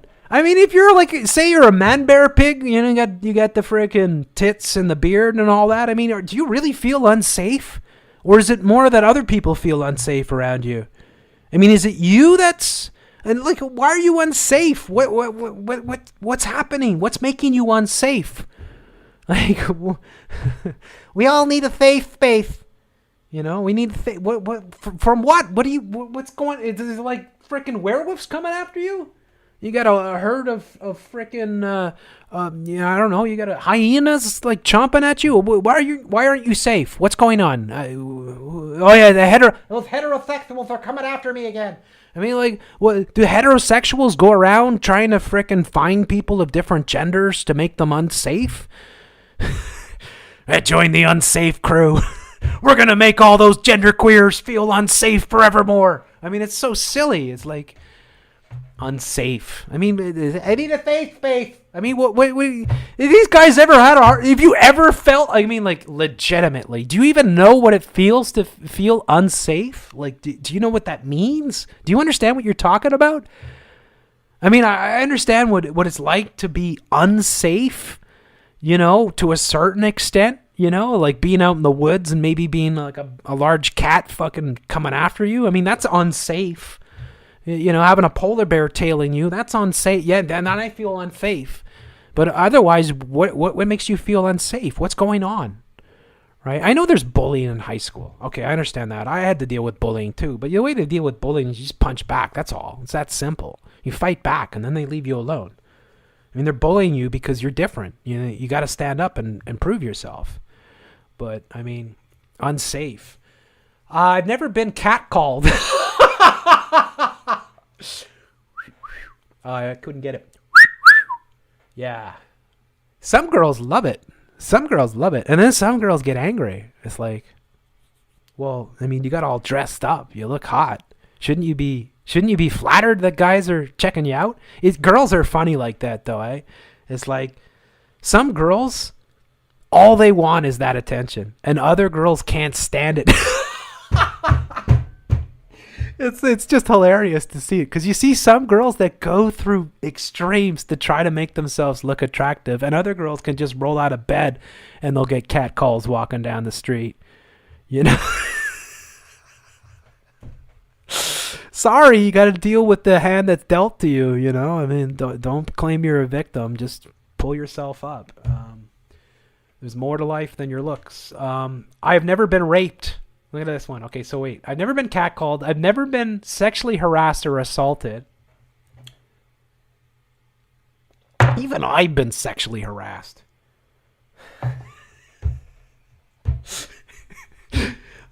I mean, to a certain extent. It's not like I couldn't take care of myself, you know what I'm saying? But it's like a gay guy coming on to you, like, get the away from me. But I wouldn't call it harassment. You just deal with it. I think most women attractive women learn how to deal with men. I mean, it's not that hard. And women are almost always in control. They just, you know, if women are being genuinely harassed, which is pretty rare because it's very frowned upon, but most women can deal with it. Like, most women can deal with men, even men that are aggressively sexual and stuff like that. It's not hard for women. And plus, the men have the balls, right? If you know where to frickin' aim, you could take out a man in like half a second. You just got to get a good swift knee or kick to that area and it's over. So anyways, I've never been raped. I have never been raped. Hey, your privilege just went up a lot. Never been raped. Oh, frickin' hell. I mean, what a stupid thing. I've never been raped. Like, it's a negative thing. I worked in a salaried job. Okay, there you go. You could tell which ones would give you the privilege, right? It's privilege. My family and I never lived below the poverty line. Again, never lived below the poverty line. To assess your privilege. I don't have any student loans. Well, maybe you paid them off. I had to pay student loans. You think it was fun in my day? No, it wasn't fun. But I had to work all summer. I mean, I was, when I was in university, and I was in college and university, I worked my butt off. I had to actually, so I was partying like crazy, right? Like, and I lived with friends and had apartments and crap like that, and townhouses and like crazy frickin' parties and whatnot. But I also worked and went to school and would work all summer. So it wasn't easy, right? But anyways, I paid off my loans though. I have never gone to bed hungry. Well, has ever gone to bed hungry? I mean, like, who in the United States goes to bed hungry? And if people are going to bed hungry, is it because they can't get food? I mean, maybe if you're a street person, but even street people find food all over the place, right? I don't think hunger, and I hope it never is a big issue, but I don't think it's a big issue. I don't think people starve for the most part in the United States. I don't think that happens. I'm not saying people eat well. No, people eat terribly, but I don't think people starve. People that go to bed hungry, I go to bed hungry sometimes because I'm fasting. Right? I'll fast. I do it like a few times a week where I'll just, I'll go 15, 20 hours without having a meal. And, so I actually go to bed and I'm hungry. My stomach is, but it's all right, It's like, it's okay. It's not the end of the world. Anyways, I've never been homeless. I've been homeless for a short period. My parents pay some of my... pay some of your bills. Aren't you lucky? My parents pay all... my parents pay all of my bills. Well, then you're really lucky. I don't rely on public transportation. Well, yeah, I had to freaking take the bus for most of my life, so I'm happy I don't have to take the bus anymore. I still do now and again, though. I buy new clothes at least once a month. Well, I have never done my taxes myself. There's privilege.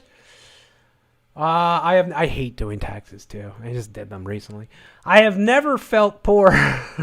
That's definitely not me. I have never had to worry about making rent. That is definitely not me. I have never worked as a waiter, barista, bartender, or salesperson. Well, I mean, I have worked as a waiter. I like that barista term. Bartender, I've worked as a bartender. And I've worked as a sale. No, I haven't worked as a sale. Okay. I've had an unpaid internship.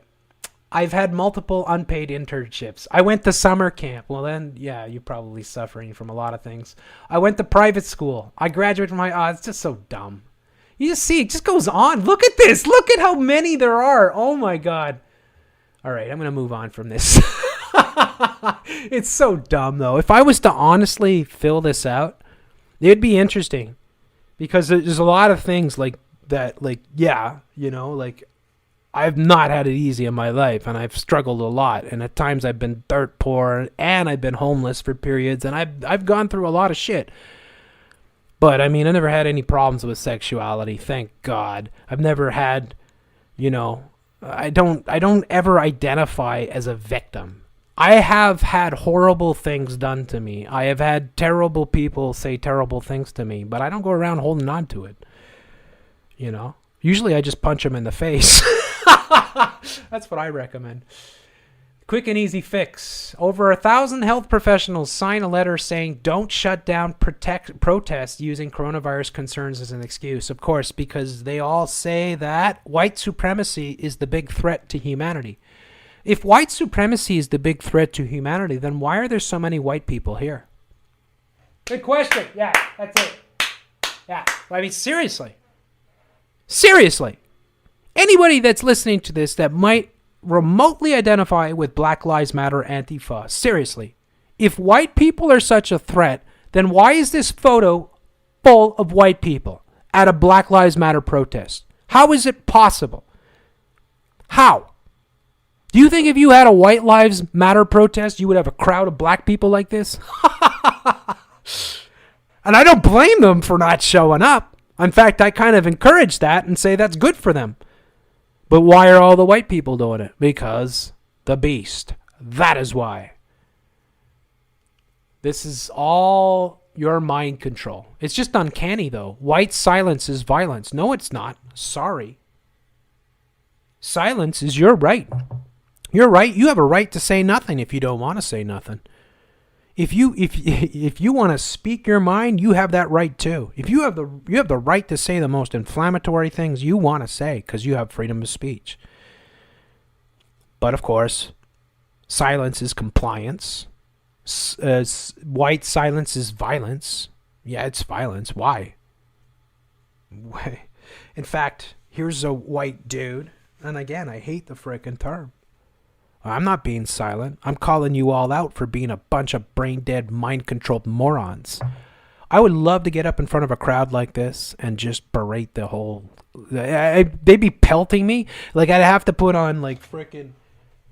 Be like a hockey helmet with a cage. I would need visor because they'd be throwing bottles. Need shoulder pads. Probably a chest pad. Maybe a catcher frickin' pad in the front. You know, shin pads and all that. Maybe it's just some armor. Get out in a armor. But then they'd probably grab you and frickin' rip you apart in a crowd sort of thing. But I would get up and tell these people they're all a bunch of retards. I honestly would. I would berate these people so bad. But I would do it like in a way that I would build it up. I wouldn't go into it right away. I'd drop the hammer on them later. I'd start telling them a little bit about history and teaching them about who runs the New World Order, who runs your media, who is really pitting us all against each other. But anyways, so yeah, the doctors come forth, 1,200 signatures. And they're saying, we created this letter in response to the emerging narratives that seem to malign demonstrators as risky for public health because COVID-19. According to the letter, writers, many of whom are part of the University of Washington's Division of Allergy and Infectious Diseases. So you'd have to check up who these people are. So the University of Washington's Division of Allergy and Infectious Disease. So this is what they say. Instead, we wanted to present a narrative that prioritizes opposition to racism as vital to public health, including the epidemic response. We believe that the way forward is not to suppress the protest in the name of public health, but to respond to protester demands in the name of public health, thereby addressing multiple public health crises. It's so stupid. I gotta fill my water here. Give me 1 second.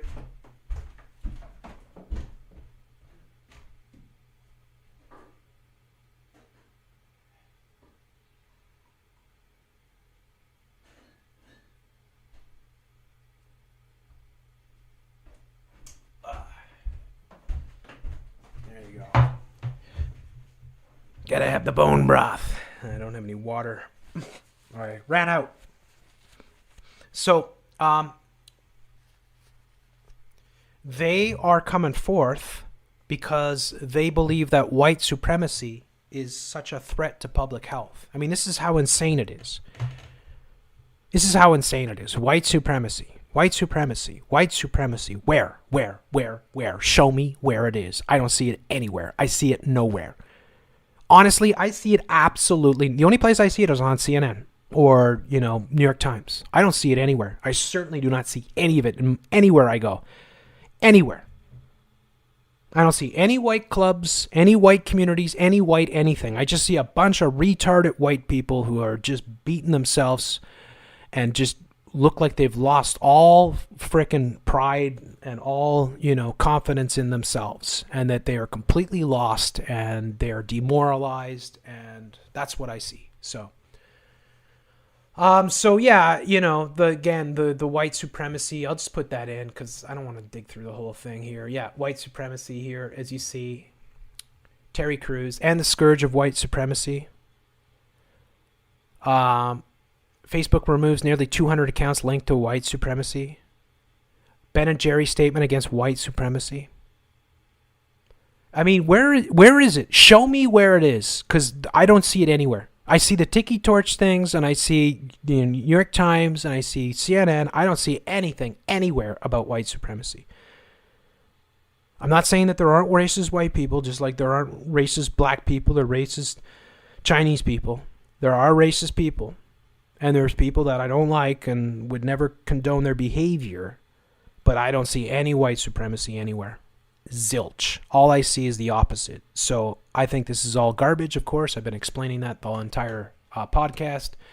Look at this. Lego donates $4 million to Ben & Jerry's vow to donate to dismantle white supremacy. What are you going to dismantle? That's what I have the big question about. Is because, I'll give you an example here. Check this out.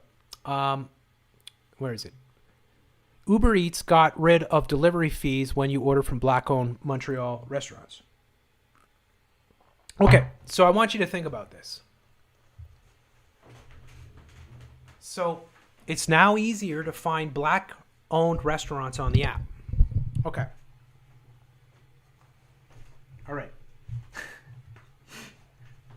What? Just think about this. I just want you to flip this. Let's say we flip it the opposite way. Let's say Uber Eats got rid of delivery fees when you order from a white-owned business. Now, let's say Uber Eats has made it sure that it's easier to find white-owned restaurants. How do you think people will react to that? So why is it different? Why is it that when we have destroyed so many businesses, we have nothing to do with it. They have destroyed so many of our businesses. They have put so many people out of work. They've shuttered so many restaurants. And now, with the riots, so many restaurants and shops and stores have been burned, largely white ones, because they've been far more targeted than the black ones, but a bunch of black ones too. And here we go, and now they're going to proactively promote black-owned businesses. So you have a corporation here that's now going to give you discounts when you order from black-owned businesses. How is that not racism? Please explain it to me how that's not racism.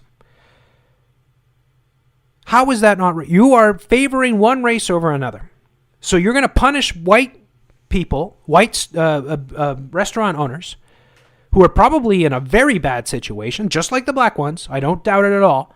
But you're going to give discounts to people who order from the black-owned businesses. And not only that, you're going to identify those businesses as being black-owned. This is pure racism. Except, of course, it's the New World Order, and so it's championed. You see, this is just another example. All these things are happening, and this is what I say when I talk about supremacy. Where's the real supremacy? If you did this for white businesses, there would be bloody murder being screamed from the rooftops everywhere. And it'd be racism, racism, racism. But you're doing it for black businesses. So now black businesses are going to be given, first of all, they're getting a lot more money because there's all this money that's coming in from the celebrities and from politicians and from the governments themselves. They're promoting the black businesses. And again, what happens out of this? Well, who suffers? The white people. And you could say other minorities, potentially, if they're not getting promoted. But maybe they're somehow getting in on it. But let's just be honest about this. How does this make things right? How does this make how are you fixing a situation? Why are you punishing white businesses? And how do we know what is really white and black? And how do we know how black these people really are? Some of these people that might claim to be black might actually be more white than they are black. But of course, it's more convenient. It's just like the guy that's 1/8 Cherokee who manages to run or be the CEO of a major frickin' casino, say in New York State or something like that. You know those characters, right? That, oh yeah, my great-great-grandmother was Cherokee or something like that. And yet they can, because of that sort of that little bit of ethnicity in their blood, they get special status in society, and that means they can run casinos and stuff like that. How is that fair for the rest of us? It's not fair. None of this is fair. In fact, this promotes racism because this is racism. In fact, this is a form of racism. It is, because you're promoting one business based on their ethnicity. And if you flip it over, anybody that doubts that, just flip it over and put it to white. And then you see right away, they would never fly. This would, if this article was about white businesses, it would be, this publication would be done. It would be over. So where is the white privilege here, folks? What white privilege are they exactly talking about here? I don't even know what Uber Eats is, but I'll never use it. I'll tell you that. Uber Eats just made it easier to find and order from a black-owned restaurants in Montreal. For a limited time, the popular food delivery app has eliminated delivery fees for orders from black-owned eateries. According to the report from Reuters, this promotion will last through 2020 across Canada. So it's not just Montreal, it's across Canada. Uber Eats can easily find black-owned restaurants in their area by tapping on the banner at the top of This is pure racism. How is this... why are we allowing this? What? If it's not right for white people to do that, why would it be right for black people? It's the absolute hypocrisy that's going on. This is just, I'm sorry, folks. I'm sorry, especially at this time. Because what are you going to do? Think about this. I want you to think about it. You got all the businesses that are shuttered. All the restaurants that have been... I know a ton of people in the restaurant industry. I know a ton of people that are employed right now. All these businesses that are shuttered. All these restaurants that are desperate right now. And now you're going to give a special status right at the peak of this whole Black Lives Matter thing. So that all these people that otherwise would never think politically when they go to order their meal are going to be like, I'm going to support a black business. And now all of those businesses are unfairly going to get rewarded and potentially, take over and not based on the merit of their production or their product or their service, but purely on the orchestration of the New World Order, which is using racist tactics to promote minority businesses. This is just awful. And I'm sorry. It's not that I don't have any sympathy for black businesses. Absolutely.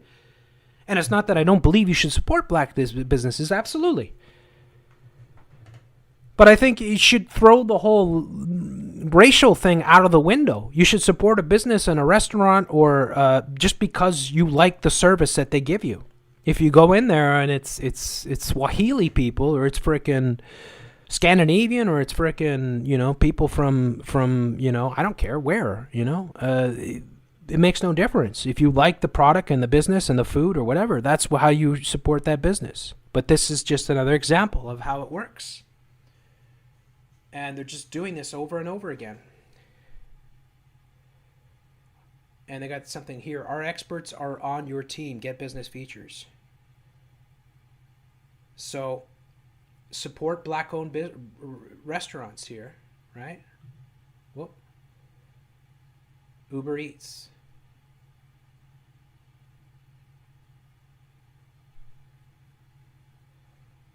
I wonder what the comments are on this. It's hilarious because people complaining we're never going to order from black business anyway, so why do you care? Well, what do you mean? How do you know that? We wouldn't see. It shouldn't matter what the business is. That's the whole thing. You see, nobody cared before. Nobody gave a shit. Nobody cared. You didn't look it up and say, well, I'm not going to order from there because it's a black business. No, this is what I like, and this is what I want, and this is what I'm going to order. But you have politicized this.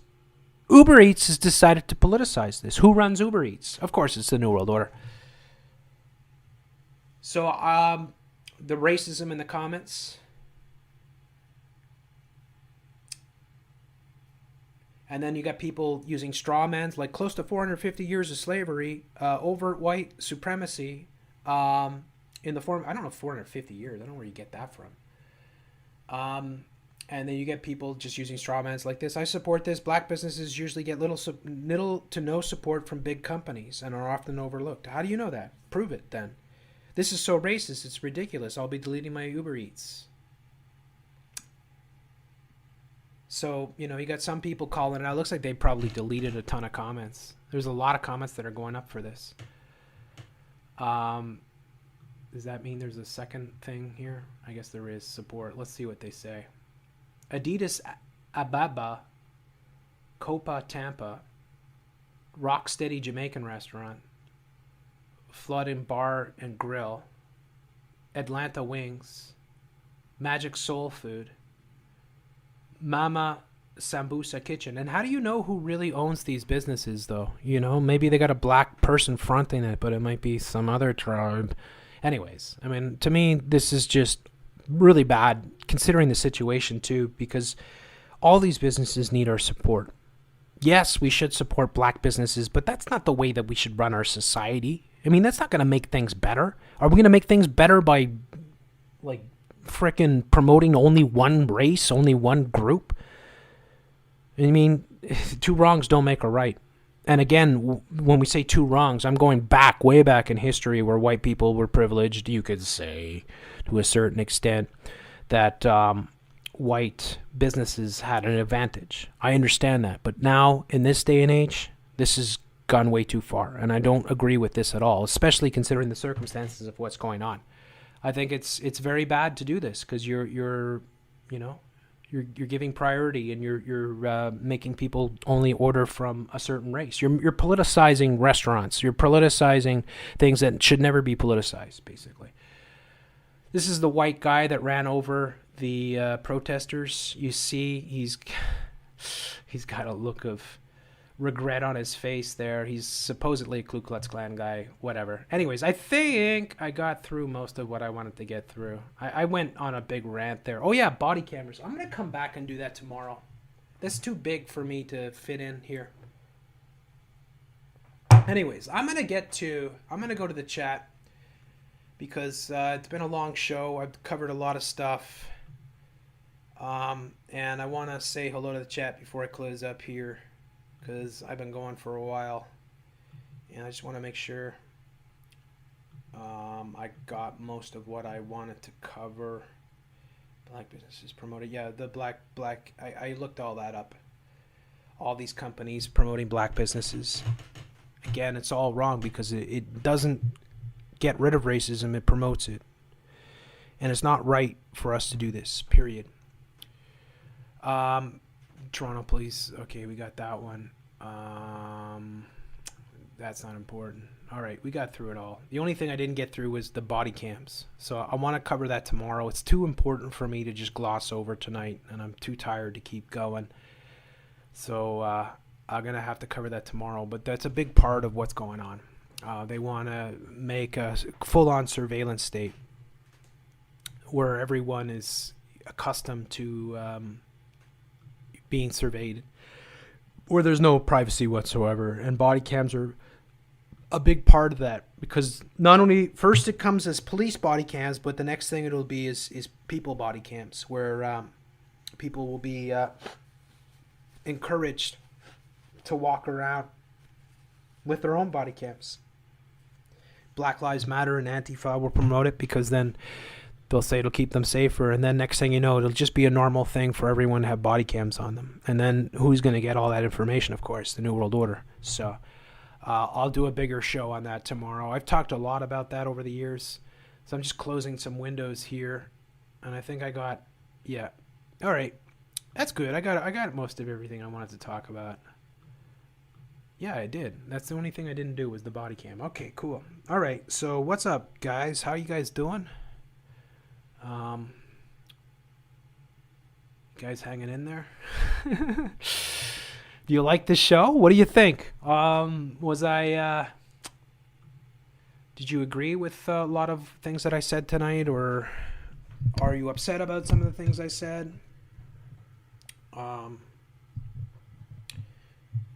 Thanks, Dawn. I appreciate that. Thanks, AA.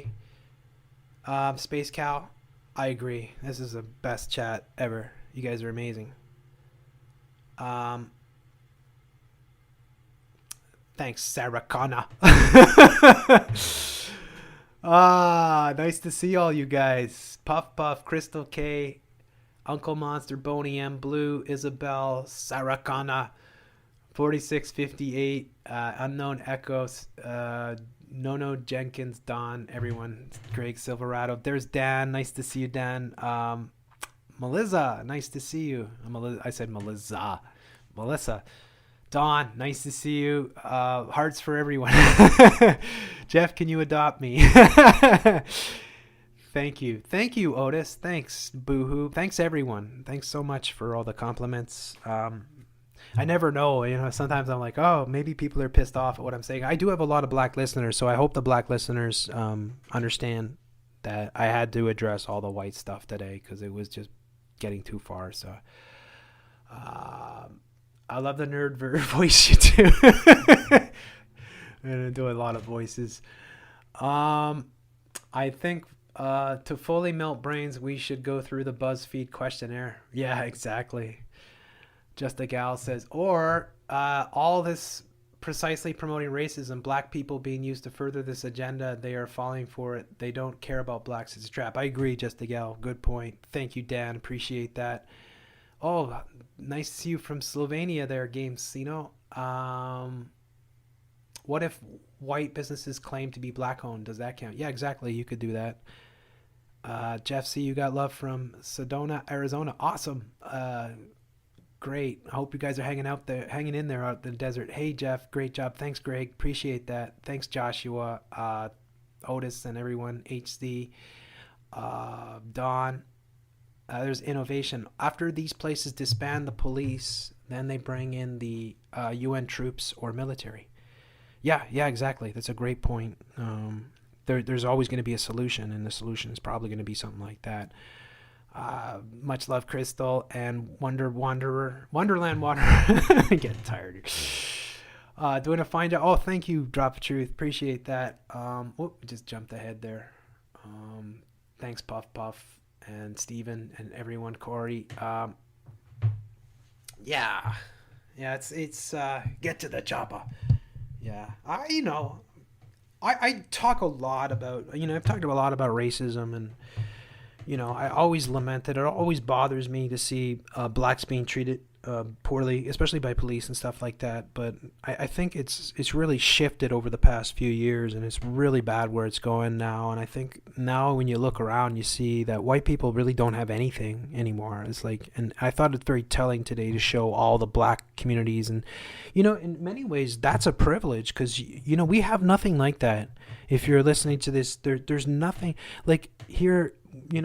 Montreal, it's like the Jews have all these different groups and organizations, and and the whites have nothing, absolutely nothing. Like there's nothing, and you could say, oh, well, everything's for whites, but there's no like there's no like white hangout group, or because if you did have that, it would be like completely racist. And it's not that I want that stuff, but I think that blacks having all their community centers and organizations and clubs and all that, and whites having nothing, it gives all the black people all their own culture and their own peoples and their own gatherings and their own communities, and then whites have absolutely nothing. And so we're left watching Netflix basically and CNN, and that's why so many white people are just in terrible shape, and they're literally no community whatsoever amongst white people, and people are just losing the ability to communicate with each other. I envy a lot of these groups. I see the Muslims, because they open up a Muslim school in my neighborhood, and I'm not gonna say anything about that. Like I can't be against people. I don't blame them for coming here, but it is something to say, because it's the neighborhood starts to change really quickly. But I often walk by the Muslim school, and they're all out there, like they're talking with each other, and they're all. You could tell how communal they all are, and they all know each other, and it's like you don't see any of that kind of stuff with the white people. They just been lost their soul, it seems. So it's pretty bad, and we know who's really running the show and all that. So, anyways, Jeff, what did you do on your yesterday day off? I did the housework, yard work, all that. I enjoyed it though, but it's like the first day I took off in a long time, like a full day where I didn't put anything up. So I got to get to my messages and all that. I'm behind. So have patience if you message me in the last couple of days over the weekend, because I need to be able to do stuff, obviously, other than just work. But yeah, it was a nice weekend. We had some nice weather. Today was nice too. Cheers from Colorado. Thanks, Boney M. Much love from Alabama. Awesome. The Deep South. I hope you guys are keeping cool down there. You're right about this BS creating more racism. Yeah, I agree. Yeah, that's what I think. I think it's all designed to push people into their tribes and make people turn against the majority. It bothers me to see I see all these Asian people on CBC talking about white racism. I'm just like, good Lord, are you serious? Seriously. And it's like everybody on CBC is from somewhere else. Everyone. Like, they got women in burqas and freaking Indians and blacks and everything. And it's like there's almost no whites. And it's like, you guys are all complaining about white supremacy, and, you're all in those positions. It's like, is it really? You're running the governments, your mayors, your freaking ministers in the government. You're freaking. Is it really that, or is it just that bad people run the media and they're using this as a weapon to divide and conquer us? I really like. If there is true blue white supremacy, and I mean white supremacy in the way that it's like neo-Nazis and people that want a white nation and all that crap, if you're somebody and you want a white nation and you're peaceful, I don't think there's that's your I believe that's your constitutional right. I don't agree with you and all that, but if you're peaceful and all that, it's cool. There shouldn't be a problem with that. There's a lot of black people that believe that. There's a lot of Jewish people that believe that. I imagine there's a lot of Chinese people and other people that believe those types of things too, right?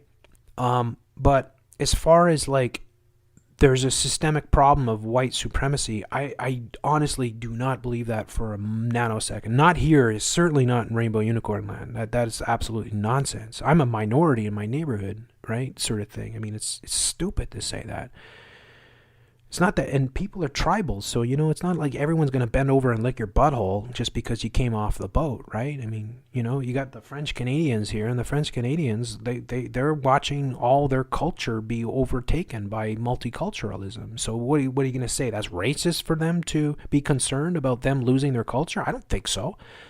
They're in a tiny little pocket, a little corner here in North America, and they're losing their culture basically, or they keep it in the smaller places, but like the big cities, it's and it's all New World Order governments that are basically running the show. So I don't even think I think the Parti Québécois has gone pretty much New World Order too. It used to be about Maître chez nous sort of thing. Anyways, hi Ro, hey everyone. There's Gene Rosen, Don. Oh, there's Camille. Hi Jeff. Can't stay in the chat because I got to do dishes, but I'm here and I'm hoping y'all having a great night. Awesome. Camille is amazing. Go check her out if you guys don't know her channel. She's really talented. Great work. There's Cole Ford saying, hi, Jeff. Thanks for the knowledge. As always, your hard work is appreciated. Oh, thank you so much. I appreciate that.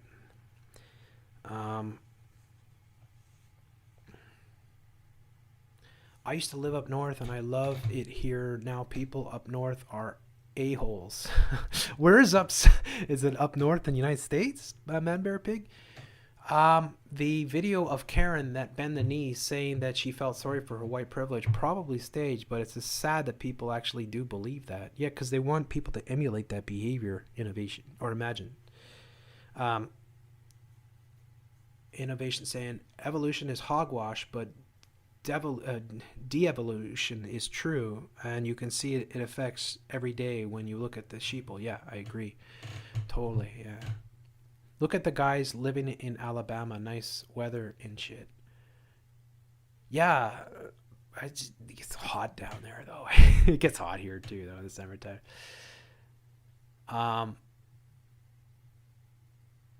Culture is a lovely thing to be shared and enjoyed, not forced. Yep.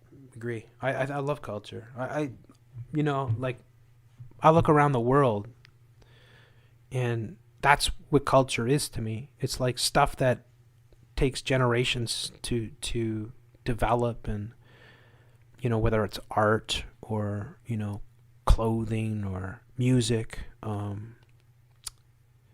it's something that is a sign of a civilization kind of thing, right? A civilization that flourishes and does well, and these are the products of that civilization sort of thing.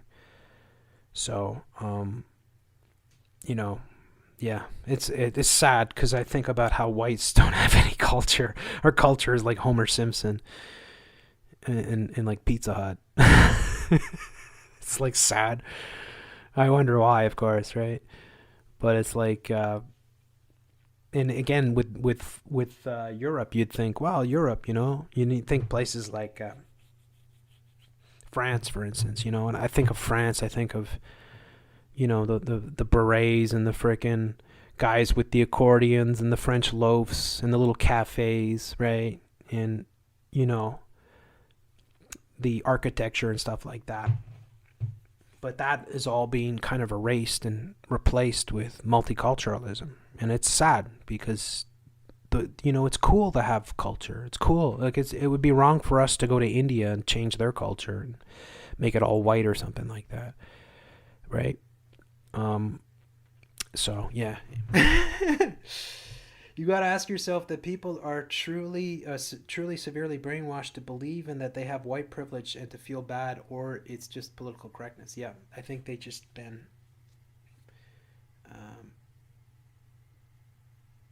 are you red green on your days off? Is that an actor or something?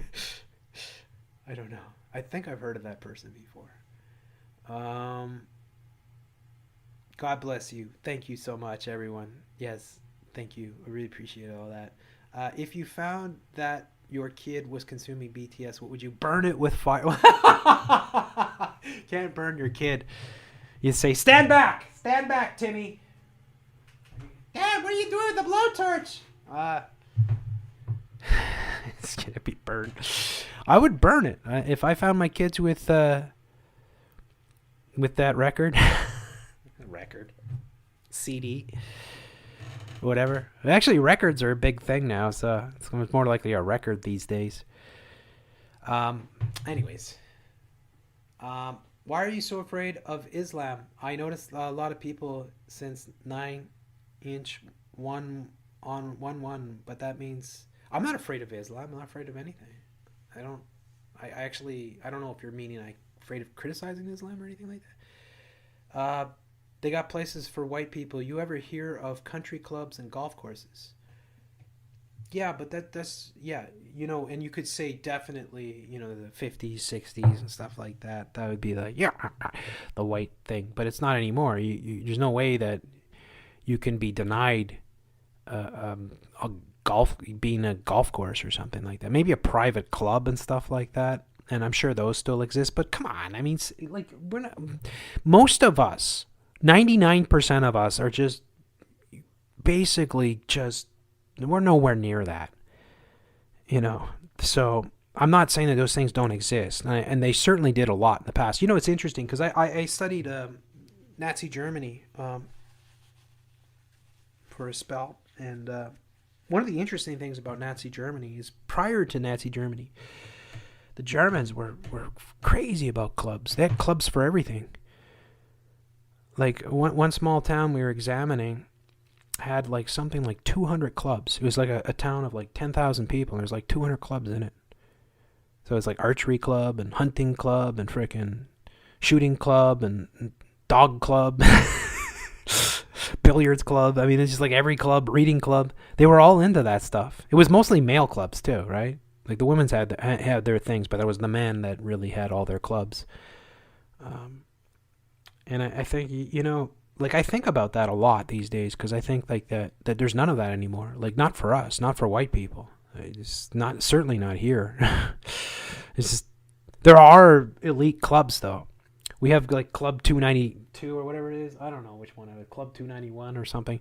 There's this posh, you know, elite club here in Montreal where all the mobsters and the political elite go, and there's like a Turkish bath in it and all that, and it's like super swanky. It's old Montreal, and so there are those elite clubs that exist and stuff like that. But I'm saying like on a communal level, like I'm saying like look at all the black community. Like they have all these cultural centers, and you know just all these different sort of community things that they have that are for their communities and for their people.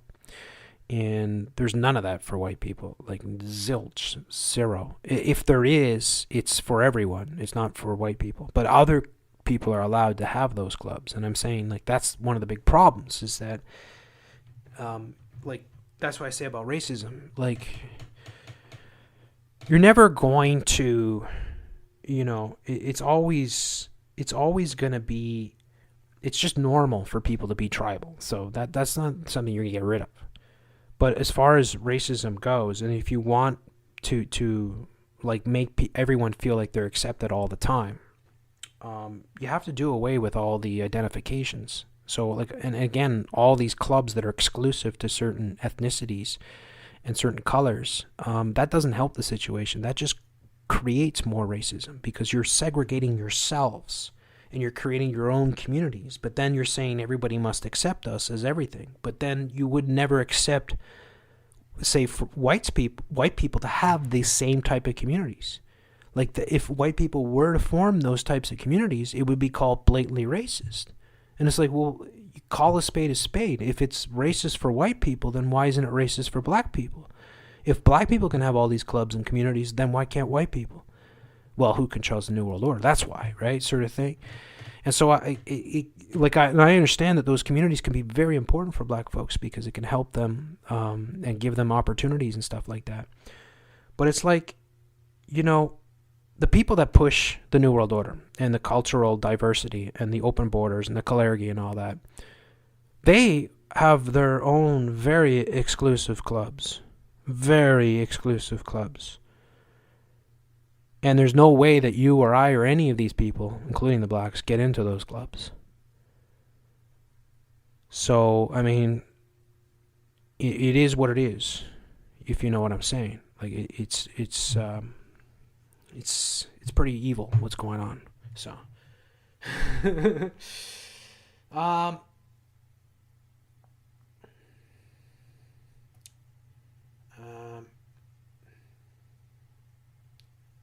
see here.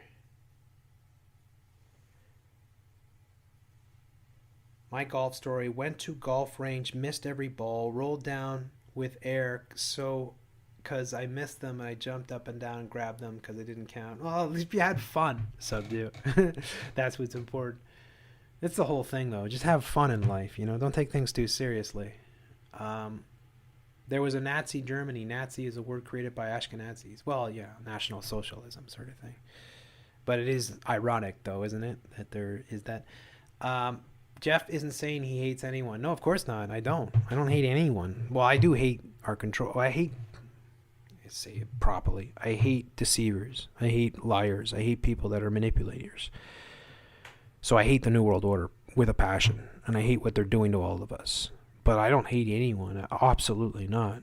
And yeah, as I say, I mean, I often hate my own people, white people, more than most people. Certainly, I don't go around hating anybody at all, ever. Seriously, I never go around with that attitude at all. But I do hate seeing how weak people have become and how ashamed people have become of who they are. And this orchestrated divide and conquer and just the horrible sort of programming of white people into being such, you know, pansies. Yeah, it's sad. It's sad, and real black people should call it out. I mean, real black people say, you know, we don't want that type of crap. You know, these SJWs. I mean, they're all a bunch of flakes, anyways. And if you think about it, and I'm saying this seriously, like, it's nice that people. I understand. I fully support. You know, like, first, I fully support ending violence of police against black people and any people. Period. Right? Fully. Yeah, absolutely. And there's no way I endorse racism and discrimination and all those things. I'm wholeheartedly against all that. But we have to be even Steven on it all. We have to go with a clean slate. Everyone has to be even. Otherwise, we never move forward. Otherwise, there will always be this. And this is what they want. They want the racial divide and conquer. So they pit everyone against the majority because they know that's how they can you know, they can bring in their new world order. They can just deconstruct society. They can just fragment it, rip it apart, have everyone fighting each other and everyone, you know, in their own little groups, and everyone against the majority sort of thing, including most of the majority itself. I mean, if the majority being white people, most white people are against themselves, which is insanity. It's insane. So, yeah. Crickets are good for fishing. I'll have to try it sometime. I don't know if I've ever tried using a cricket, but I imagine that would work. Yeah, Islam will rule the world soon. Khalifa will return. Okay, well, if that's what you believe in.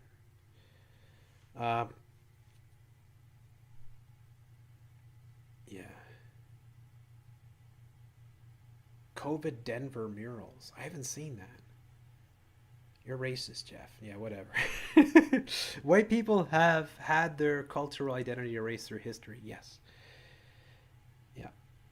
Being offline for a couple days helped the blood pressure. Yeah, it does, eh? It's pretty nasty. Live from Milwaukee. Oh, awesome. Thanks for keeping... Oh, thank you. Keeping sane. Yeah, that's great. Thank you, Anthony. Appreciate that. It's crazy, though. You worry about... Because, like, sometimes I worry that black people that are listening to me are going to take it the wrong way and think that I'm against them, or I'm not at all against them. Or they might think that I'm okay with racism or violence against blacks. I'm not at all. I've talked about it for years. I've always been very sympathetic, but I do understand who runs this New World Order and what they're doing, and I think it's pretty bad. I think tonight's podcast was the first real time I came out and really, you know, I've been doing this for 8.5 years, say, or 8 years plus.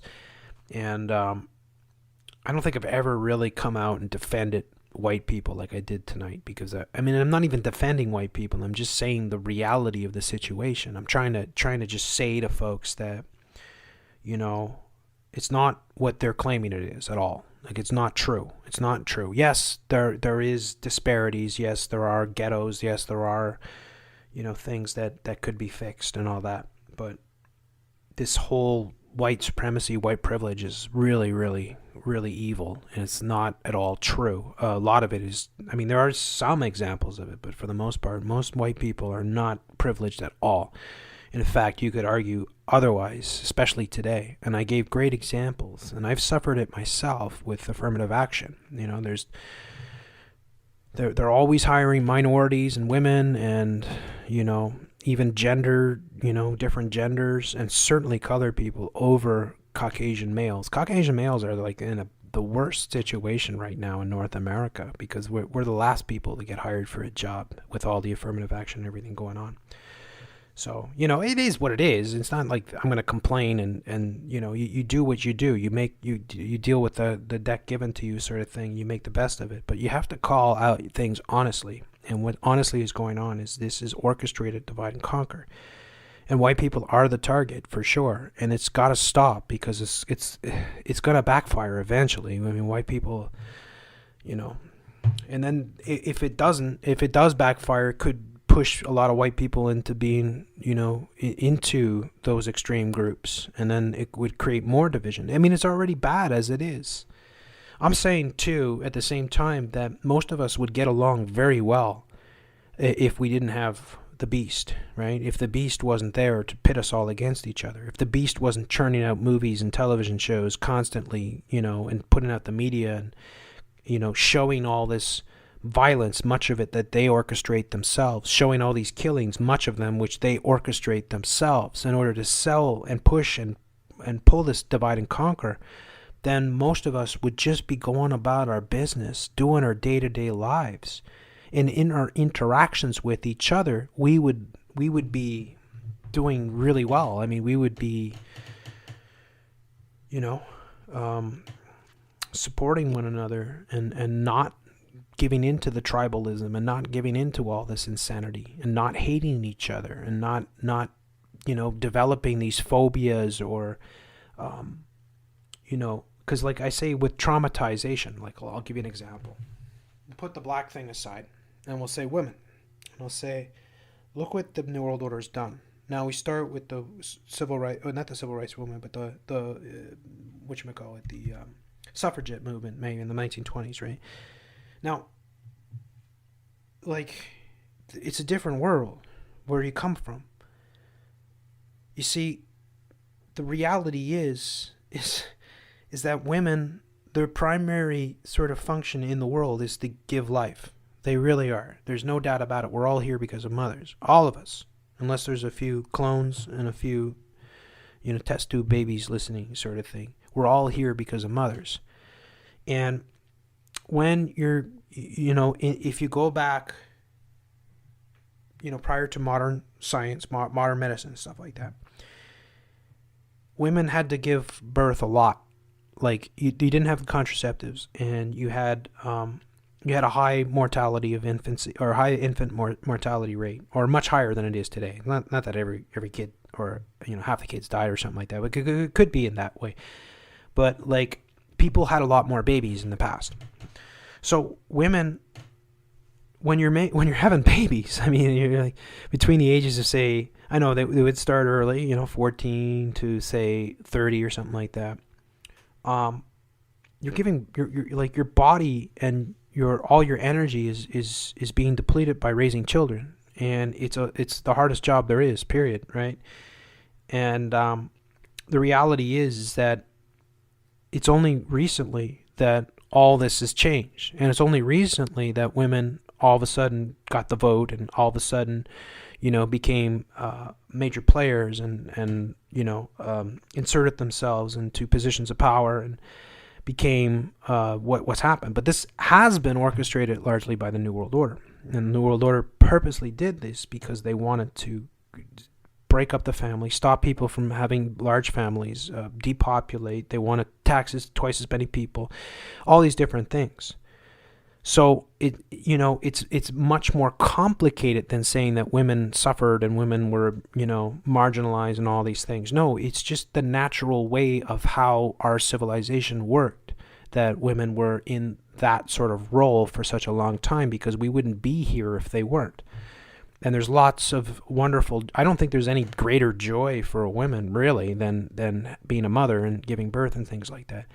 So what I'm saying is that even though I'm 100% in favor, of course, of full equality between men and women, 100%, absolutely, I still understand acutely that what's happening now, especially now with the women's rights movements and all these things, are absolutely detrimental. And they're here not to really liberate women, but to actually just deconstruct civilization.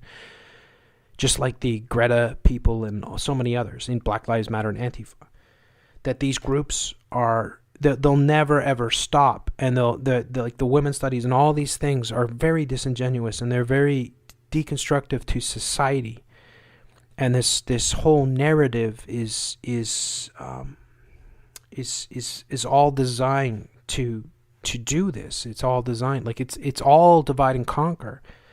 So like I really feel like for instance that these women marches are very evil.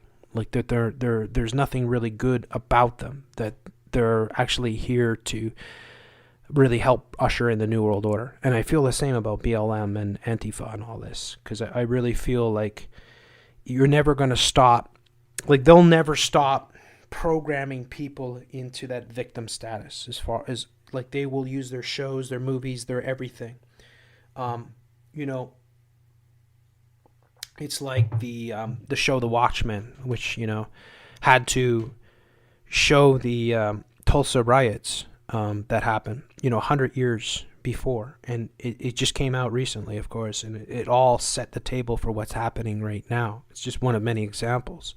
But you're re-traumatizing black people, and you're taking new generations who have grown up in a completely different world and telling them white people did this to you. White people did this to you. Well, the white people that did this to you have long since ceased existed, and the people that are here now would never do this to you, right? And we have to get beyond that. We have to stop looking backwards and constantly being angry about all the supposed injustices that have happened to our peoples, because we're never going to get along, or we're never going to function as a society is if we constantly claim to be victims at every turn.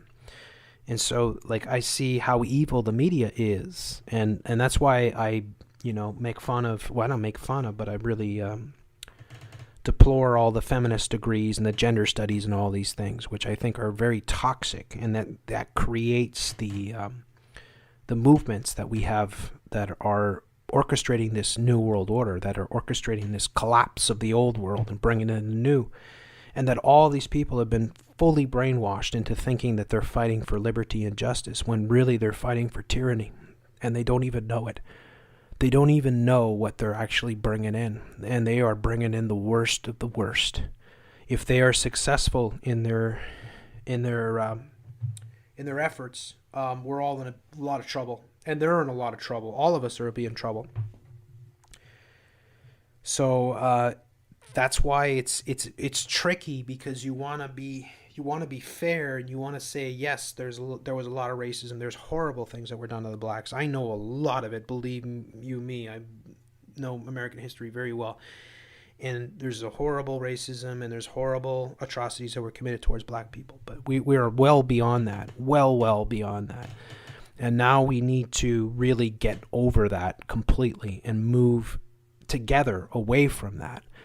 And embrace one another and stop this crap, because our controllers never want that. They want us always. They want to take each new generation and take them further away and make them further more against, and use them as weapons, use them as instruments of their own sort of chaos that they're trying to orchestrate.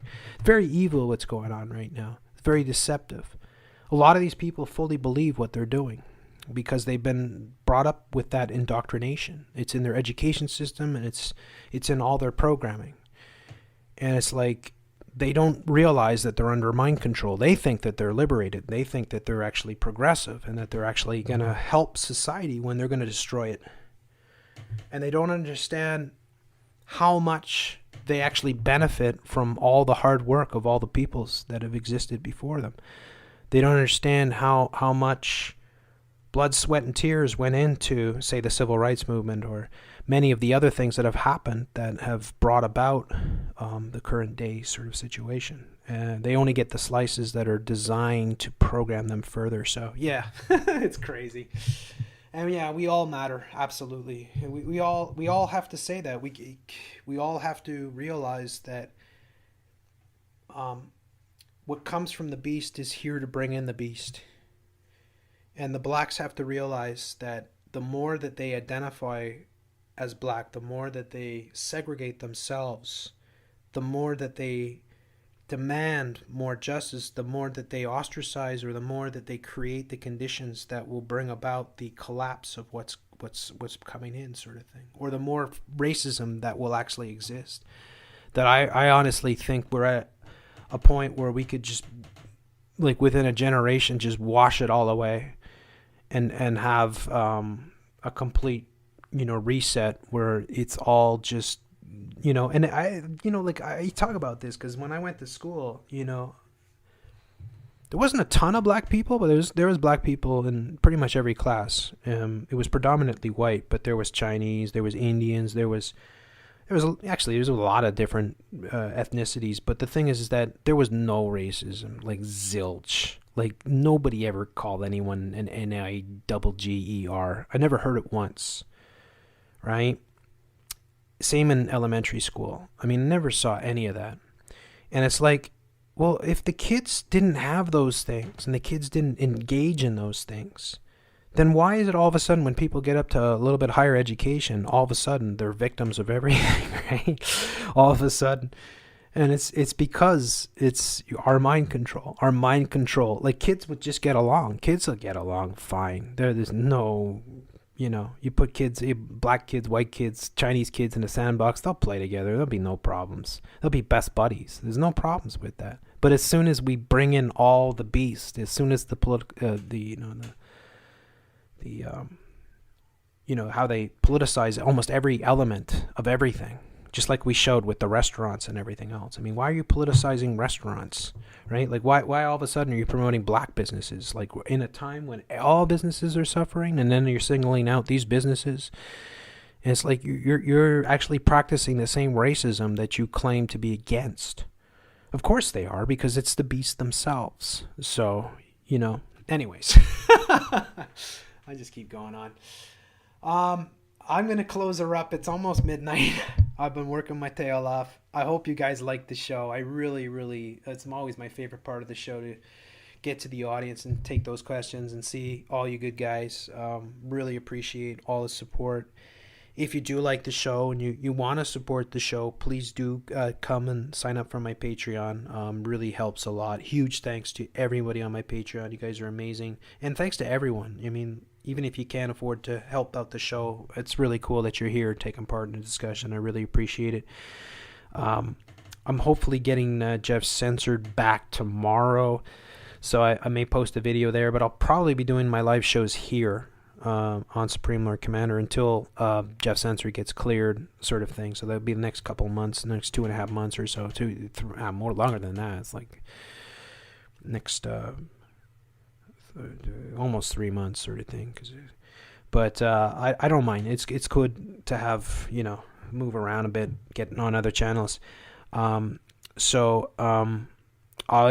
don't think I'll do a live show tomorrow, but I will be posting a lot of videos. I want to come back and do the whole body cam thing, because I think the body cam is really important. I wanted to discuss that tonight, but I went on such a long sort of thing on the whole racism thing, and the white supremacy, so I guess this is going to be the whole white supremacy podcast. Probably won't go live tomorrow unless, something really big happens. But I will put up a lot of short videos, and it's good that I put up a lot of short videos, because there's a lot of people that don't have time to catch the live shows and stuff like that. So some people like to have in the short. People like both, I think. So I do really love doing live shows. It's my favorite. But I will do another live show on Wednesday for sure. And probably around the same time. I like that time frame, sort of thing. So you guys, thank you all so much for taking part in the show. You guys are awesome. And please be the change that you want to see. treat everyone with equal respect, regardless of whatever their color or their, ethnicity or their religion is. And then you'll see, when you do treat people that way, they treat you well back. And that's the type of change that we can implement, like a real sort of thing, not a fake thing that they orchestrate and they use as a weapon. So, yeah. And I'm very proud to have a channel where I have so many people from all different, colors and races and ethnicities and nationalities from all over the world, because it's really important that we have. I know, I'm against globalization, that, but I mean we have it forced on us, sort of thing. So in order to beat the beast, we have to be able to work together and try our best to overcome what they throw at us, sort of thing. So it's very important for us to be able to communicate with people around the world. Much love, guys. I'm going to let you go. I'll clear out here with my outro, so give you guys a chance to finish up your conversations and stuff. And yeah, I'll be back tomorrow. So much love, folks. God bless you. See you guys all on the next one.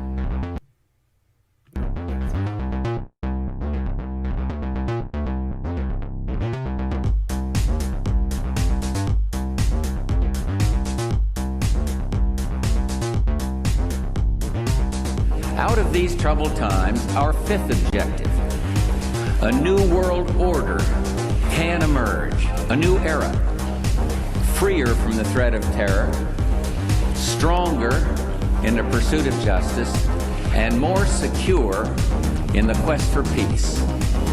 An era in which the nations of the world, east and west, north and south, can prosper and live in harmony. 100 generations have searched for this elusive path to peace, while 1,000 wars raged across the span of human endeavor. And today that new world is struggling to be born. A world quite different from the one we've known. A world where the rule of law supplants the rule of the jungle. A world in which nations recognize the shared responsibility for freedom and justice. We have before us the opportunity to forge for ourselves and for future generations a new world order, a world where the rule of law, not the law of the jungle, governs the conduct of nations. When we are successful, and we will be, and we will be, and we will be, and we will be, we have a real chance at this new world order. An order in which a credible United Nations can use its peacekeeping role to fulfill the promise and vision of the UN's founders. What is at stake is more than one small country. It is a big idea, a new world order, where diverse nations are drawn together in common cause to achieve the universal aspirations of mankind: peace and security, freedom, and the rule of law. Such is a world worthy of our struggle and worthy of our children's future. And now we can see a new world coming into view. A world in which there is the very real prospect of a new world order. A world where the United Nations, freed from Cold War stalemate, is poised to fulfill the historic vision of its founders. And that's why I wanted to speak to you today about the new world taking shape around us, about the prospects for a new world order, for a new world order, for a new world order now within our reach. Time and time again about a new world order, and this is the best chance to begin to establish the new world order. And that's why the stakes are so high. And after 1989, President Bush said, and it's a phrase that I often use myself, that we needed a new world order. We needed a new world order. We needed a new world order. Now, much has been said by the Secretary of State and others about a new world order, about a defining moment in history. And how negative or positive it will be will depend on what kind of new world order we really create. Can it really be said that this is a true New World Order when it lacks a true United Nations collective security effort? What do you think America's place in the New World Order should be?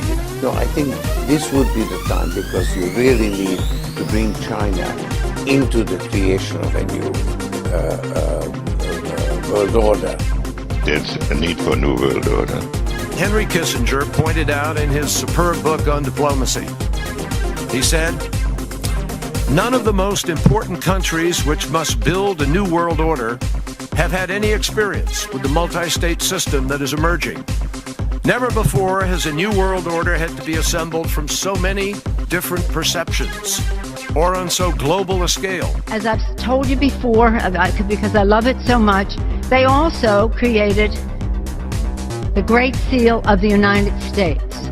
And that Great Seal of the United States has on it, Novus Order Seclorum, a new order for the centuries, for the ages, forever, forever, forever, forever, forever. There is a chance for the President of the United States to use this disaster to carry out what his father, a phrase his father used, I think, only once, and hasn't been used since, and that is a new world order, a new world order, a new world order. The transatlantic partnership was never just the foundation of our security. It was the foundation of our way of life. It was forged in experience of the most bitter and anguished kind. Out of it came a new Europe, a new world order, a new world order, a new world order, a new world order. Commander, telling me that they were not sure they would be able to contain the fire. I said, we've had such terrible loss of life. Maybe the smartest thing to do is pull it.